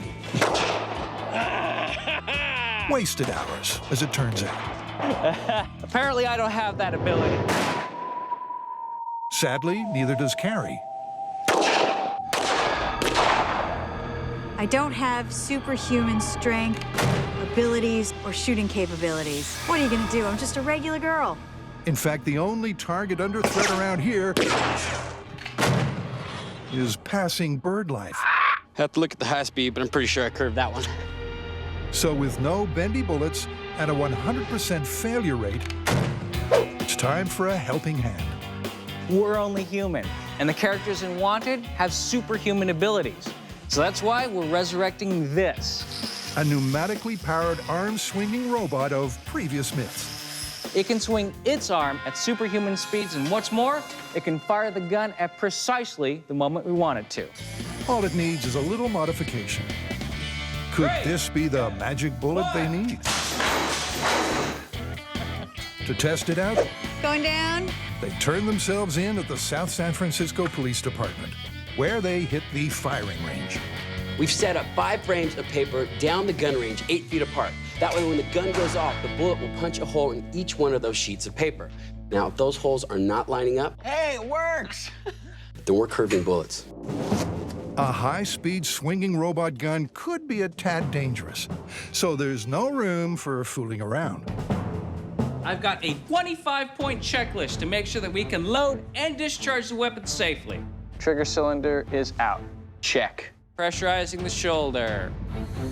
Check. Your fly's down. Check. Safety pin pulled, let's go. Get out of here. Test 1 sees the robot arm set to swing at regular human speed. 3, 2, 1. All right, here's the laser. The bullet didn't curve. We can see the laser down at this end. This confirms that human speed is not going to curve a bullet. Now it's time to ramp it up and see if superhuman strength is gonna curve it. We've calibrated the rig to twice what a normal human can do. Loading the gun with the live round. Twice as fast. We'll see how that goes. All right, live round at superhuman speed. You ready? Let's get it on. In 3, 2, 1. Center shot. Let's check the alignment. Okay. You see the laser? I see the laser. It's a straight shot. There's no deviation whatsoever. Superhuman strength, and we still have a straight shot. This myth seems to have shot its bolt. So is it time to call time? This is more fake film physics. Whoa, we can't go busting this myth yet. I mean, they did have a cool collection of customized guns. And special engraved bullets. Okay, I see where you're going with this. Maybe it's not just the sidearm flick that gives us the curving bullet. Exactly. Maybe it's a function of altering the bullets and guns themselves that's giving the bullets that curve. First, Carrie modifies the barrel by removing the rifling, which should affect the ballistics. That should do it. We have a smooth barrel. Meanwhile, Tori's busy unbalancing bullets. Set 1 has vents cut into the tip. Set 2 has inconsistent weight. And Set 3 combines both modifications. It is no longer balanced, and it's no longer aerodynamic. But will the alterations cause a curve? I gotta make some arrests. To find out, it's back to the police firing range. Calling all cars. Can I get my bike back? Sorry. They break open their modified arsenal and carry out tests with a regular gun, but irregular bullets.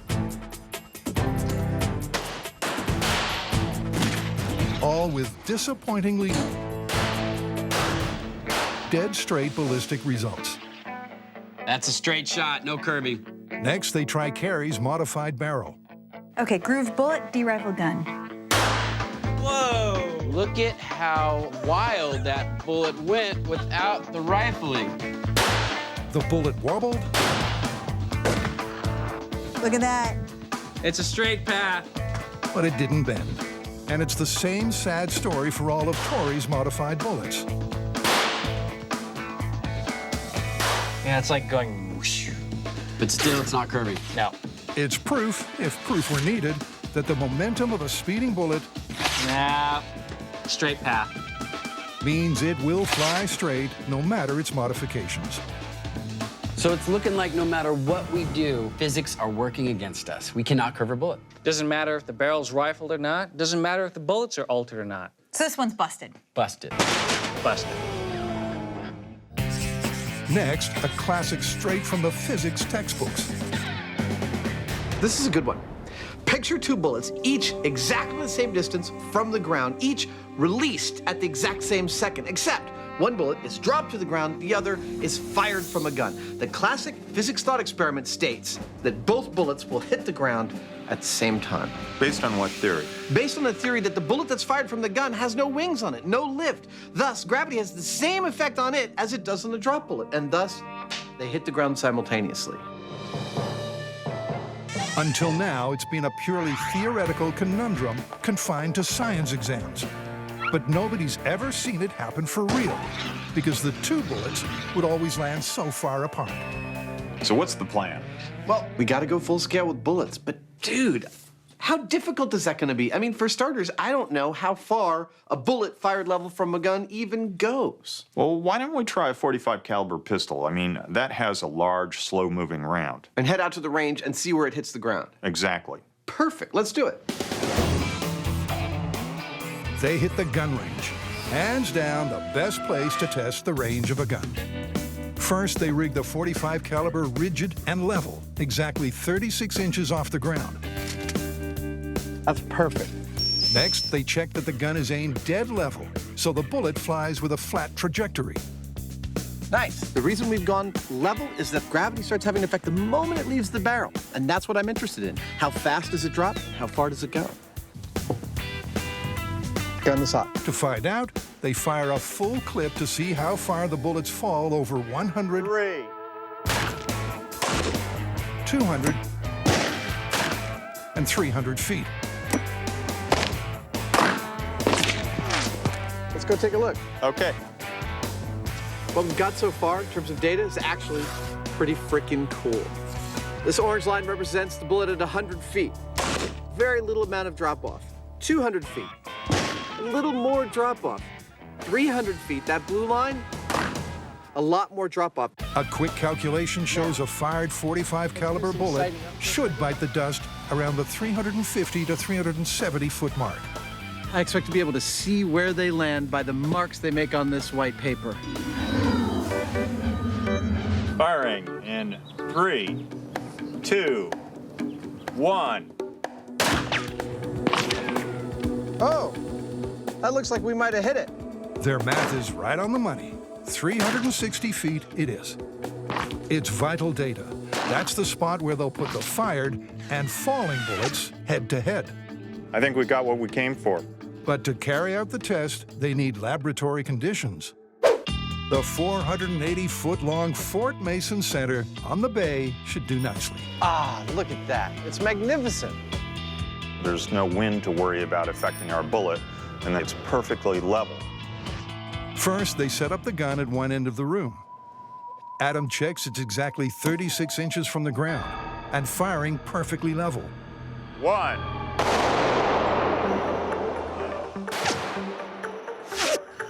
That gun's firing level.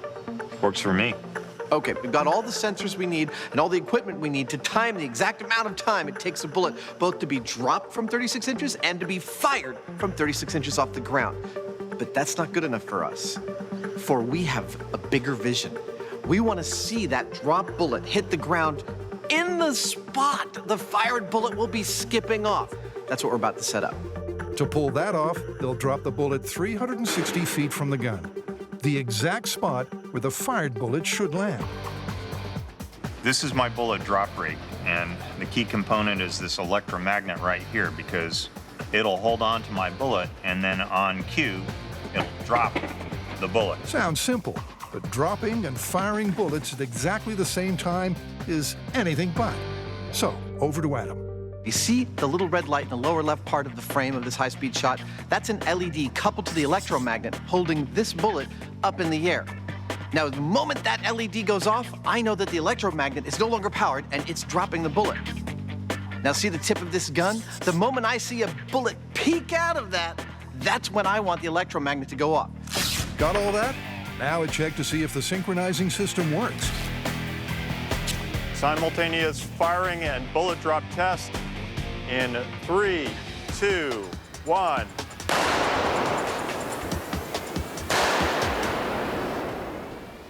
Let's see how it looked on high speed. It sits on that electromagnet for a while. Yeah. The gun and the timing LED went off together, but the drop bullet took its time to fall. If you look at this high-speed shot of the bullet on the electromagnet, you'll notice it hangs out for 65 milliseconds. That tells me there's a lot of residual magnetism in the electromagnet itself, even though it's turned off, and it's no good as a mechanism for our drop. We've got to rebuild a mechanism, and we've got to rebuild it fast. Cue brainstorm.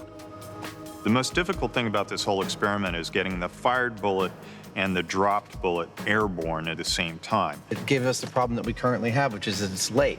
The gun has to do its thing, the release mechanism has to do its thing, and we can't tolerate even a few milliseconds of variation in this mix to make the result that we want to see happen. It's hard. But not impossible. And 4 hours later, they've got a solution. Everything's hot, let's do it. A solenoid that's triggered by the trigger, releasing the bullet. Bullet leaves the gun.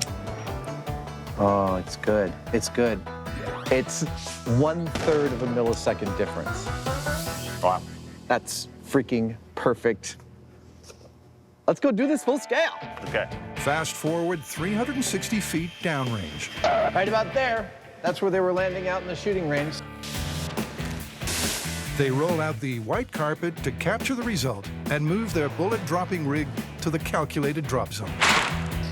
So, simultaneous with the signal that sends that bullet from the barrel of that gun, an electronic signal sends this bullet falling from our little drop rig so that hopefully when it reaches this point, it will meet its friend, the fired bullet, and all of it will be captured on that high-speed camera right there.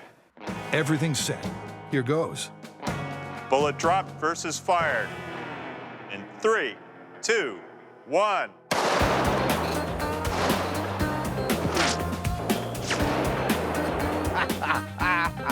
That looked promising. Wow. The fired bullets bang on their calculated drop spot. Can't get much closer than that. Ugh.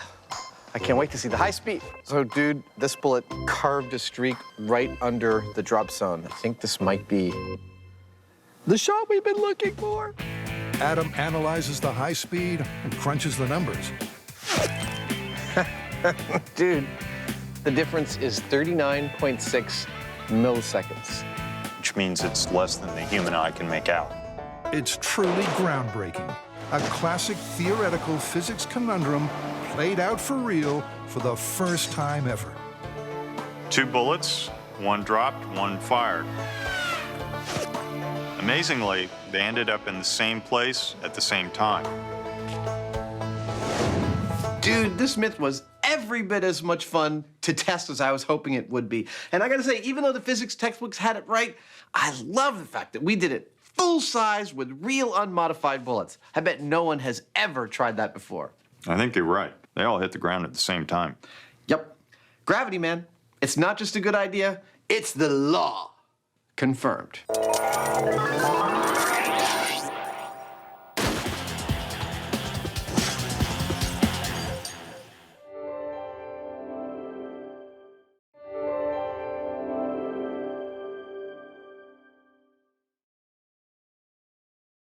Do not try what you are about to see at home.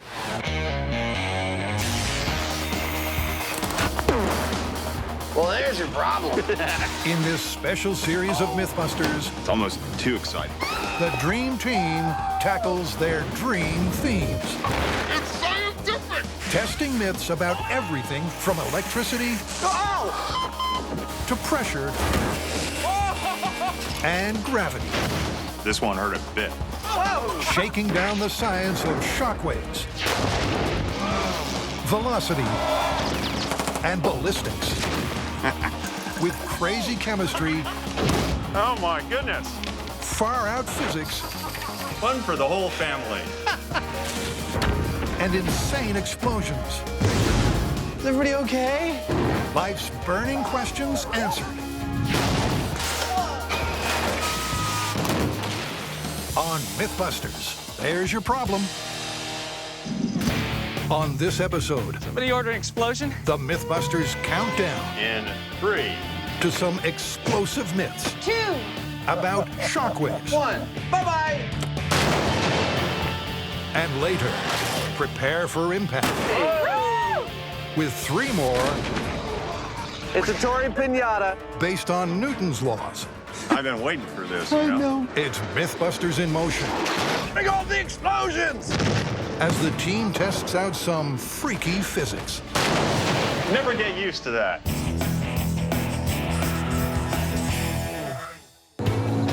The first myth is straight out of the movies. Our heroes trapped on a boat. A bomb set to blow. Facing certain death, they dive into the drink for protection and surface miraculously unscathed. But would that happen in reality? We know how shockwaves behave in air and water. But what happens when one moves from air into water? Will it speed up, slow down, or even be reflected by the surface? There's only one way to find out. Good day to blow some crap up, huh? You bet. Step 1 is to measure how destructive a set amount of explosive is over distance in air, for which the key piece of kit is this. An Osico rupture disc, basically a calibrated piece of aluminum foil, and over 13 pounds per square inch of pressure, it will burst, telling you that if you were standing where this disc was, you'd encounter physical injury. Burst discs are positioned 1 foot apart up to 14 feet to see how far a calibrated block of C4 would cause injury. All right, JD, go ahead and light it. So this is calculating injurious distance of C4.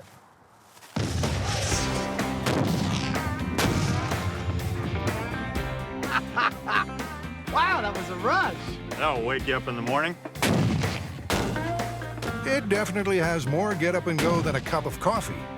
The shock front ruptures the burst discs up to 10 feet. That's our danger zone. All right, 10 feet. Now it's time for phase 2.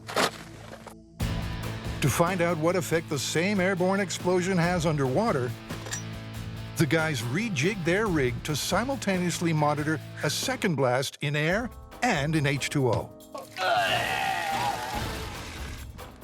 If there's any truth to this myth, what we should see when we set off that explosive is that this burst disc will blow and this one will not. Okay, take it up. Well, it's time to put that theory to the test with the same amount of C4 10 feet away from the 2 pressure discs. Go for it, JD, light it up. There it goes. This is invigorating.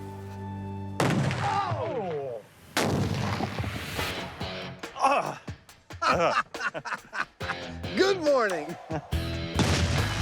Now to find out how the burst discs compare.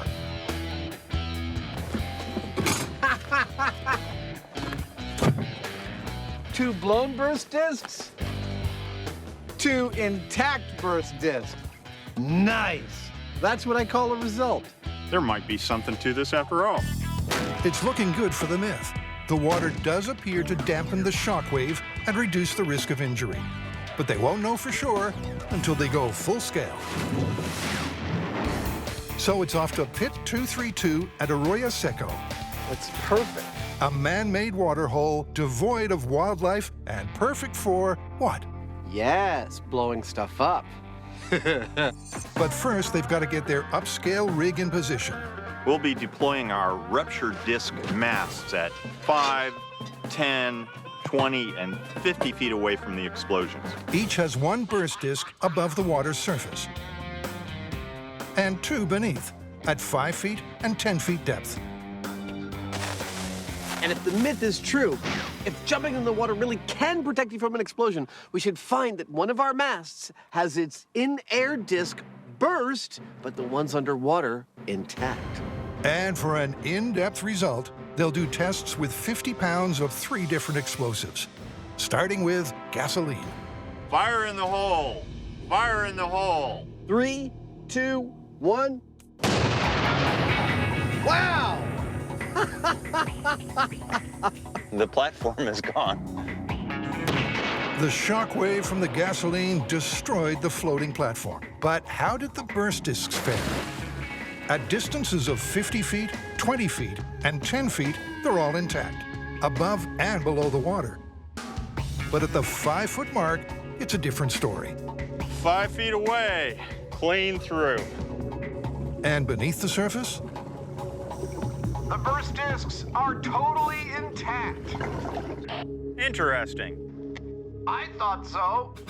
This myth is in good shape, so let's step it up a notch to a powerful explosive called ANFO, which should be a sterner test than the gasoline.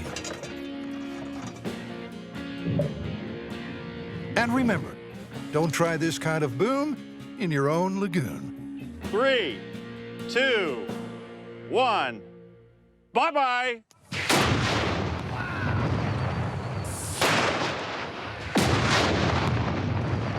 Whoops.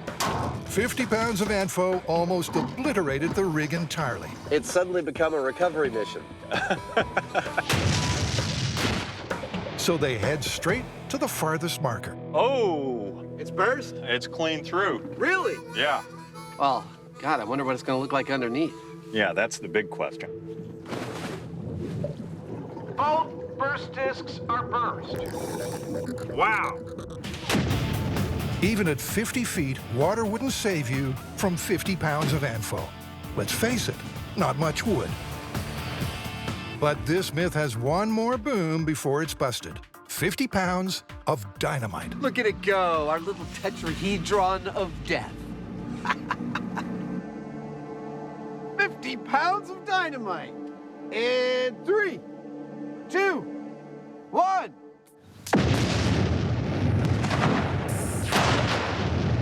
Oh, yeah. Wow.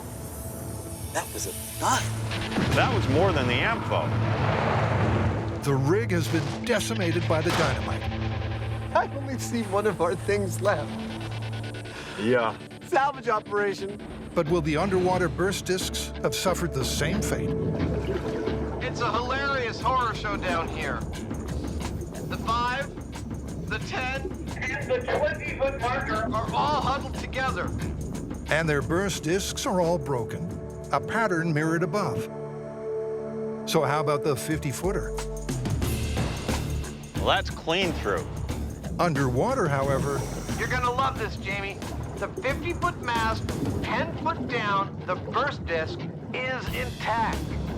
What about the 5-footer? The 5-footer is also intact. Repeat, the 5-footer is also intact. Well, that says something really strong about the myth. That's great. with 2 unburst burst discs underwater, it's a bombshell result. For some common types of explosive, diving underwater really could save your skin, just like the myth.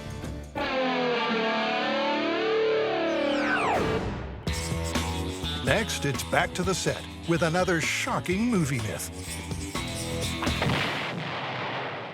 What are you looking so excited about? All right, we are testing a Hollywood movie myth dealing with explosions. Great. What is it? It's a bomb-tastic scene straight from the blockbusters. Escaping an imminent explosion, the hero leaps into the air, and the force of the blast gives them a superhuman boost. But are these film physics bang on? Or is this mission implausible? To jumpstart the myth, Fire Cake, get those legs up! Carrie and Tori need to establish the average distance and hang time of a regular jump All right, I'm in the zone. by an average person.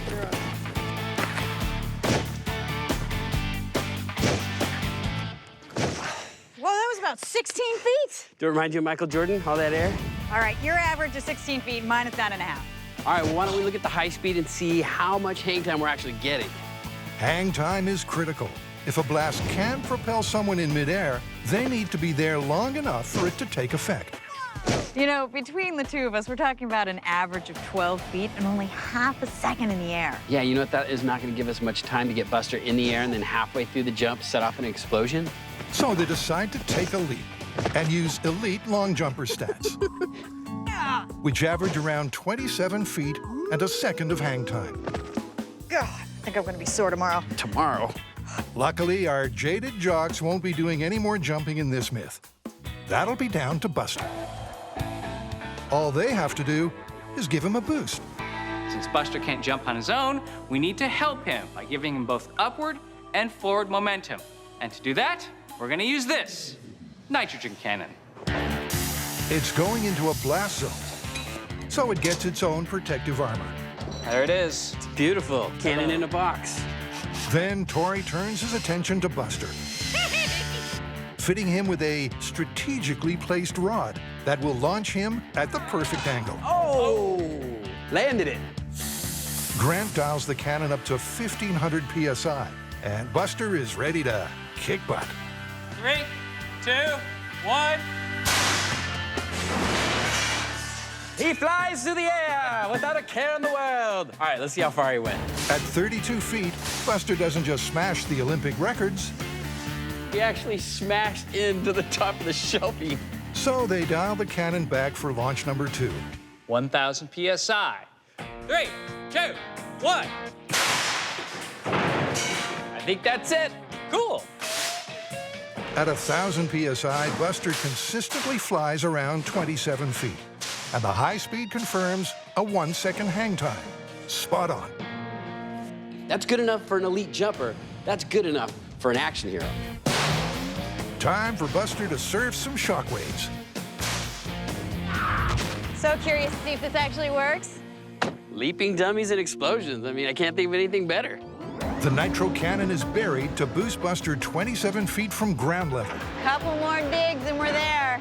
But to time the jump and blast just right requires a very tricky trigger.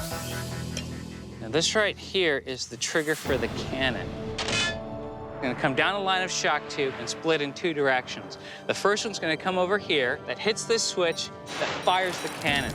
The other side of that goes over to the explosive through a delay cap that's gonna delay it half a second to let Buster get to the top of his arc before it fires off the explosion. Special delivery. 10 pounds of C4 is wired and ready to blow. Here comes the firing line. Will the shockwave extend our stand-in stumpman's jump? Think action hero. All right, arming in 3, 2, 1, fire. Wow, that happened so fast. Yeah. We're gonna have to look at the high speed to see exactly what happened. On review, the trigger worked perfectly. Buster's jump peaked just as the shockwave hit. But did he fly further than 27 feet? All right, what do you got? 27 feet. So that's a negative on C4. C4, negative. But it's a high-velocity explosive, which delivers a rapid shock impulse. So now we're moving on to a low-velocity explosive, ANFO. This should be really interesting. Will 10 pounds of low-velocity ANFO give Buster more of a heave-ho? Here we go. Let's see if he rides that shockwave. In 3, 2, 1, fire. That was a lot louder. You can definitely feel that thud. Let's see what happens. Yeah. The ANFO packed a punch, and the shockwave is clear to see. But did Buster hitch a ride? All right, what do we get? 27 feet. That's it? So he didn't go any farther. It's the same result again. Despite changing explosive, Buster didn't surf the shockwave. So far, everything we've tried has failed. That's 10 pounds of ANFO, 10 pounds of C4. Neither one has moved him any further than no explosive at all. So next up, a whacking 100 pounds of ANFO.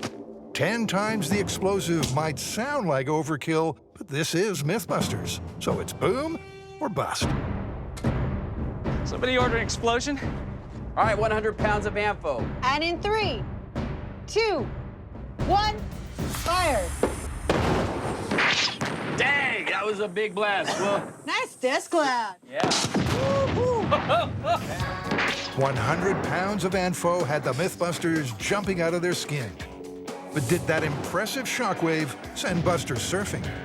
We're looking at the same 27 feet. 100 pounds of ANFO and he didn't move at all. 27 feet again. I so wanted this to work. Well, I guess we got no choice but to call this one busted. You can't surf a shockwave.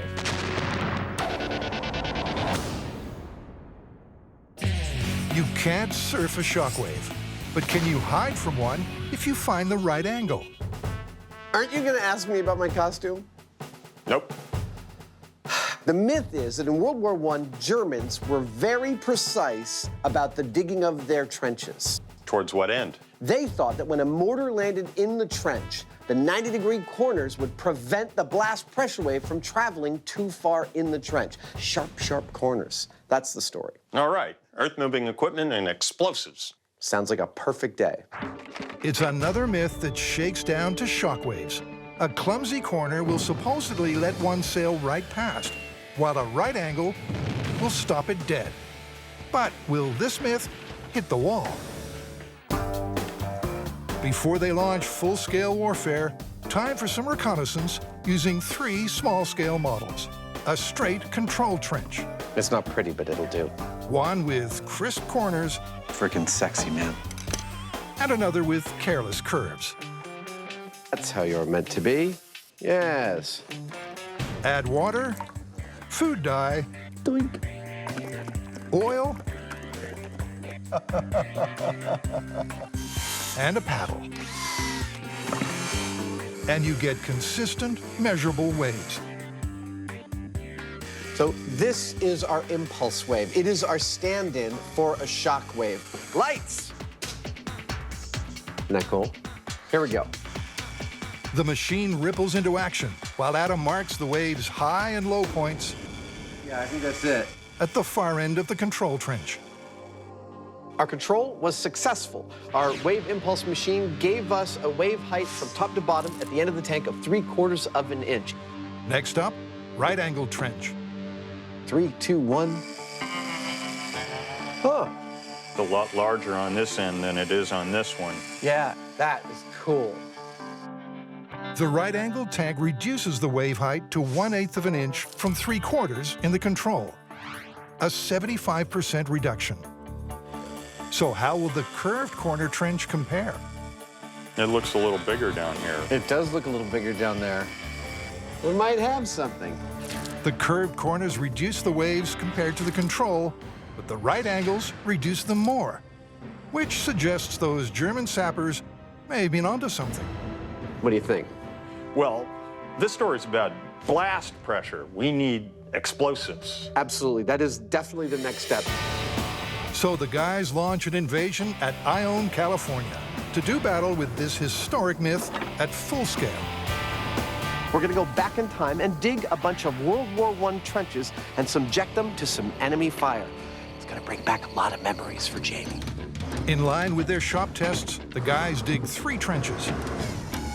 The plan is to detonate 25 pounds of TNT, the equivalent of a First World War mortar, in each one. Coming along nicely. To see if rigid right-angled trenches dampen blast waves better than sloppy serpentine ones. What did you do today? I spray painted some dirt. All right, lads, bring on the explosions! First up, they'll do a control test above ground with sensors to chart the blast at 10 feet increments.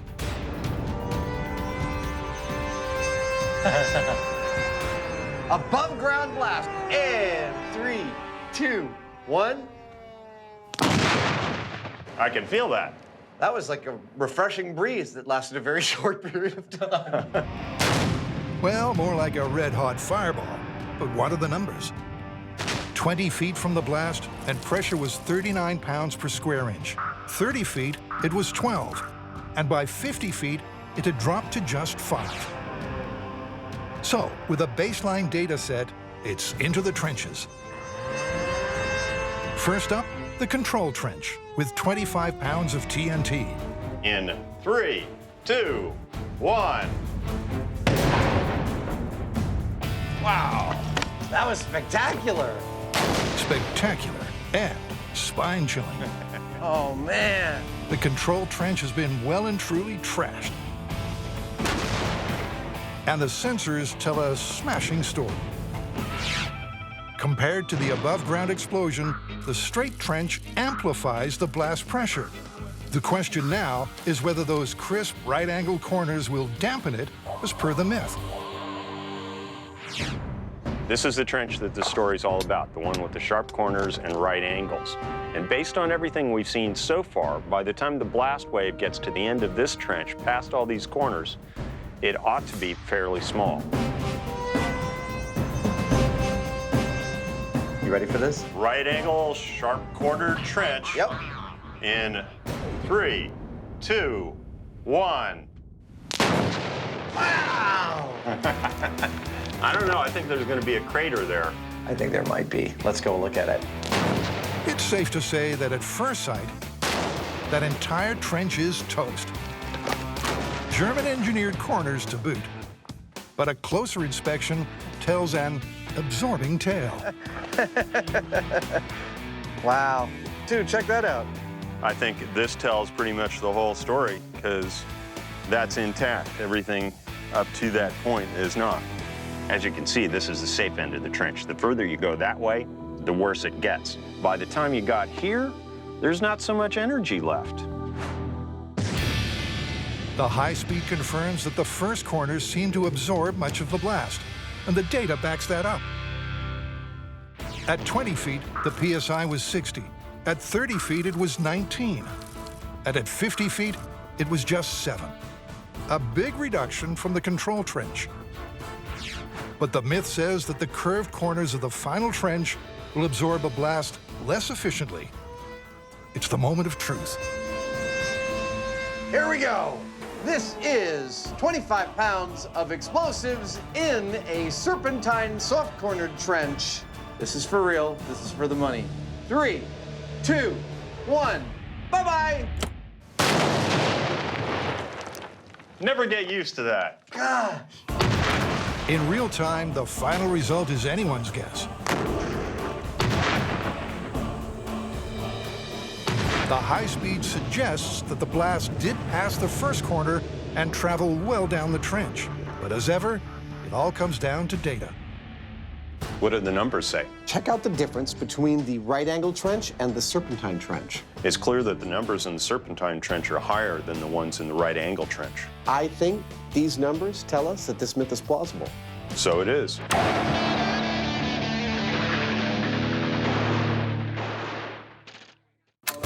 Now it's time for a bit of the old equal and opposite, as the team tests out some Newtonian conundrums. Data! First up, Adam and Jamie are having a ball. Go, baby!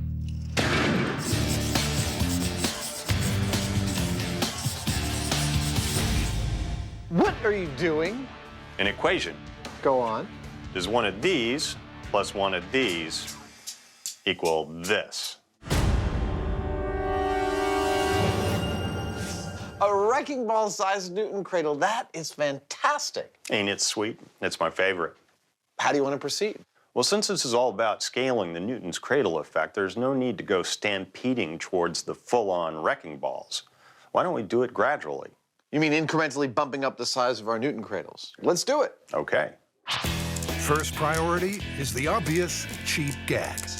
You need to stop playing with your balls and get back to work. Now, Adam can focus on exactly how this desk toy works. Now, the Newton cradle is effectively an instant lesson in energy transfer. When we bring this up to full-scale wrecking balls, the biggest problem we could encounter is that the energy transfer doesn't work, that when we lift ball 1 of the wrecking balls, it does not send ball 5 like you'd expect a Newton cradle to work. So how are we going to know how we're doing as we scale this up incrementally? This is how. I will pull ball 1 up to this block, which is the exact same distance from ball 1 as this block is from ball 5. I release ball 1. It sends ball 5 a certain distance that I can measure and compare against our subsequent Newton cradles. Adam releases ball 1, and in a clear demonstration of this cradle's efficiency, ball 5 almost kisses the blue block. What'd you get? The energy transfer was surprisingly clean. Ball 5 traveled 98% the distance that ball 1 did. Wow, only 2% loss after 1 hit. Yeah. Why don't we take it up a notch, next size up? Absolutely, let's do it. Using the magic of montage, Adam whips up a 2.5-inch version in record time. Shall we try it out? And it's not just the balls that are swinging. Oh, that's cool. Adam releases ball 1 before measuring where ball 5 maxes out. And the results are definitely in the ballpark.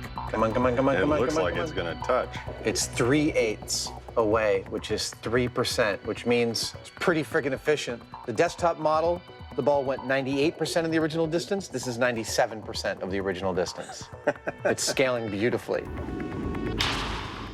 Holy cojones! This myth might just work. Let's scale up to 6-inch balls, weighing an eye-watering 33 pounds each. Wow, that's heavy. They'll require a heavy-duty stand. Nice rack. Time for a trial run. 3, 2, 1. Nice. That was a good, clean one. The reason this is called a Newton's cradle is because it's an elegant illustration of all 3 of Newton's laws of motion. As each ball collides, it transfers its kinetic energy almost exactly. All right, Jamie, ball 5 went to 94.1% of the distance of ball 1. Yeah, that's an additional 3% loss. I'm still feeling pretty good about this thing. Yeah, still working. So is increasing the mass causing us a problem? Well, we are seeing an increase in losses the more we scale these balls up. But here's the thing, it's not proportionate. These balls are over 200 times the mass of the original small balls on the toy, and yet we're only seeing a total of about a 6% loss. It's not very much. Dude, this thing is great. What do we do next? I think it's time for us to go check out a full-size wrecking ball. Awesome! I was hoping you'd say that. They're going to take a 28-inch naval buoy and cut it in half. Across the center, they'll weld a 3-inch thick hardened steel plate that should be able to transfer the energy of the swing. Inside the buoy, they'll add rebar and concrete. That leaves just 2 questions. 1, will it work? And 2, are all these ball jokes eroding the scientific integrity of the show? Let's keep rolling and see. These things are going to get cut in half, and then we're going to weld the plates right down the middle.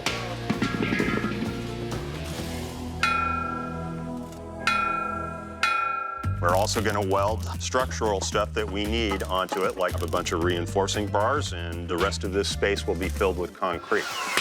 Adam and Jamie's fearsome spheres are taking shape fast. And off we go. And while the concrete pour isn't easy, Slow down. It's not long before Adam and Jamie Don, I need you to get the vibrator ready. have this part of the build in the can. Oh, messier than I thought. After a 2-week build, these balls are rocking. But will they be knocking? Let's move them out. All right. Rigging the world's biggest Newton's cradle will require balls of steel in more ways than one. Given their combined weight of over 5 tons, keeping these balls in the air is a serious engineering feat.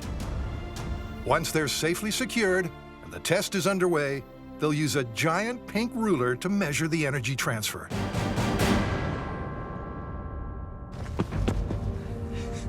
All right, you ready? I've been waiting for this, I know, me too. The world's largest Newton cradle. Test number 1 and 3, 2, 1. Go, baby! Yes! 1, 2. 3-ish. 4. The pink gauge records the energy transfer from ball 1 to ball 5 at just 45%, compared to 98% for the desktop version. So what's the problem? So check this out.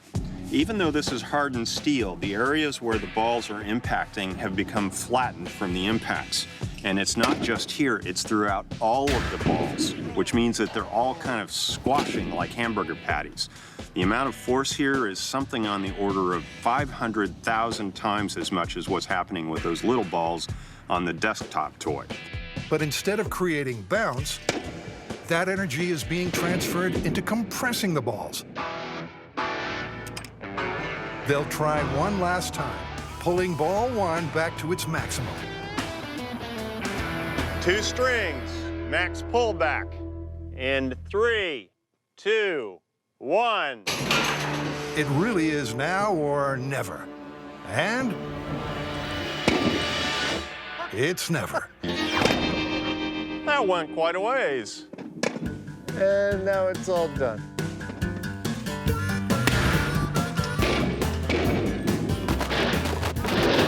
There goes one of our cameras.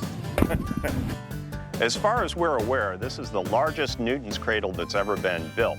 And it is a Newton's cradle because it's demonstrating exactly the same physical properties that the small one does. But as we get larger and larger, it becomes harder and harder to rein in the physical losses of energy in the system, from the balls to the cables to the overhead structure. While it is a Newton's cradle, it's just never going to be as perfect as the little ones are. This myth's busted. Though if you could build the balls out of something hard enough to withstand all that force, there's a chance it could work.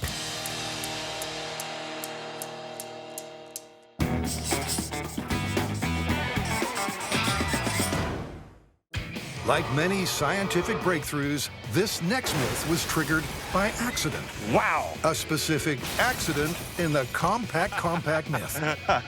In the aftermath of that smash, we heard what may have been a mistaken interpretation of Newton's laws of motion. Both trucks were traveling at about 50 miles an hour when the impact occurred. Now, that's equivalent to a single impact going into a solid wall at 100 miles an hour. And the fans went nuts. They are revolting. They rose up and they said, no, 2 cars hitting each other at 50 miles an hour is not equivalent to one hitting a wall at 100 miles an hour. It's equivalent to one hitting a wall at 50 miles an hour. They say that you were wrong. Let's test it. The theory is because of Newton's third law. Every action has an equal and opposite reaction. So 2 cars crashing at 50 miles per hour is the same as 1 car crashing into a wall at just 50 miles an hour, and not 100. It sounds nuts, but can this counterintuitive argument actually be right? I want to smash some cars. All right, then. Today, your much-needed dose of car crash TV will be coming direct from a collision test facility in Arizona. Here we are. This is a 1,280-foot long crash rail. It has a track embedded in it and a cable that pulls a car along that track towards the impact spot.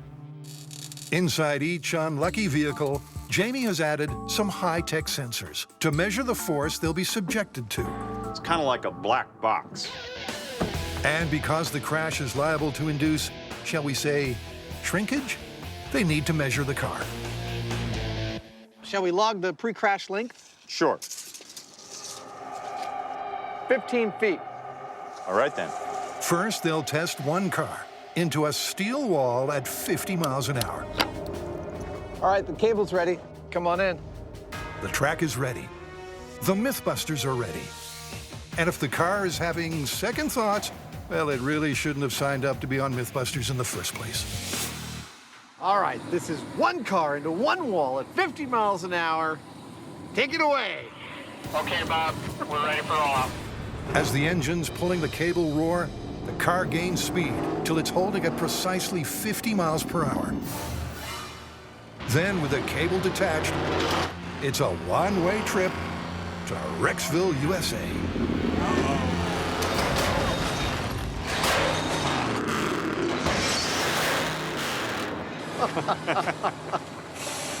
Oops. Time to reach for the insurance policy, if you can find the glove compartment. Yep, it's a car crash, I think. Yeah, I'd say what happened here is this car here hit this wall. There. The evidence of that is undeniable. Like a hot dog hit with a hammer, the front of the car crunched up so much, it was a whole 3.5 feet shorter. 11 feet 7 inches. This car hit that wall at 50.7 miles per hour and took an average of 58 Gs in the longitudinal direction. I'm gonna go out on a limb and say that when we smash a car into this wall at 100 miles an hour, the G load is going to be significantly higher. With Adam perched on that shaky limb, another car is strapped into the track of doom. Commence with the 100-mile-per-hour crash. Like some lemon-hued, ghost-driven chariot of the apocalypse, it reaches 100 miles an hour. It's going flat out. And hurtles towards its own date with destiny.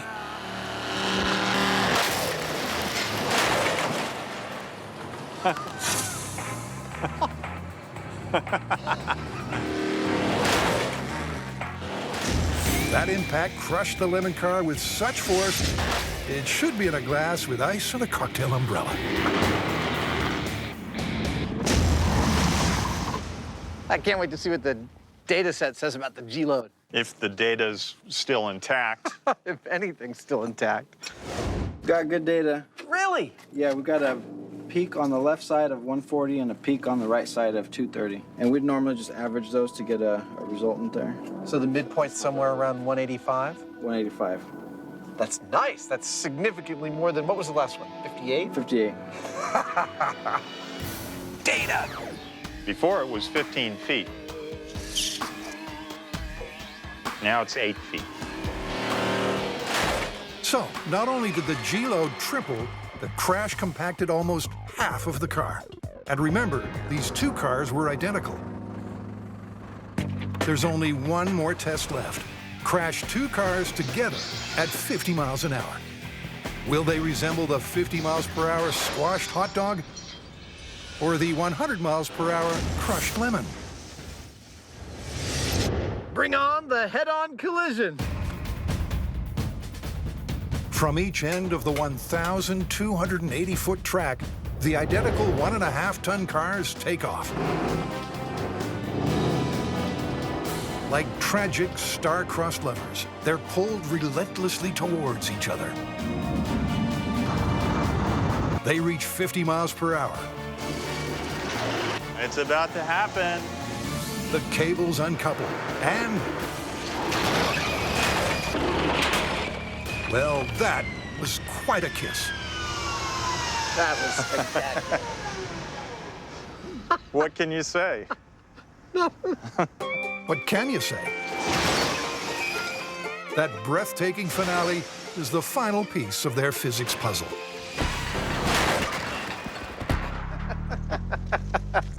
There's a windshield between them. It's pretty evident, isn't it? It really is. It looks just like the 50-mile-an-hour against a wall crash. And nothing like the 100. Nope. Amazing. But just to be sure, Jamie's checking the all-important data. Well, the figures are in. The orange car got 52 Gs, the yellow car got 58 Gs, which, give or take a few Gs, is the same as what we got against a wall at 50 miles an hour. And the damage data backs up those numbers. both of the cars are virtually the same length as the 50-mile-per-hour wall test at 11.5 feet. Newton's third law, every action has an equal and opposite reaction, holds true. Although the two-car crash at 50 miles per hour doubles the speed, the energy of the crash is transferred to twice the mass, thereby halving it, resulting in a crash that looks like just one car into a wall at 50 miles per hour.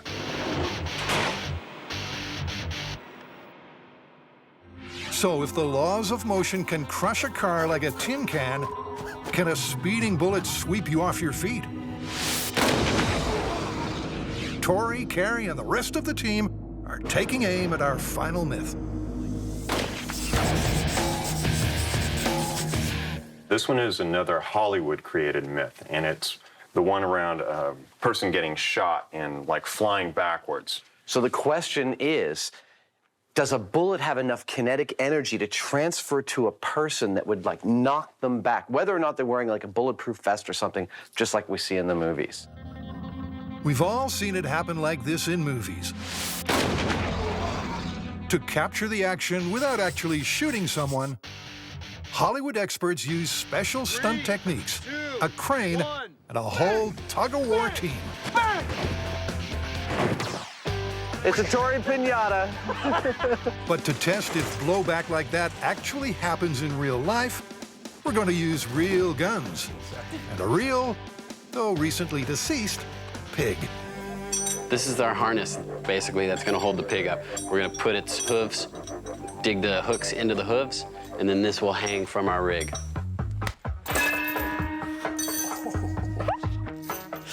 I just saw you punch yourself in the head. Let's hope out on the range with high-powered weapons and live ammunition, things go a little bit smoother. That's what you want. It's the carabiner. That's beautiful. Okay. Look busy. Here's San Francisco PD former sniper Alan Normandy with quite the arsenal. A Remington 700 308 sniper rifle, 12-gauge shotgun, a Colt M4 in .223, Thompson submachine gun in .45 caliber, and an MP5 in 9mm. The question is, will any of these have the firepower to make pigs fly backwards? The M4 is loaded with a 9mm hollow point bullet. Lean forward just a little bit, squeeze slowly. There you go. A direct hit, but the pig barely twitched. Hardly at all. It moved a little bit, but that could have been a fly that landed on it. Yeah. Let's try Tori with a .45 caliber Thompson. Nope. And Jamie using a .44 Magnum, shooting the same caliber used by Dirty Harry, also has virtually no effect. The bullet moved at 1,300 feet per second, but none of that forward momentum is transferred to the pig. Let's take it up a notch, or 5. It's the same sort of bullet they use in the M60 machine gun. You remember Rambo in the first movie where he's got that belt-fed machine gun? Yeah. This is the same cartridge. Rambo? Surely a bullet fired by that dude will send a pig packing. But no, this little pig just won't go. Nope, back on stage. There you go. With many of the rounds passing right through the pig, some of the energy is being expended in the hillside behind. I think we're hitting this pig in the perfect spot. I mean, this is where the highest concentration of his mass is. You couldn't ask for better, and it's not moving at all. Last chance, a massive, solid deer slug fired from a shotgun. Got some movement. Oh, finally. But the swine didn't fall back, just down. Yeah, it actually looked like it hit the hip bone and the legs spread, and then that caused the jostling that pulled it off the hook. With the pig off to the smokehouse, the Mythbusters bring in long-suffering Buster in a bulletproof vest.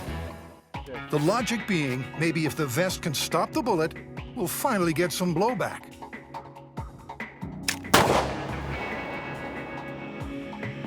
Nothing. What about the same shotgun that dusted the pig? Hey! Buster drops, but doesn't go back. Why? Because as we know by now, every action has an equal and opposite reaction.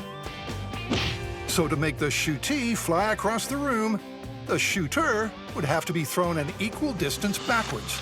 It don't happen. The simple truth about this test is it's about the impact or effect on a target can't be greater than what the shooter's going to feel, because, you know, Newton's laws still apply. So if he was going to go 10 feet, the shooter would go 10 feet in the opposite direction. Absolutely. And the physics also relies on mass.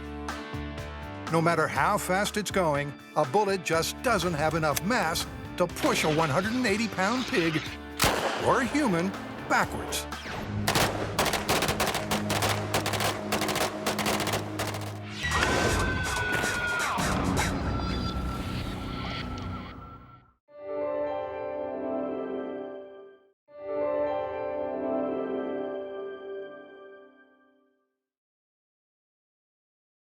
Please don't try what you're about to see at home.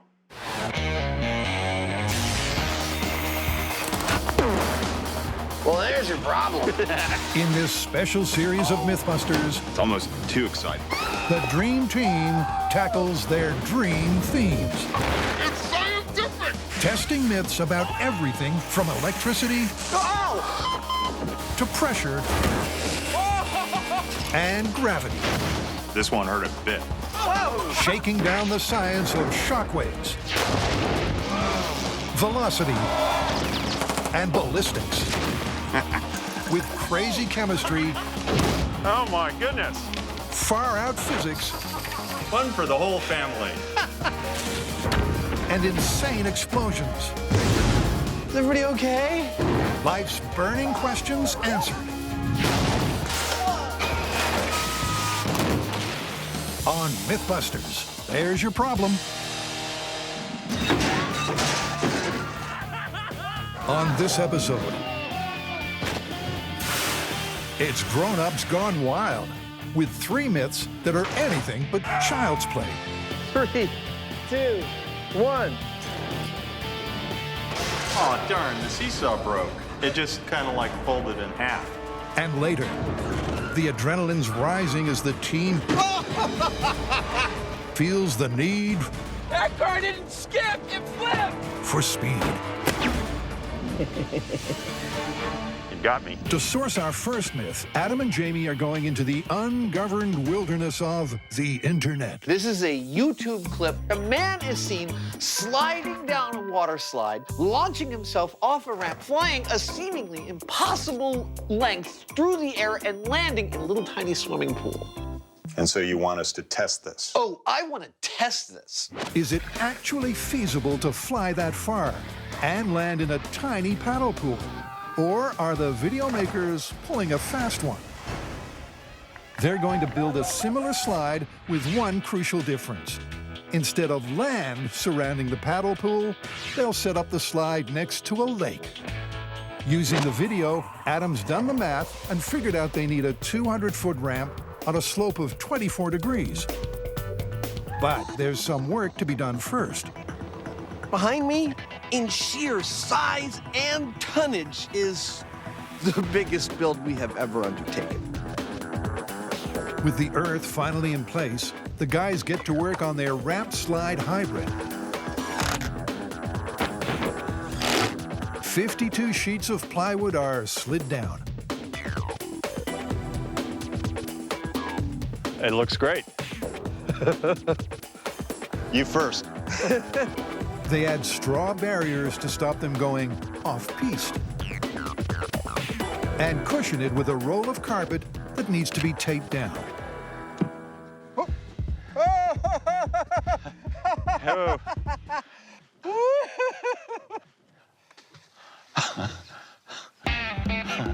Can I get another roll of duct tape? Well, the duct tape survived. So with lacquered vinyl applied, Come on, all the way, buddy. There we go, okay. it's time for a cautionary dry run. I'm not only having fun, I'm finding if there's any spots that are sticking up that could hurt us. Our slide is 165 feet long. As we go down it, we'll be going at a 24-degree angle. As we come off the end of it, we're going to be going at a 30-degree angle. How far we go and how fast we travel, that's what we're here to find out. Jamie sorted out the lube. Pull. And Adam suited up. Tempting as it is to go from the top, Adam's playing it safe, and for the first try, is going to set off from halfway. I'm dying to try this out. Here we go, test number 1. Adam Danger Savage empties his bucket and adopts the downhill luge position of the video.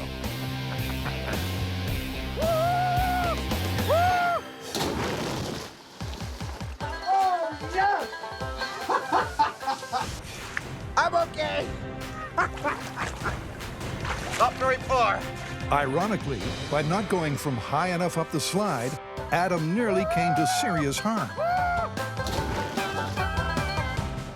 You barely made it off the end of the ramp. I don't know what happened. And for take 2, he'll need a little more slide. So he heads to 3/4 of the way up.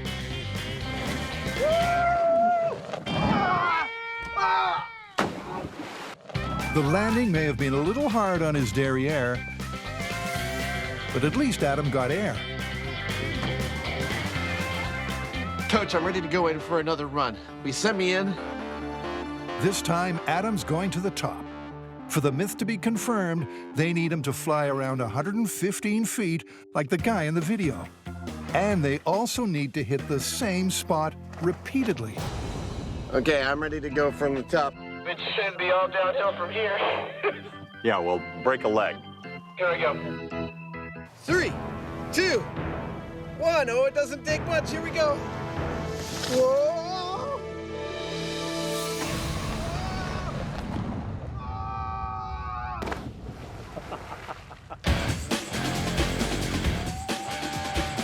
Yeah!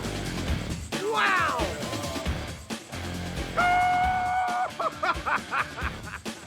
Well, that was one mighty splash. But Adam only flew 70 feet. A far cry from the 115 feet of the myth. That's totally intense. That was above and beyond everything else, the single most intense thing I've ever done on the show. But Jamie's not getting left out of the fun. You don't think I'm going to pass something like this up, do you? I mean, look at it. And besides, who knows? I might go further.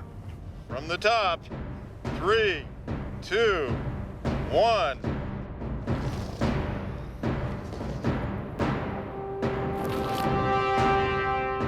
Oh! He's okay. After a pretty ungainly landing, Jamie only beats Adam's distance by 2 feet. That means the distance achieved on the slide in the video is busted. But that's only half the myth. But now that leads to the natural question of accuracy. If we did this on dry land, could we place the pool somewhere where we'd hit it every time and survive? In one run and a second, Adam surprisingly strikes almost the same spot. So those runs were great. They were both within a couple feet of each other. Really? Yeah. Time for a makeshift paddle pool target. Okay, so from everything we've done so far, we've calculated that we're hitting a spot that's pretty much in the center of that circle behind me. But here's how I want you to think about this. Picture that that is dry land, and the only salvation you have at the end of that dry land is that circle, which is full of life-saving water somewhere in the middle of the dry land, and you are going to trust your life to hitting that target? I would not. Dude, I wish you could see it from here. From here, the ring looks like the size of a quarter. Well, then you shouldn't have any trouble hitting it. Okay. It all comes down to this one. One souped-up super slider and one floating ring of rubber. Will Adam be accurate enough to ring in this myth? And 3, 2, 1.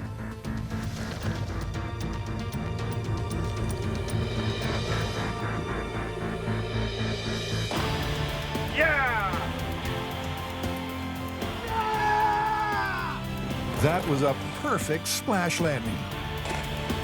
Dude, I didn't even break it! Adam's final run propelled him 70 feet and then directly into the center of the pseudo-kiddie pool. But where does that leave the myth? Well, as far as the distance goes, it's busted because we'd have to have a slide at least twice as long as this to get that 115 feet. But accuracy? Plausibility of the accuracy is the thing I find most astounding in this. When we started testing this, I would have never called that we'd be reliably hitting that dot time and again, that you could somehow set this up on dry land and actually hit the target. Well, for the myth to be true, both halves have to be true, and they're not, so it's busted. Our next myth has danger written all over it. The claim is that if you get up enough speed, you can actually swing all the way around a swing set, make a complete revolution without falling out. Sounds like a good way to break your neck. Grown-ups attempting a dangerous stunt using equipment designed for kids. I can see where this is going. Warning, this swing was designed for use by children only, not for adult use. But a little padding should make it safe, right?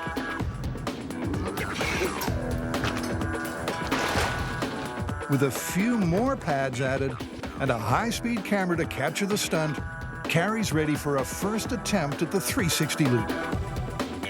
Okay, test number 1, me under my own strength. Watch out. Okay, I'm getting to the point where the chain's starting to get loose when I get to the top. So I'm thinking I'm at my maximum. Carrie's way off a 360, but still gets some impressive height. Whoa! You went total Whoa! You went I'm over a horizontal. Your swing technique is excellent. Ready. Test number 2, Tori underneath his own strength. All right, ready? Can Safety Officer Tori launch the child swing any further around? All To right. infinity and the ground. I'm okay. Are you okay, dude? Oh, I'm so glad we had the mats. As further proof you should never try this, here's another look at Tori's epic fail. Time for Plan B. A 65-pound crash test dummy. Add some serious muscle. You made it! Dude, we need a little help. Tori's biker buddies are going to help try to swing the dummy all the way around. Cool. All right, you guys ready? 1, 2. Here we go. They've got the mini swinger over the bar. This myth is still alive and kicking. That's all we needed. Just a little muscle. But it turns out that moments after she goes over the bar, the dummy falls out of the sky. So it's not a proper 360. Time to get a little creative. We know this myth is busted. You can't, under your own power, do a 360. But as Mythbusters, we kind of want to see what it takes to actually do it. They're going down to small scale and adding some mini boosters to a doll called Simulate Susie. We came up with sort of a Wile E. Coyote solution to this 360 problem. We're just gonna strap a few rockets to little Simulate Susie and just watch her go around the swing set. In 3, 2, 1, firing. Where's her hand, dude? Busted off. Blew her hand off? She's tough. The horizontal rocket sends Susie off into a cataclysmic spin and blows off her hand. They decide to reposition the rocket at 40 degrees. We're armed and launching in 3, 2, 1, fire. Yes! Yeah. Yes! Beautiful. Perfect! That was great. 40 degrees was spot on. Susie goes 360 and beyond. So the next stage is to replicate this result on the full-size swing by strapping on some mammoth missiles. Something a little scary about this image. Oh, come on, it's perfect family entertainment. Definitely don't do this at home. The dummy is wired to the swing and fitted with 2 rockets, one each side. Going in 3, 2, 1.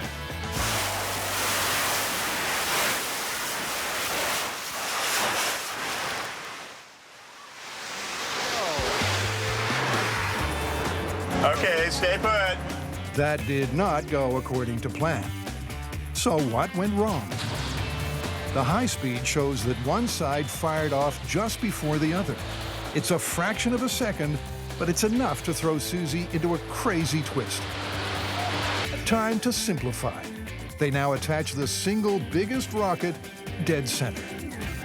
But because they're worried about Susie's weight, they opt for a launch angle of 60 degrees instead of 40. 3, 2, 1. Another failure to launch. But it's not all bad news. That even though the rocket fired its full ignition, she didn't spin, she just stayed in one direction, which is ideal. That means all we need to do is probably drop the angle a bit and she'll go forward instead of being just pushed down. They drop the angle to 40 degrees. Now everything matches the successful scale test. While the fire marshals stand by, Jamie does a final head count. 3, 4. With the light fading, it's now or never for this myth. Okay, we're good. Jamie gives her one final push. And 3, 2, 1. And she's over. At last, using the results of the scale model tests, their girl finally goes the distance. That's a full wrap on the chain.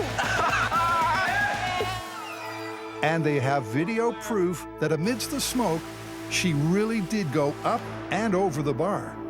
And her chains, well, the high speed shows that they were straight the whole way round. A perfect demonstration of a swing set 360, even if it was cheated with rocket power. So in the final analysis team, what is the final verdict? The myth that you can do a full 360 on a swing set, busted, plausible, or confirmed? Totally busted. Not possible, busted. Busted, but the rockets were spectacular. To understand our final myth, you'll need to concentrate. And not just because Adam's bunged on his British accent. I'm a skydiver, right? And I'm falling through the air, and my parachute has utterly failed. Looking desperately down at the ground for something to break my fall, I spy a children's playground and a seesaw with a little girl at the other end. Not worrying about her, I aim for this end of the seesaw, go straight upright. At the last second, I hit the seesaw and catapult that poor little girl up to the top of a 7-story building where, amazingly, she lands safely. Wow. So, if a skydiver with a failed parachute did happen to land on the end of a seesaw, basic physics tells us that the lonely little girl on the other end is going somewhere. But could she really go 7 stories high and live? There's only one way to find out. All we need is a regulation seesaw. And a correctly weighted little girl. And a skydiver. Terrific.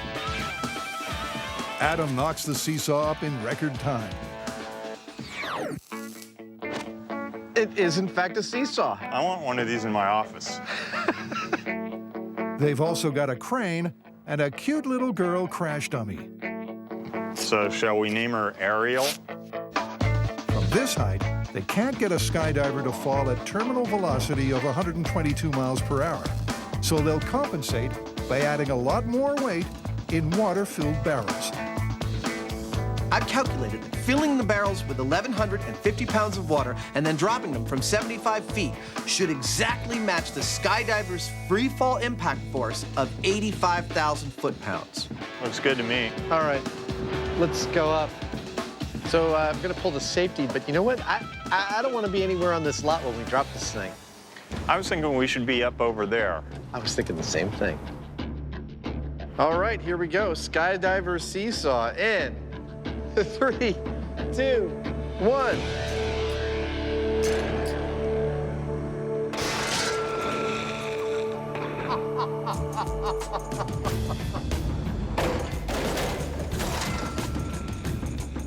Oh, darn, the seesaw broke.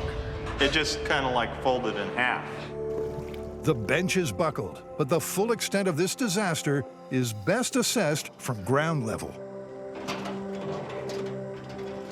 I don't think we've ever done this specific kind of damage. It not only crushed it right at the pivot point, but it also crushed it right at the end here. So, you know, that's a heck of a lot of force. A lot more than we considered. We're gonna have to rethink this thing. When Adam says rethink, he means it. A week later, all 5 Mythbusters get together at Mare Island Shipyard. They've now got a mega-sized crane, a 170-pound skydiver made from a wetsuit filled with guts-like material, a mega bungee cord to fire the skydiver at terminal velocity of 122 miles per hour, an innocent little girl crash dummy. You're gonna be fine. And of course, the pièce de résistance, a handcrafted, super-strength seesaw. 3, 2, 1. Ta-da! Wow! Oh my God, this is better than Christmas. I've never seen a seesaw like this before. I was expecting a giant piece of steel. This is beautiful. It's elegant. It's gorgeous.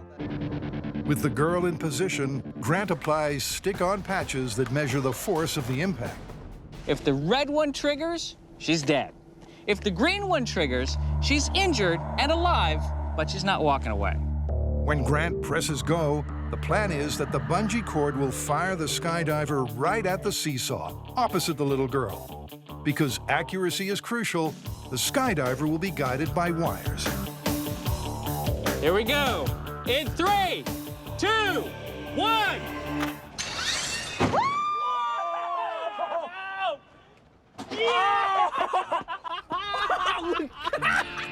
Did you expect that? It didn't go up. It shot across the dry dock. Wow. That was cool. The skydiver hit the seesaw stayed together, and the little girl got launched over 55 feet in the air. That's above the dry dock. Oh my God. Dude, the skydiver exploded. One word for this. Splat. Looks like he landed butt first. His legs missed the seesaw, but his upper torso hit it. It's probably about 60–70% of his mass contacted it, and even that amount was enough to catapult her 5 stories up in the air and 70 feet laterally. Grant checks the shock watches, and the news is grim. Oh, red shock watch is tripped. Not surprisingly, the dummy is toast. They want to try again with better aim, but our skydiver is in no shape for another run. Instead, they'll use a weighted inner tube. Now, it is the same exact weight as the average man, but this time we're hoping that we'll impart all of its energy onto the seesaw and fling the girl the 7 stories that we talked about in the myth. Here we go! 3, 2, 1!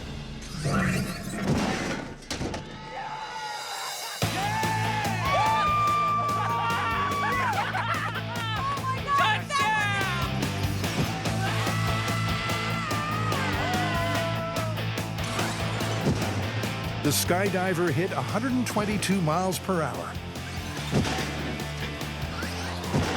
And despite the colossal sideways arc, little Ariel flew way higher than anyone dared hope.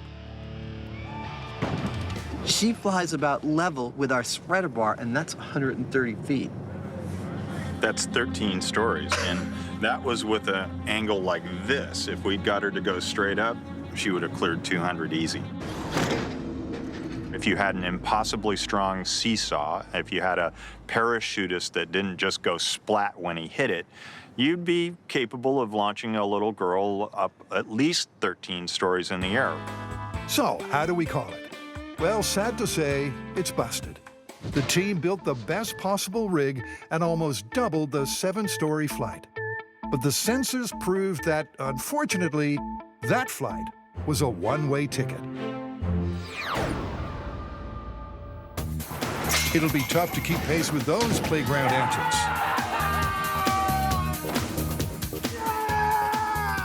So, time to put the pedal to the metal 50 miles an hour!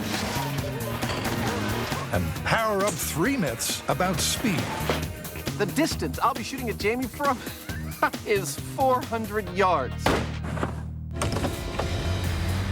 First, Adam and Jamie are going to test the movie myth that driving in reverse could give you an edge in a car chase. Been trained to drive in a lot of different ways over the years, but backwards isn't one of them, and it involves a lot of different skills, not only driving ability and spatial awareness, but also really proprioception. Yeah, let's get to driving.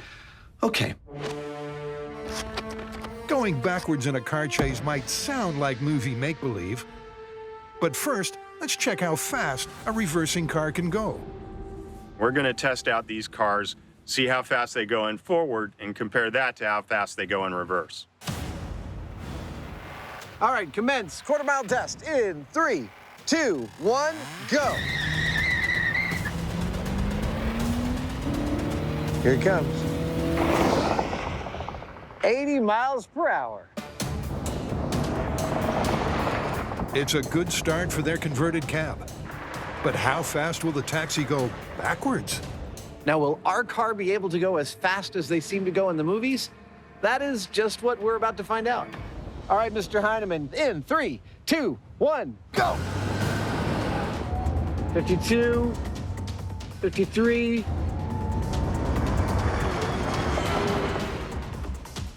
54 miles per hour.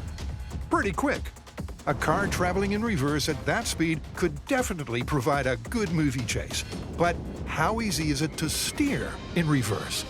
We've got a course that's full of the kind of challenges a Hollywood hero has to face, and we're going to see if we can reverse through it at high speeds without crashing. All right, first run in 3, 2, 1, go. Adam's off.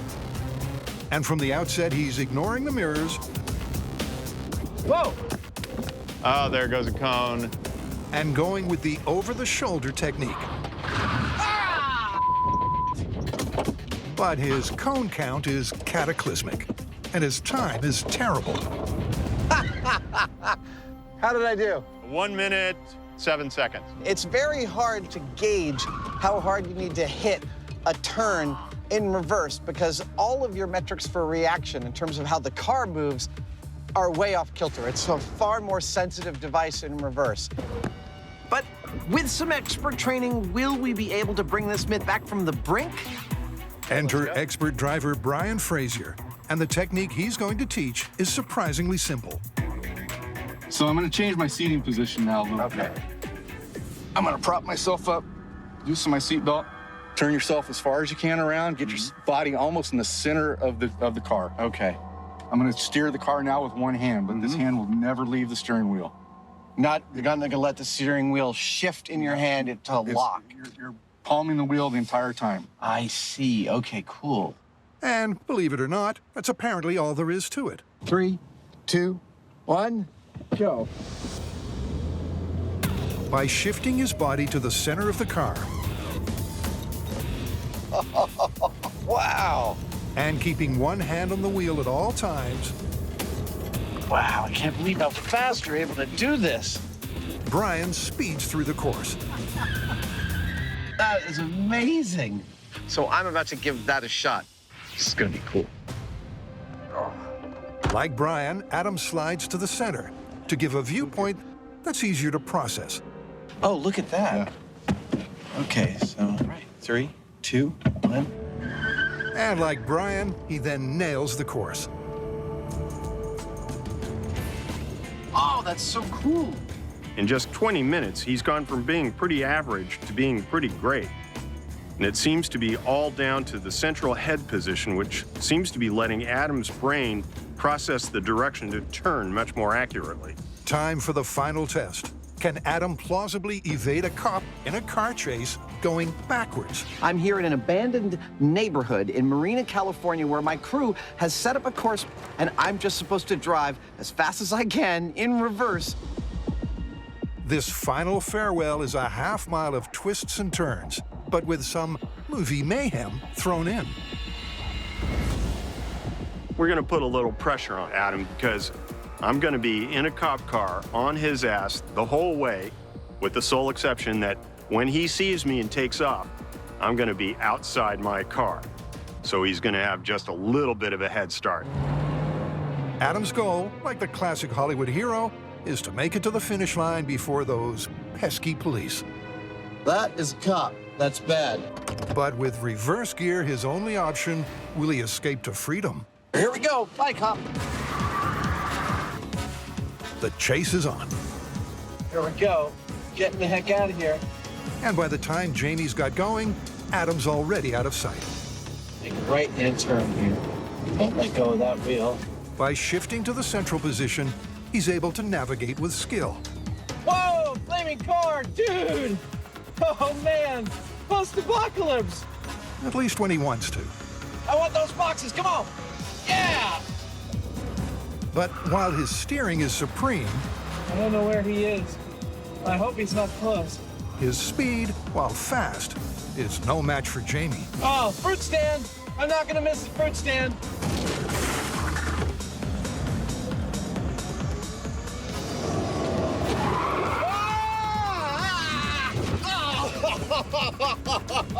Adam may be down, but he's not out as he reverses back uphill.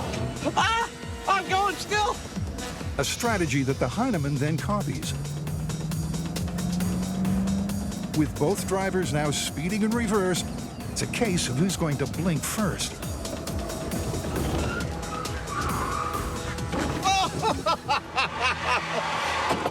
Oh, yet another in a long line of things that we should just set up for the public and charge money for.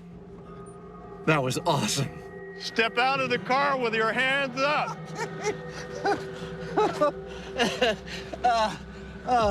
That was so much fun. Oh my God. That was the best thing ever. So how you want to call it? I have to say, I started this story thinking it was going to be handily busted, and I am now thinking that it's actually plausible. It's not unreasonable how much speed and maneuverability you can get going in reverse. Yeah, I mean, both of us, I think, if we had our choice, would go, front forward. Yeah. Because that's going to be your better option. But surprising how good it can be. Let's call it plausible. All right.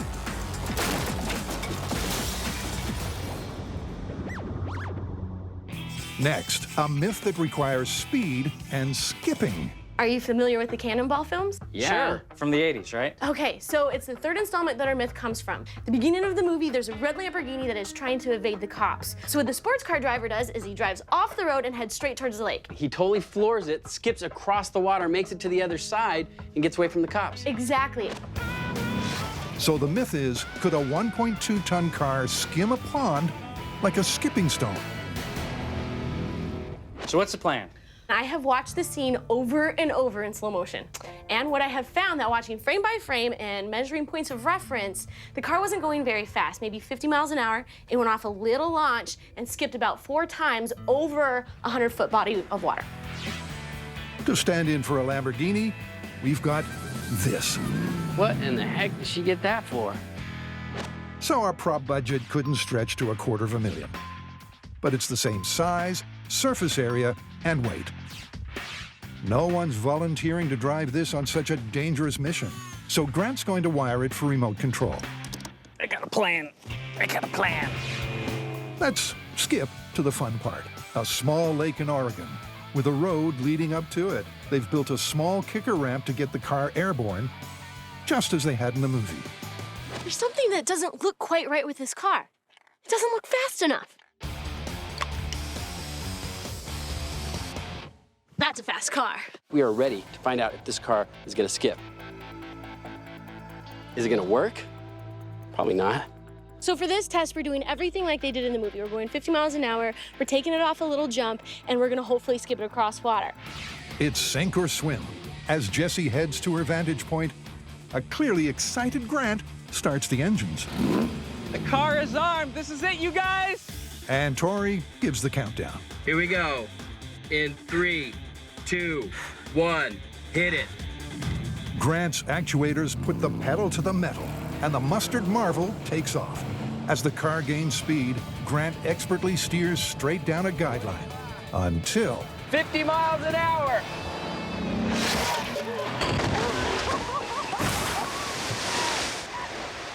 with a hop, a flip, and a thump, the car crosses the pond, but not quite as hoped.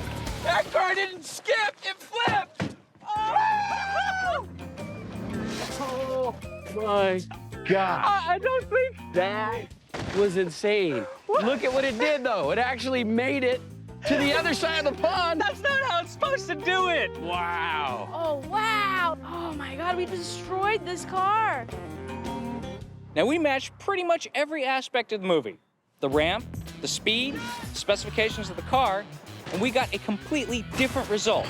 What this means is that the movie stunt was faked, that it wasn't a real skip across a lake. But they're not stopping there. What does it take to get a car to skip across a lake? Using a scale test, they figure out it's better to ditch the ramp 1. That was cool. and also boost the speed.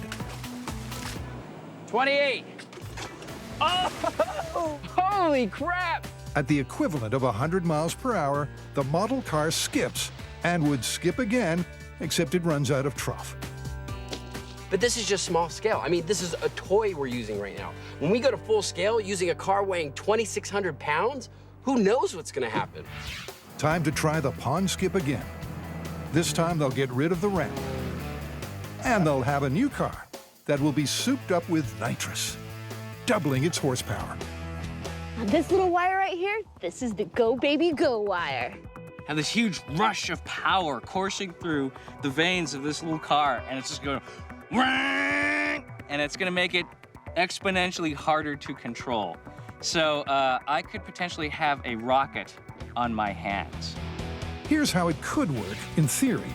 If the car is traveling fast enough and keeps its nose up each time it hits the surface, forcing water downward, the opposing force of the water pushing up on the car should propel it forward.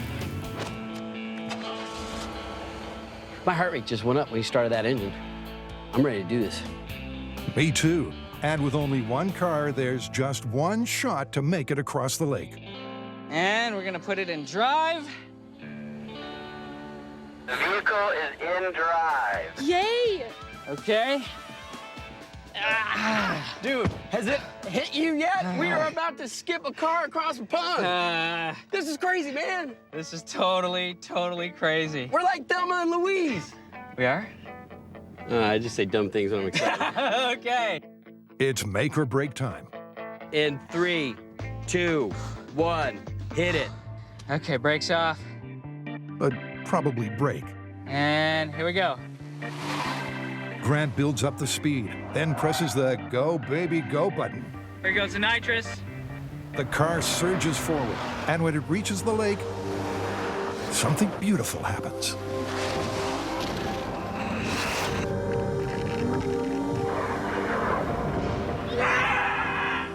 Dude, we skipped a car across the lake. That was a full-scale car skip. The high-speed shows the supercar skip twice over the 100-foot lake and then continued to drive on the far bank until Grant remembered to apply the brakes. We did it! We skipped! No rockets, no special tires, no ramp, and no underwater platform. And it skipped across the lake. Just like the small scale said it would. In fact, it's so easy, I think we really need to stop and say, do not try this at home. Yes, but let's keep in mind, the movie is still busted. Of course, going 50 miles an hour with a ramp and you're going for a swim. Next, the boys are going to try and move fast enough to dodge a bullet. The theory behind this myth is the idea that there is a theoretical distance at which you could both see a bullet being fired and yet have enough time to get out of the way of the bullet that's been fired at you before it gets to you and hits you. They want to find out if a sniper is far enough away and you can see him take the shot. Can you react quick enough to save your skin? First, they need an abandoned airfield. Check. Then they need a sniper. Check. Let's check his aim is true. That's how it's done. Check. How do you like them apples? He'll do. Their aim is to find out how long a bullet is in the air between the barrel and its target. The purpose of this test is to shoot the rifle at a fixed distance and record how much time it takes for the bullet to hit the target.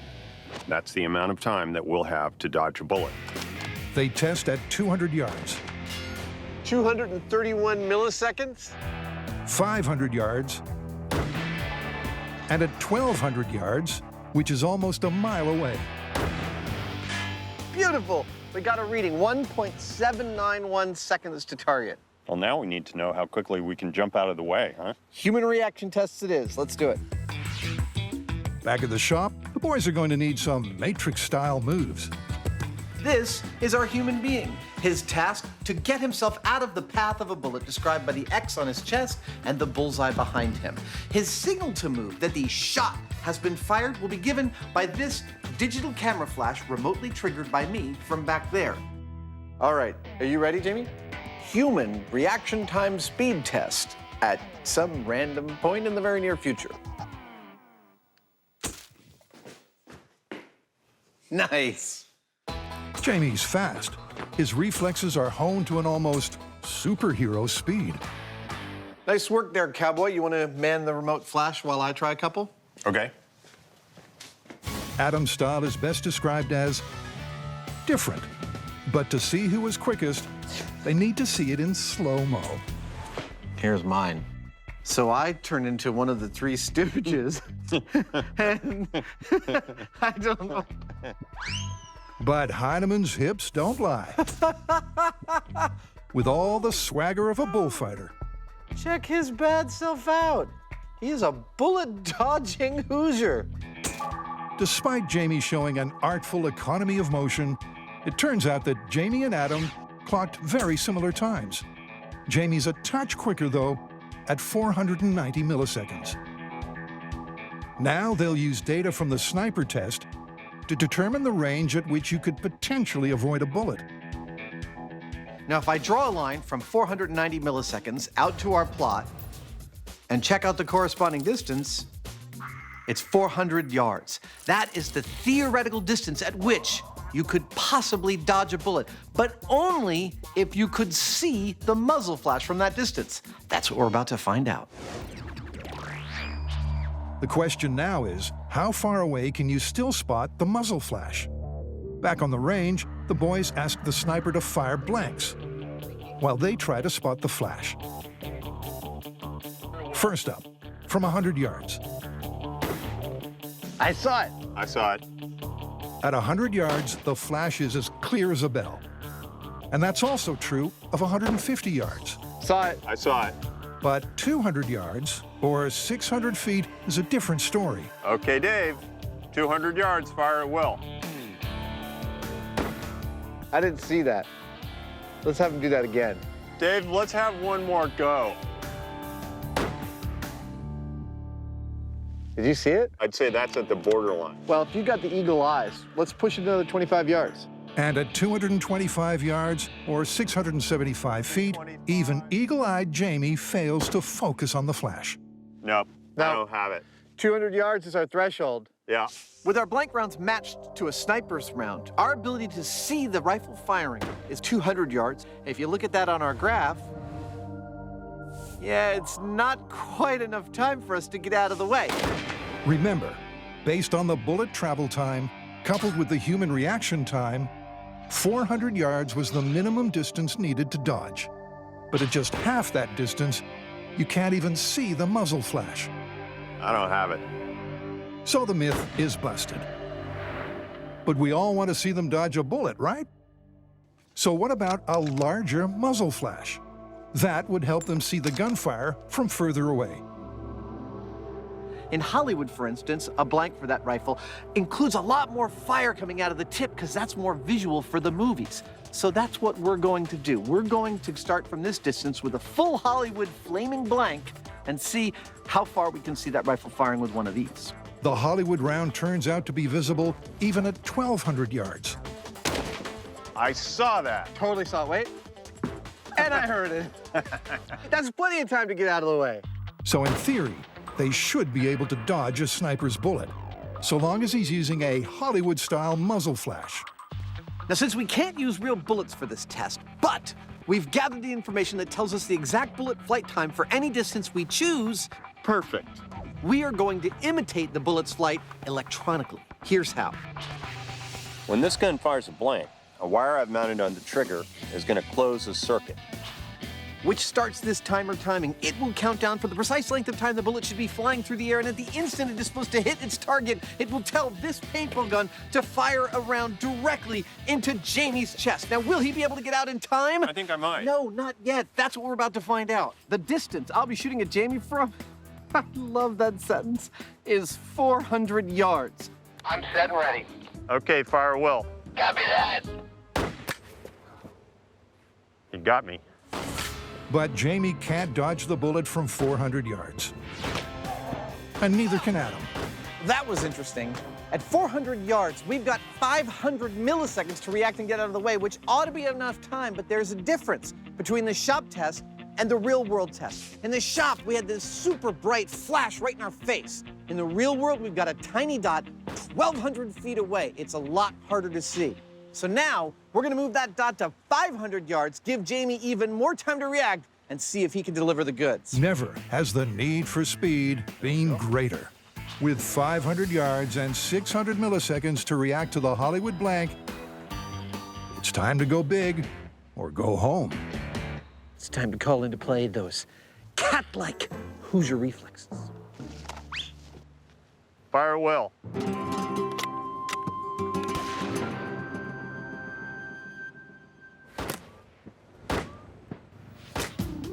I dodged it.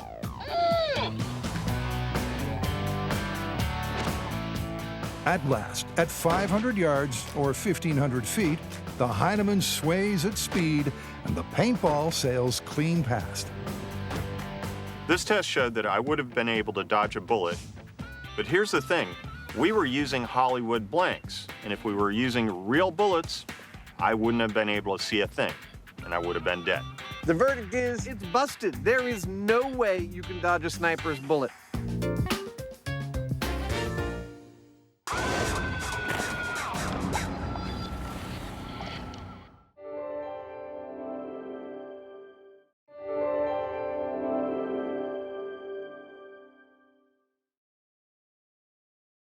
Don't try this at home.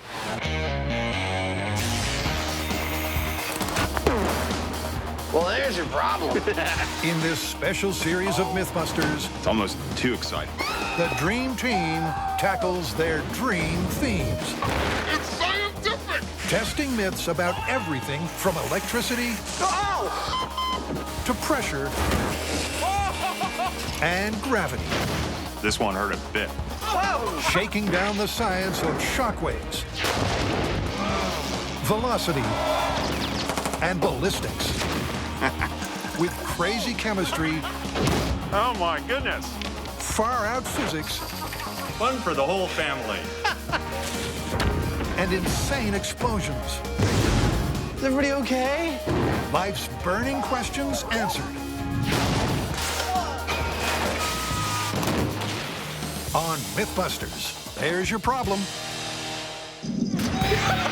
On this episode, it's one giant leap for humankind with 3 myths about the body. Hey, we got one! And later, Oh boy! it's the call of the wild That result was pretty shocking. as we release the beasts. Hell yeah, I'm nervous. Humans and animals come together, Mythbusters style. For our first myth, Adam and Jamie are delving into a very twisted mystery. The myth is that a human, when blindfolded, cannot travel in a straight line. Really? This experiment will require some field work. We've got a field in which we can walk 3,000 feet in any direction that we choose. We've got a blindfold. This one here is from my personal collection. And headphones to remove any other stimulus. And we're just gonna try and walk in a straight line and see what happens. We've got 3 ways of telling how good we are at walking in a straight line while blindfolded. First is by using the Global Positioning System, or GPS. Secondly, we've got these lovely little orange flags that we can place. You ready to go? What? I think I may veer to the left or to the right, but I think I'll end up pretty close to my goal of that cluster of trees over there. Or is it there? Adam's confident. Okay, blindfolded walking. 2, 1, go. It is a very weird thing to be walking without any visual or auditory stimulus. What's really weird is how surprisingly difficult it seems to be. I mean, tickling at the back of your mind, you're thinking something might be wrong, but try as you might, you feel like you're walking straight. Whoa! Whoa!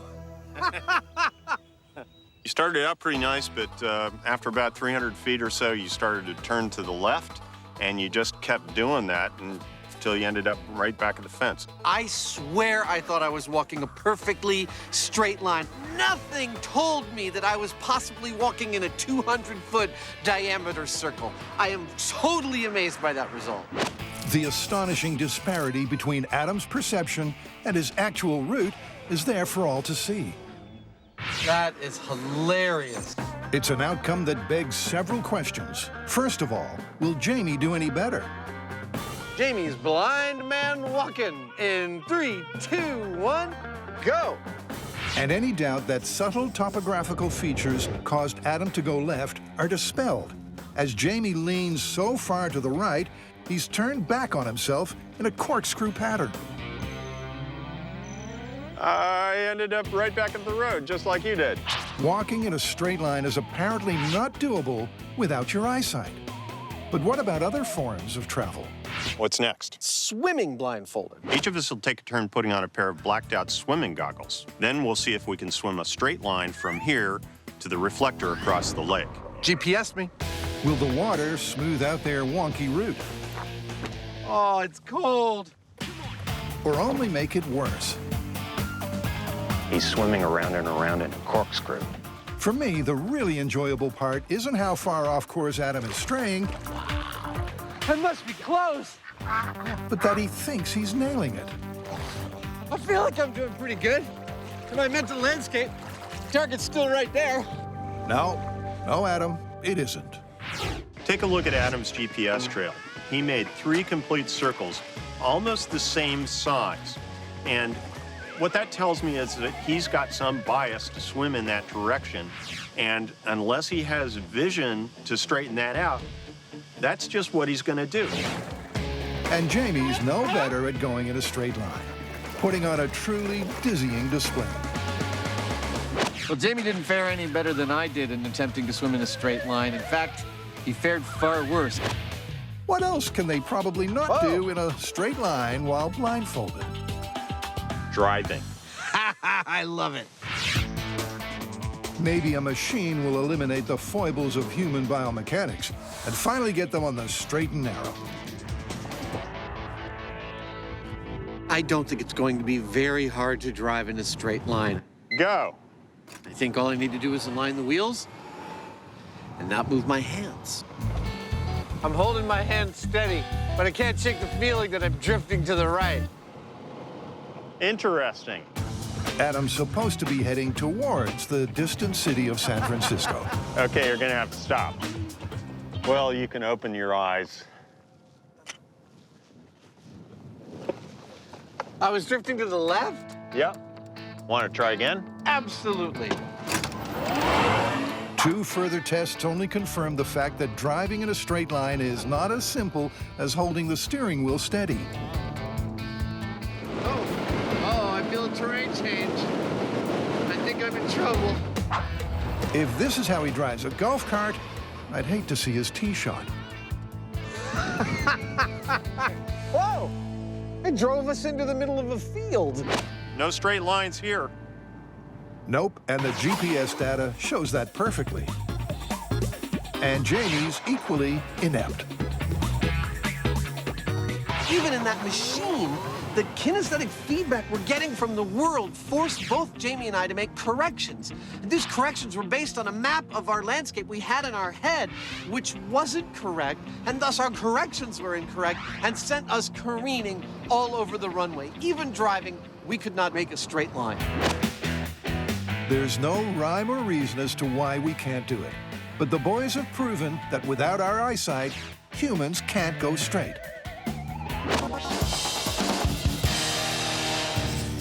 Next, we're going to figure out if there's any factual basis to the phrase, getting cold feet. Oh, meaning that fear prohibits you from doing something you thought you could do. Exactly. Like I was gonna jump out of a plane, but I got cold feet. Well, it sounds like the question for us is, do your feet actually physically get colder as a response to being afraid of something? Okay. Step 1. KB, you are 96.3. Find out what everyone's regular foot temperature is. So we just took the temperature of our feet, and we're all averaging around 96 degrees. That's gonna be our baseline. Now, it's time to scare each other.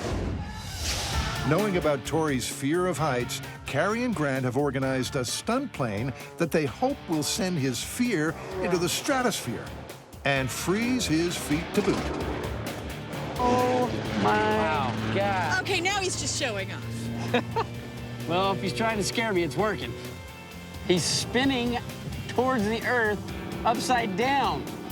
And I have to tell you, I've looked at the numbers, done the calculations, and I've come to the conclusion that I don't want to do this anymore. Dude, he's coming straight at us!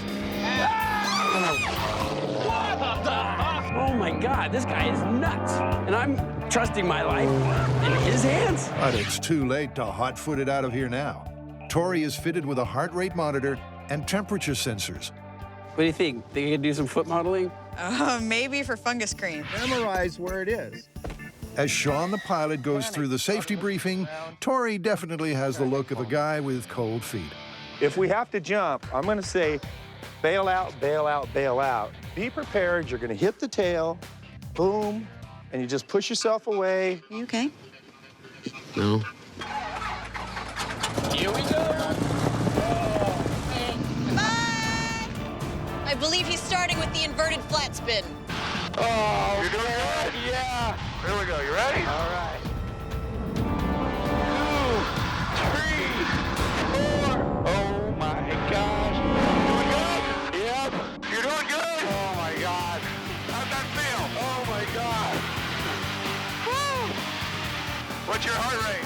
140. I have a feeling if he's got cold feet, right now. Oh my God, that was terrifying. They're not going easy on him, are they? Nope. And for the next 15 minutes, Sean puts Tori through the ringer, doing everything he can to scare his pants off and freeze his feet. The earth just keeps moving all over the place. This is where we gotta make the decision or we die. And we made the right decision. Ooh, crap. There we go. That's 3. All right. All right, Sean, I think we got enough data. And I think I'm done. Okay, well, if we look at the temperature of your feet all the way up to the plane ride, it's at 96.2, which is exactly the same as your baseline. Seriously? Yeah. It's not looking good for the myth. I mean, I know I might have looked like I was having fun, but I was actually terrified. Yeah, but check this out. Before each of the big stunts, there was a slight drop in temperature in your feet. Yeah, but it's only a degree or 2. They need more data. Next up, Grant will be wired up with the same sensors to face his worst nightmare, tarantulas. Here you go. That way the spiders don't get in your eyes. The theory on why the cold feet myth might stand up is that during the human fight-or-flight response, blood runs to the vital organs, leaving the extremities, such as the feet, out in the cold. Okay, Grant, I want you to meet Avicularia avicularia, more commonly known as the pink-toed tarantula. Grant can call a halt to proceedings whenever he wants, but for now, he's keeping his mouth firmly closed to stop intruders. Heart rate just jumped to 139. He has to keep his eyes open, and the test will last a maximum of 2 minutes. You ready? Here we go. Which starts now. Whoa! Keep your eyes open. Look at that dark one. Woo! One more minute. 1 more minute, Grant. Oh my God! Oh my God, look at the one in his hair! Last spider. That one went straight across his face. Grant is clearly scared, but is it affecting his foot temperature? 30 seconds left. 30 seconds left. It is, quite literally, the stuff nightmares are made of. But finally, he hears the magic words. Okay, let's take the box off. All right, here we go. Okay, there's no spiders around his neck, so we can slide this off. Wait, hold on. Okay, good. And nice work, buddy. you made it! Yay! You okay? Yeah. I don't really think I can adequately describe that scurrying. Okay, check this out. For his control, heart rate 87, temperature of his feet 96.3. Okay, that's normal. Okay, we stick the spiders in front of him, heart rate 139, and the temperature of his feet dropped to 81.9, and remained that temperature for the rest of the time the spiders were on him. Wow, he actually got cold feet. An impressive drop of 15 degrees means the myth is heading in the right direction. Now, it's vegetarian Carrie's turn to step up and face the banquet from hell. We have chicken fingers, which is a delicacy in the American South of China. Abalone. This is concha la grande. We have kidney and liver, both uncooked and cooked, flavored with abalone slime. That way you have a choice. She's wired up and only has to eat 2 courses. And to make it a little spicier, the guys are throwing in some live bugs. So, the bugs, strangely enough, were the best choice for me. They seemed the most sanitary, considering most of this stuff was prepared in the shop anyway. These came out of a beehive, so I'm gonna pretend they taste like honey.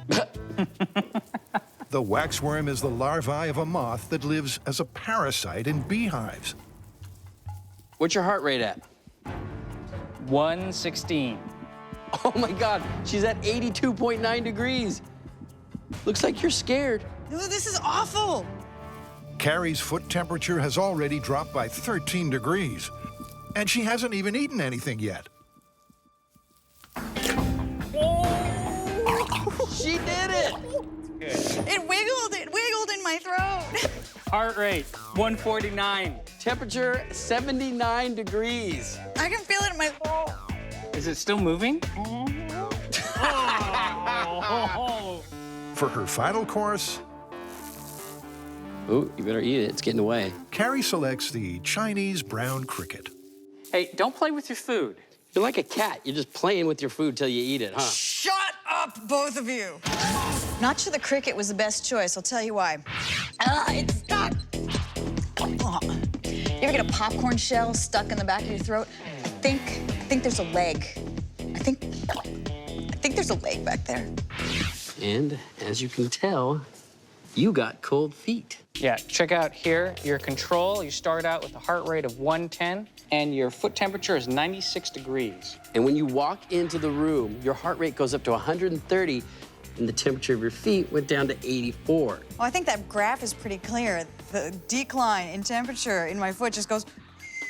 Yeah. Particularly here, when you eat your first bug, your heart rate goes to 149. And when you started choking on the cricket, look what your heart rate is. Oh my God. And your temperature is 78.6 degrees. So, for Carrie and Grant, the myth is clearly confirmed. Their foot temperature dropped by an astonishing 15 degrees or more. But Tori's results weren't nearly as conclusive.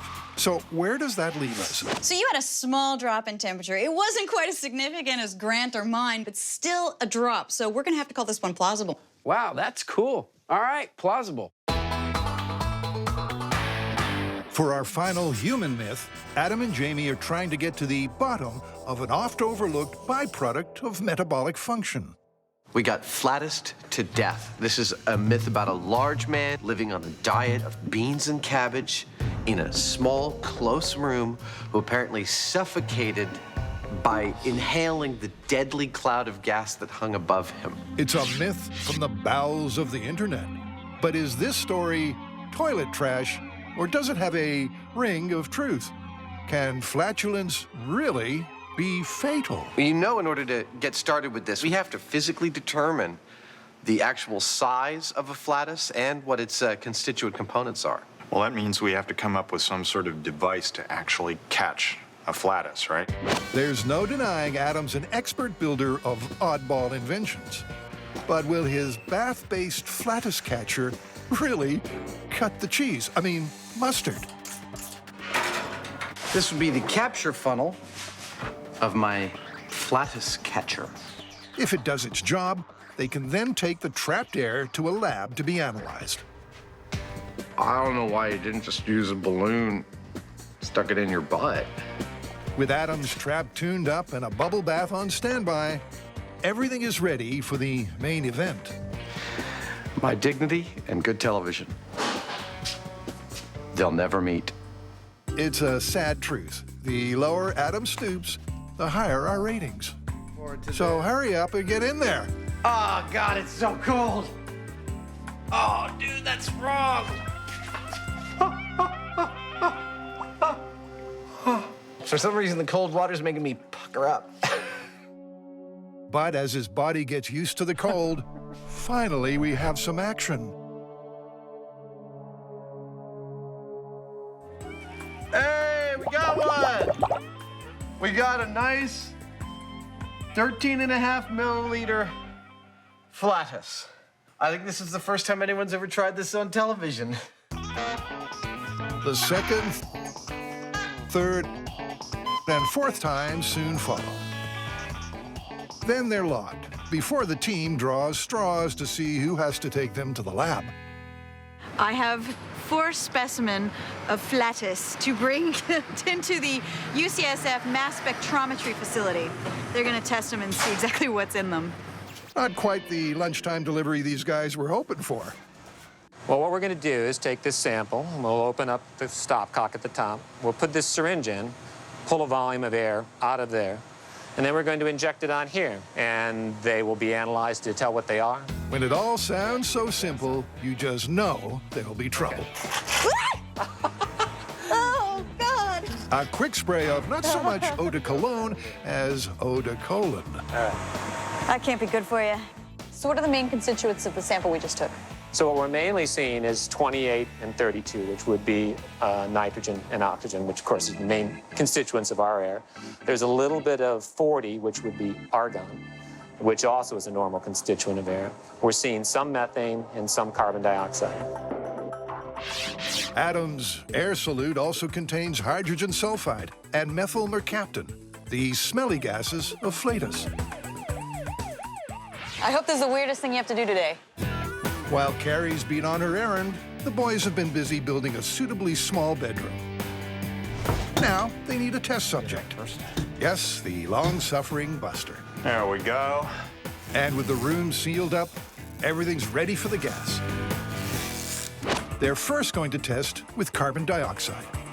The reason we're going to start with CO2 is because of all the constituent gases that make up your Flatus. It's the one we think it really has the highest potential to be the most deadly and come out in amounts large enough to actually be plausible. Regular air does contain carbon dioxide, but there's so little of it, just 0.03%, that it's harmless. But at higher levels, it turns hazardous.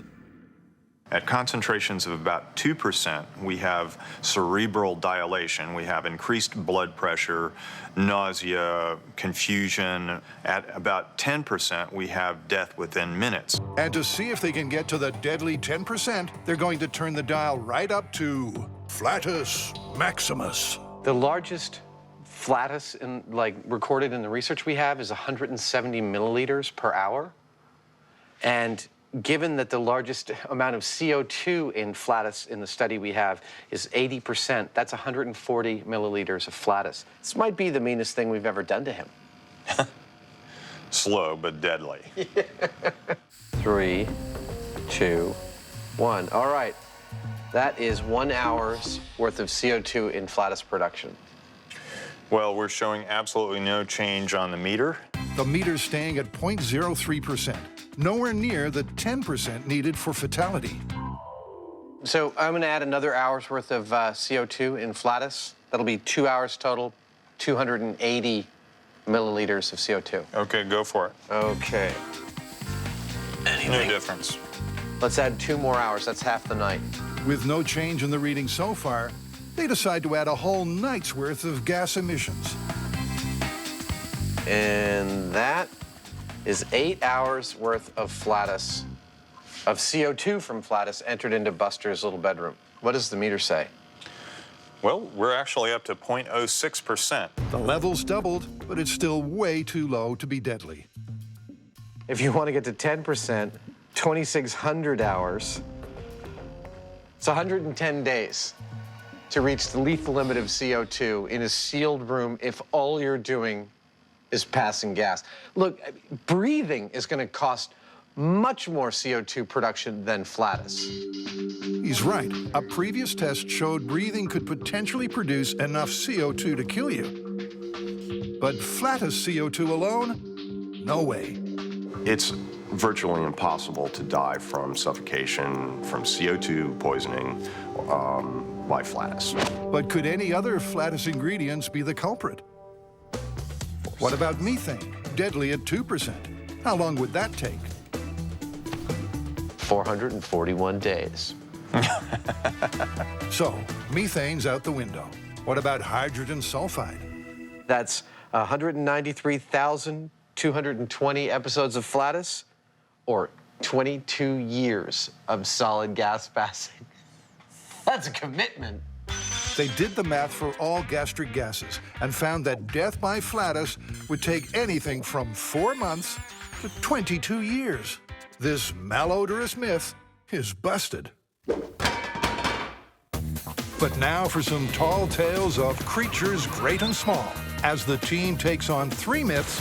I know, where is he? From the animal kingdom. For our first myth, Adam and Jamie are going to see if the world's largest land animal is freaked out by one of the smallest. Like in the cartoons. Exactly, except we're gonna test it in reality. I don't want to use a circus elephant. They're trained. I think we need a real elephant, something out of the wild. So we need to go somewhere where elephants wander in the wild. Africa! Let's go to Africa. The untamed wilderness of Africa is no place for the foolhardy. But Adam and Jamie are going anyway. Now, we've brought a bucket full of mice. Yes. And I understand you have some elephants. We do indeed, yes. We've also got the lions, the leopards, the big 5. Let's not get carried away. With their first look at the elephants, the mouse myth seems more and more like mumbo-jumbo. Behind me are our test subject elephants. Now, these guys are semi-habituated, which is the only reason I'm allowed to be this close. If we were actually in the wild, this would be extremely dangerous. Back in the safety of the truck, the boys need to work out just how to get their minuscule mice next to these massive mammals. All right, so the elephants are over there. We've got their arch nemesis right here. How are we gonna get this mouse to those elephants? Slingshot. Okay, seriously. We need to improvise some kind of mouse delivery system, something that won't freak out the elephants. Well, where there are elephants, there's elephant dung. So maybe we get a ball of dung and we'll dig a hole and put the mouse in. Then we just yank Pull it over. string. Yeah. That's great. That's a total MacGyver solution. That's exactly what we should do. Let's go find some elephant dung. Okay. It's a race to the bottom. You go that way, I'll go this way. Don't get eaten by a lion. Okay. May the best manure win. Hey, Adam, got some. A job well done. Now, Adam's going to work on the ingenious mouse delivery system. In the course of doing Mythbusters, we've done some pretty elaborate builds. This is not one of those builds. Allow me to demonstrate. You take your piece of elephant dung, and you take your mouse. This is a stand-in mouse. The real one will be later. Put him in the hole, cover him with the cardboard. Lay it out, and think elephants are gonna come on by. And wait in the distance with your monofilament. When the elephant gets near, boop, you expose the mouse and all hell breaks loose. At least that's the theory. It's a trap that's as sneaky as it is squeaky. We've chosen this area because it's open enough that we can see what's going on. And we know there's some food over in that direction. And we're hoping that the elephants will come through here on their way to the food. And at the right moment, we'll roll over the ball of dung, release the mouse, and see what happens. Hey, Adam, are you done yet? I'm all set, ready to go. Time for some predictable predictions. For me, I see this the same way I would see a person looking at a fly on the ground. It's going to be so small that you may not even notice it.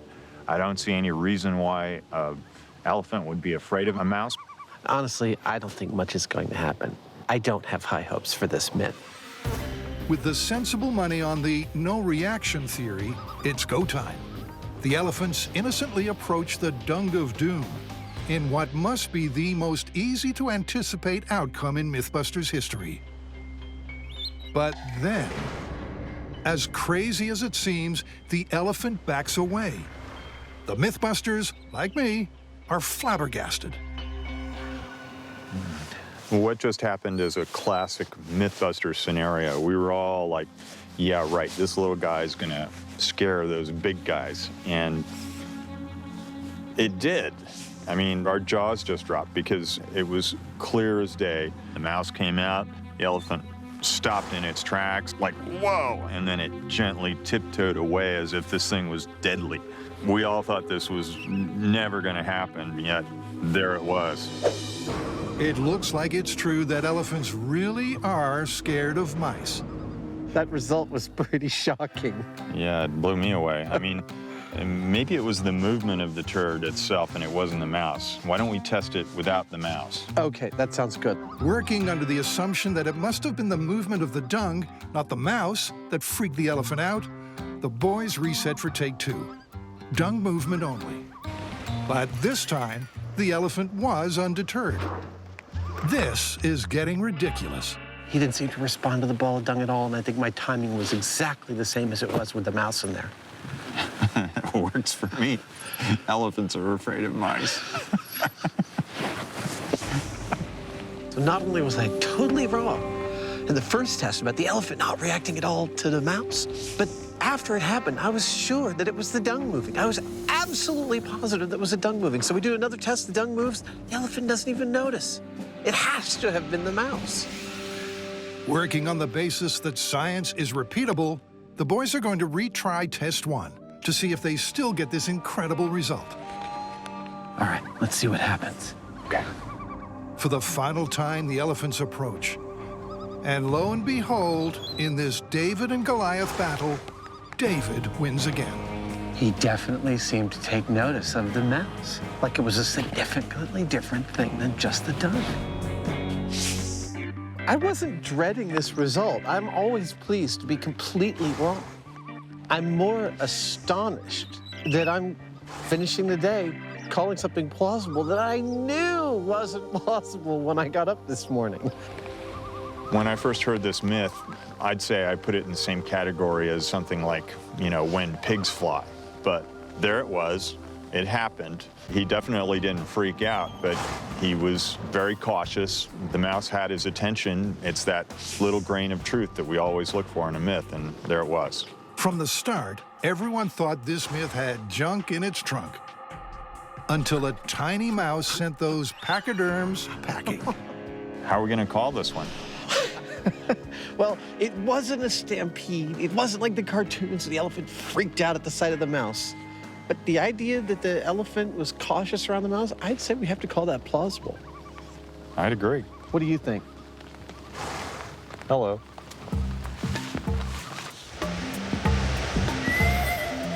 For our next myth, Carrie, Grant, and Tori are going to test if bulls really are riled up by the color red.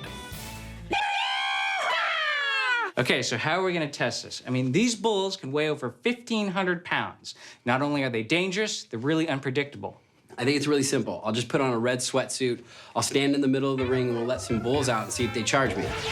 Or how about Carrie and Grant check first how dangerous getting in the ring with a bull is from a real rodeo clown? Oh, yeah, it can be a very dangerous job. I've lacerated my pancreas. I've had a bull stick his horn through my arm. I've had a bull that I didn't even see him coming. He hit me right in the side. He actually broke my femur in 4 places. Oh, my God. Okay, now I'm a little scared for Tori. Me too. And I'm only the voiceover guy. Let's go to Plan B. Make 3 robotic matadors, each capable of waving a different colored flag. So what we're gonna do is use these molds to make some foam bodies. We already have Grant's head cast. We need to make Carrie's now, and then eventually I need to make one of mine. And then we're gonna put our faces on these dummies so that the dummies get hurt and we don't. There you go, buddy. Thanks. Okay. Wait, no, I got another itch. It's lower. You reach that one? I can't reach. The dummies' bodies are made of soft foam so they won't hurt the charging bulls. Remember, you gotta get rid of the hands and feet, too. They're nice little movers in the ballroom. A little rough on your partners there, aren't you? But how will they go in the bull ring? Kind of creepy, huh? They've got a blue, white, and red-dressed matador. Come on! And the bulls are all charged up. These bulls look ready. They look more than ready. So maybe we should get out of the pen and get the tests going. We've got our 3 dummies lined up, and they're going to be waving their flags and see which one the bull goes for. Oh, now he's going for white. The bull went straight for the white dummy, not the red. Meaning the myth, like Grant's dummy, might need some resuscitation. Are you done playing with yourself? There's 2 dummies still standing, Carrie in red and Tori in blue. Apparently, these guys have a Mexican fighting bull, and these things are trained just for that, to attack. Oh, he's going for the camera! After bidding adios to the camera, the bull ignores the red Carrie dummy, before things get a little gory for Tori. Oh, he just moved past. Oh, wait, look at that. Isn't that cool? It's like the last one standing is Carrie Red. The bull chooses red last, not first. So if it's not color, what is making this toro loco? Next, they'll test the theory that it's a moving flag and not a red flag that infuriates bulls. With Grant moving the blue flag with his remote, while the red flag remains stationary, the results are plain for all to see. Move it. Look at that. Dude, I am totally convinced. In proving that it's movement, not color, that enrages the bulls, they've hit the bullseye. But why? So far, our findings do not show that red does anything magical. They seem to go towards movement rather than actually for the color red. Why is that? Are they colorblind? Well, it's a common misconception that they are colorblind, but in fact, they're not. In the last 10 years, people have looked at animals with hooves and found out that they're what's called dichromates. They can see 2 main color types. Humans are trichromates. We can see the rainbow and all the colors in between. Color perception is a complex field of study, but basically, the human eye has 3 types of cone cells that help us distinguish color. But cattle only have 2.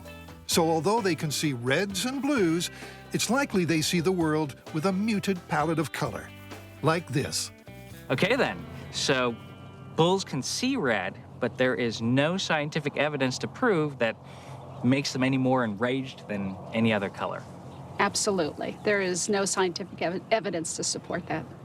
Which means it's safe for Tori to face the bull dressed entirely in red. We think.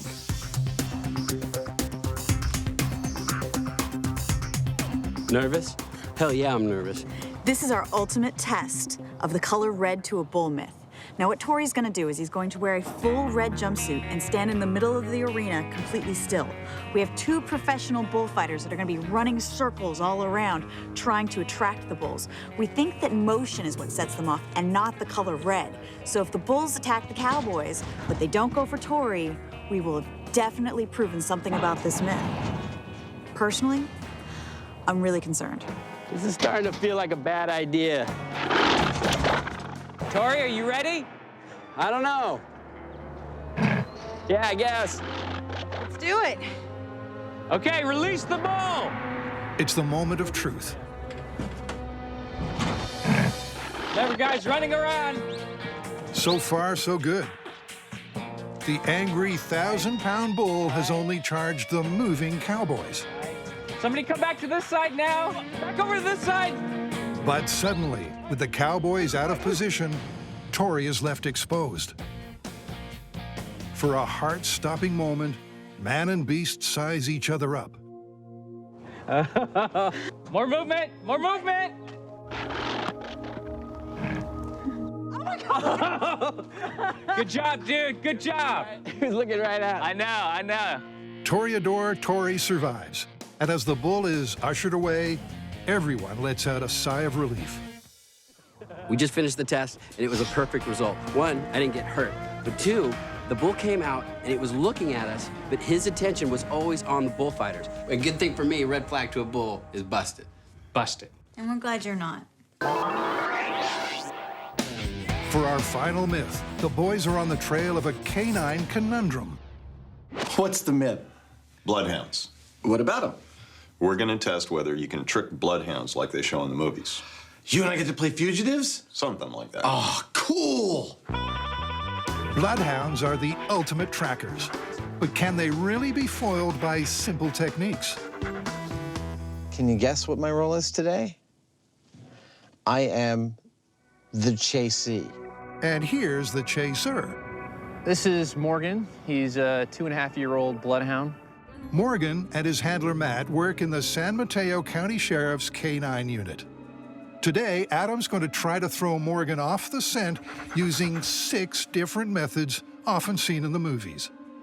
But will any of these stop Morgan finding his very guilty-looking fugitive? Test 1, the zigzag. I am going to be zigzagging. I'm going to be doubling back on my trail. And I'm going to finish off with a lovely climbing of the tree. Adam has 5 minutes to get as far away as he can. Okay, that was a zigzag. Using the most confusing mix of double backs he can muster.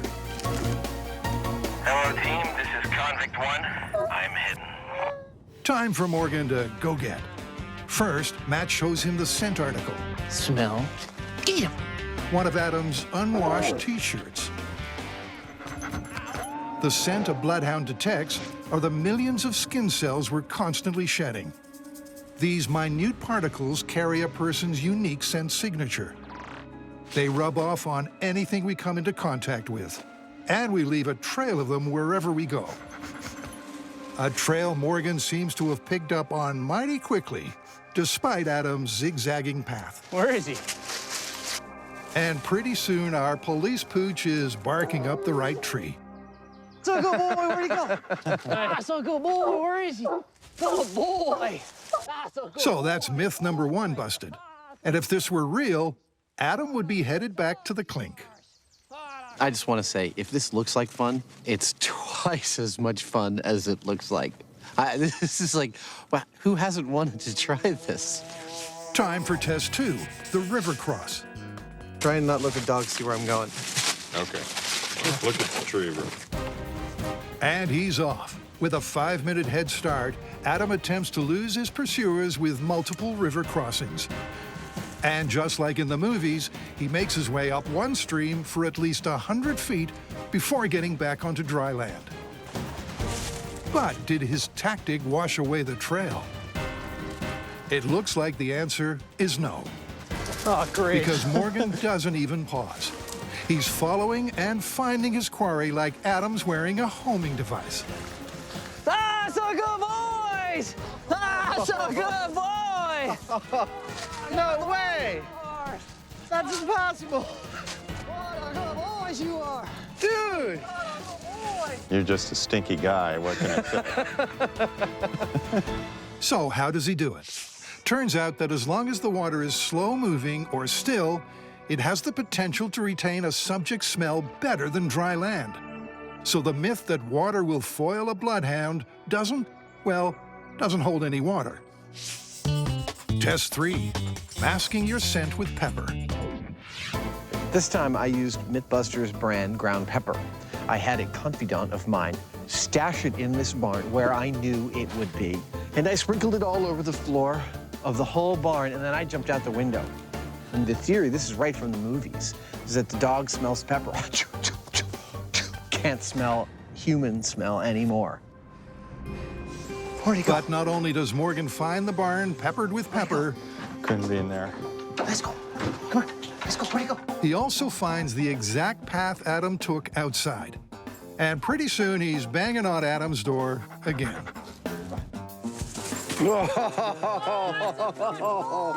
You found me. Despite the peppery problem, Morgan once again gets his man.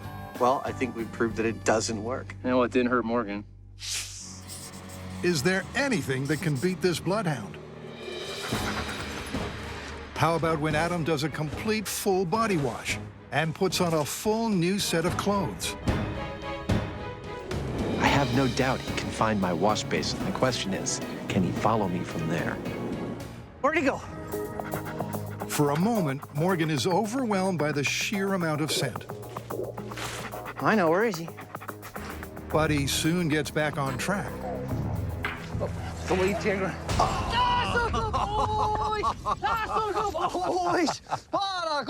Boiled again. Time to try masking the scent with coffee and cologne. It is a very strong scent, and so I guess the theory is that it will overpower the dog's olfactory abilities. Oh, no! No! There's one test to go, so Morgan's not out of the woods yet. Well, actually, I'll take that back. I suppose the secret's out about what this test is about. Yeah, this is just downright mean. Oh, really? Yeah, oh, yeah. This is a hard one. Yeah, for us, this is hard. Some people, not hard. For us, this is hard. The urban environment theory is that it makes it harder for the dog to find me for two reasons. One is that the area is heavily trafficked by other people. The other is that it's harder for him to smell my scent on pavement. Adam has laid down a 6-block urban maze of a trail, the ultimate test for a bloodhound. Good boy. Where? Smell. Get him. Straight away, it's apparent that Morgan is a little distracted by all the interesting big city smells. Leave it! Let's go. Where'd he go? Leave it! Let's go, get to work. Too much stuff going on here. Matt, realizing that Morgan has lost his focus and the trail, Leave it! Let's go, get to work. brings him back to the start in an effort to pick up on the scent again.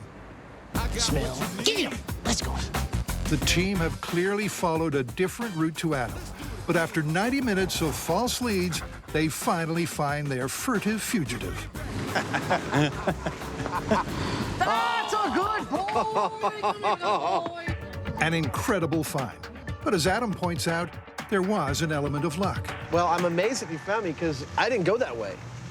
I came that way. I came through a car park, and in fact, I even left a couple of scent pools for you. I got down on the ground and grinded around, gave you a little gimme, and then I came through an alley back there and came this way. I wouldn't chalk this up to sheer luck, but I wouldn't call it 100% find either. I'd say it's somewhere in between, and Morgan's still a young dog, still work in progress, still learning what he's doing, and this is, without a doubt, the most difficult environment for him to track someone in. Morgan and I haven't yet concentrated on urban environments. It's possible that if you did it with a dog with more urban experience, you might get a different result. This has been really a wonderful experience for us because it's like magic what this dog can do. It's also really impressive to see a man working with the dog. It strikes me as something that's more like an art. This isn't just like a machine that's picking up scents. This is a combination of the man and his relationship with the animal, taking advantage of what the animal can do, picking up those little tiny hints of what's going on and trying to pull it together into a composition that ends up catching the bad guy. It's really something special. And at 6 zip, every single one of our bloodhound myths was busted.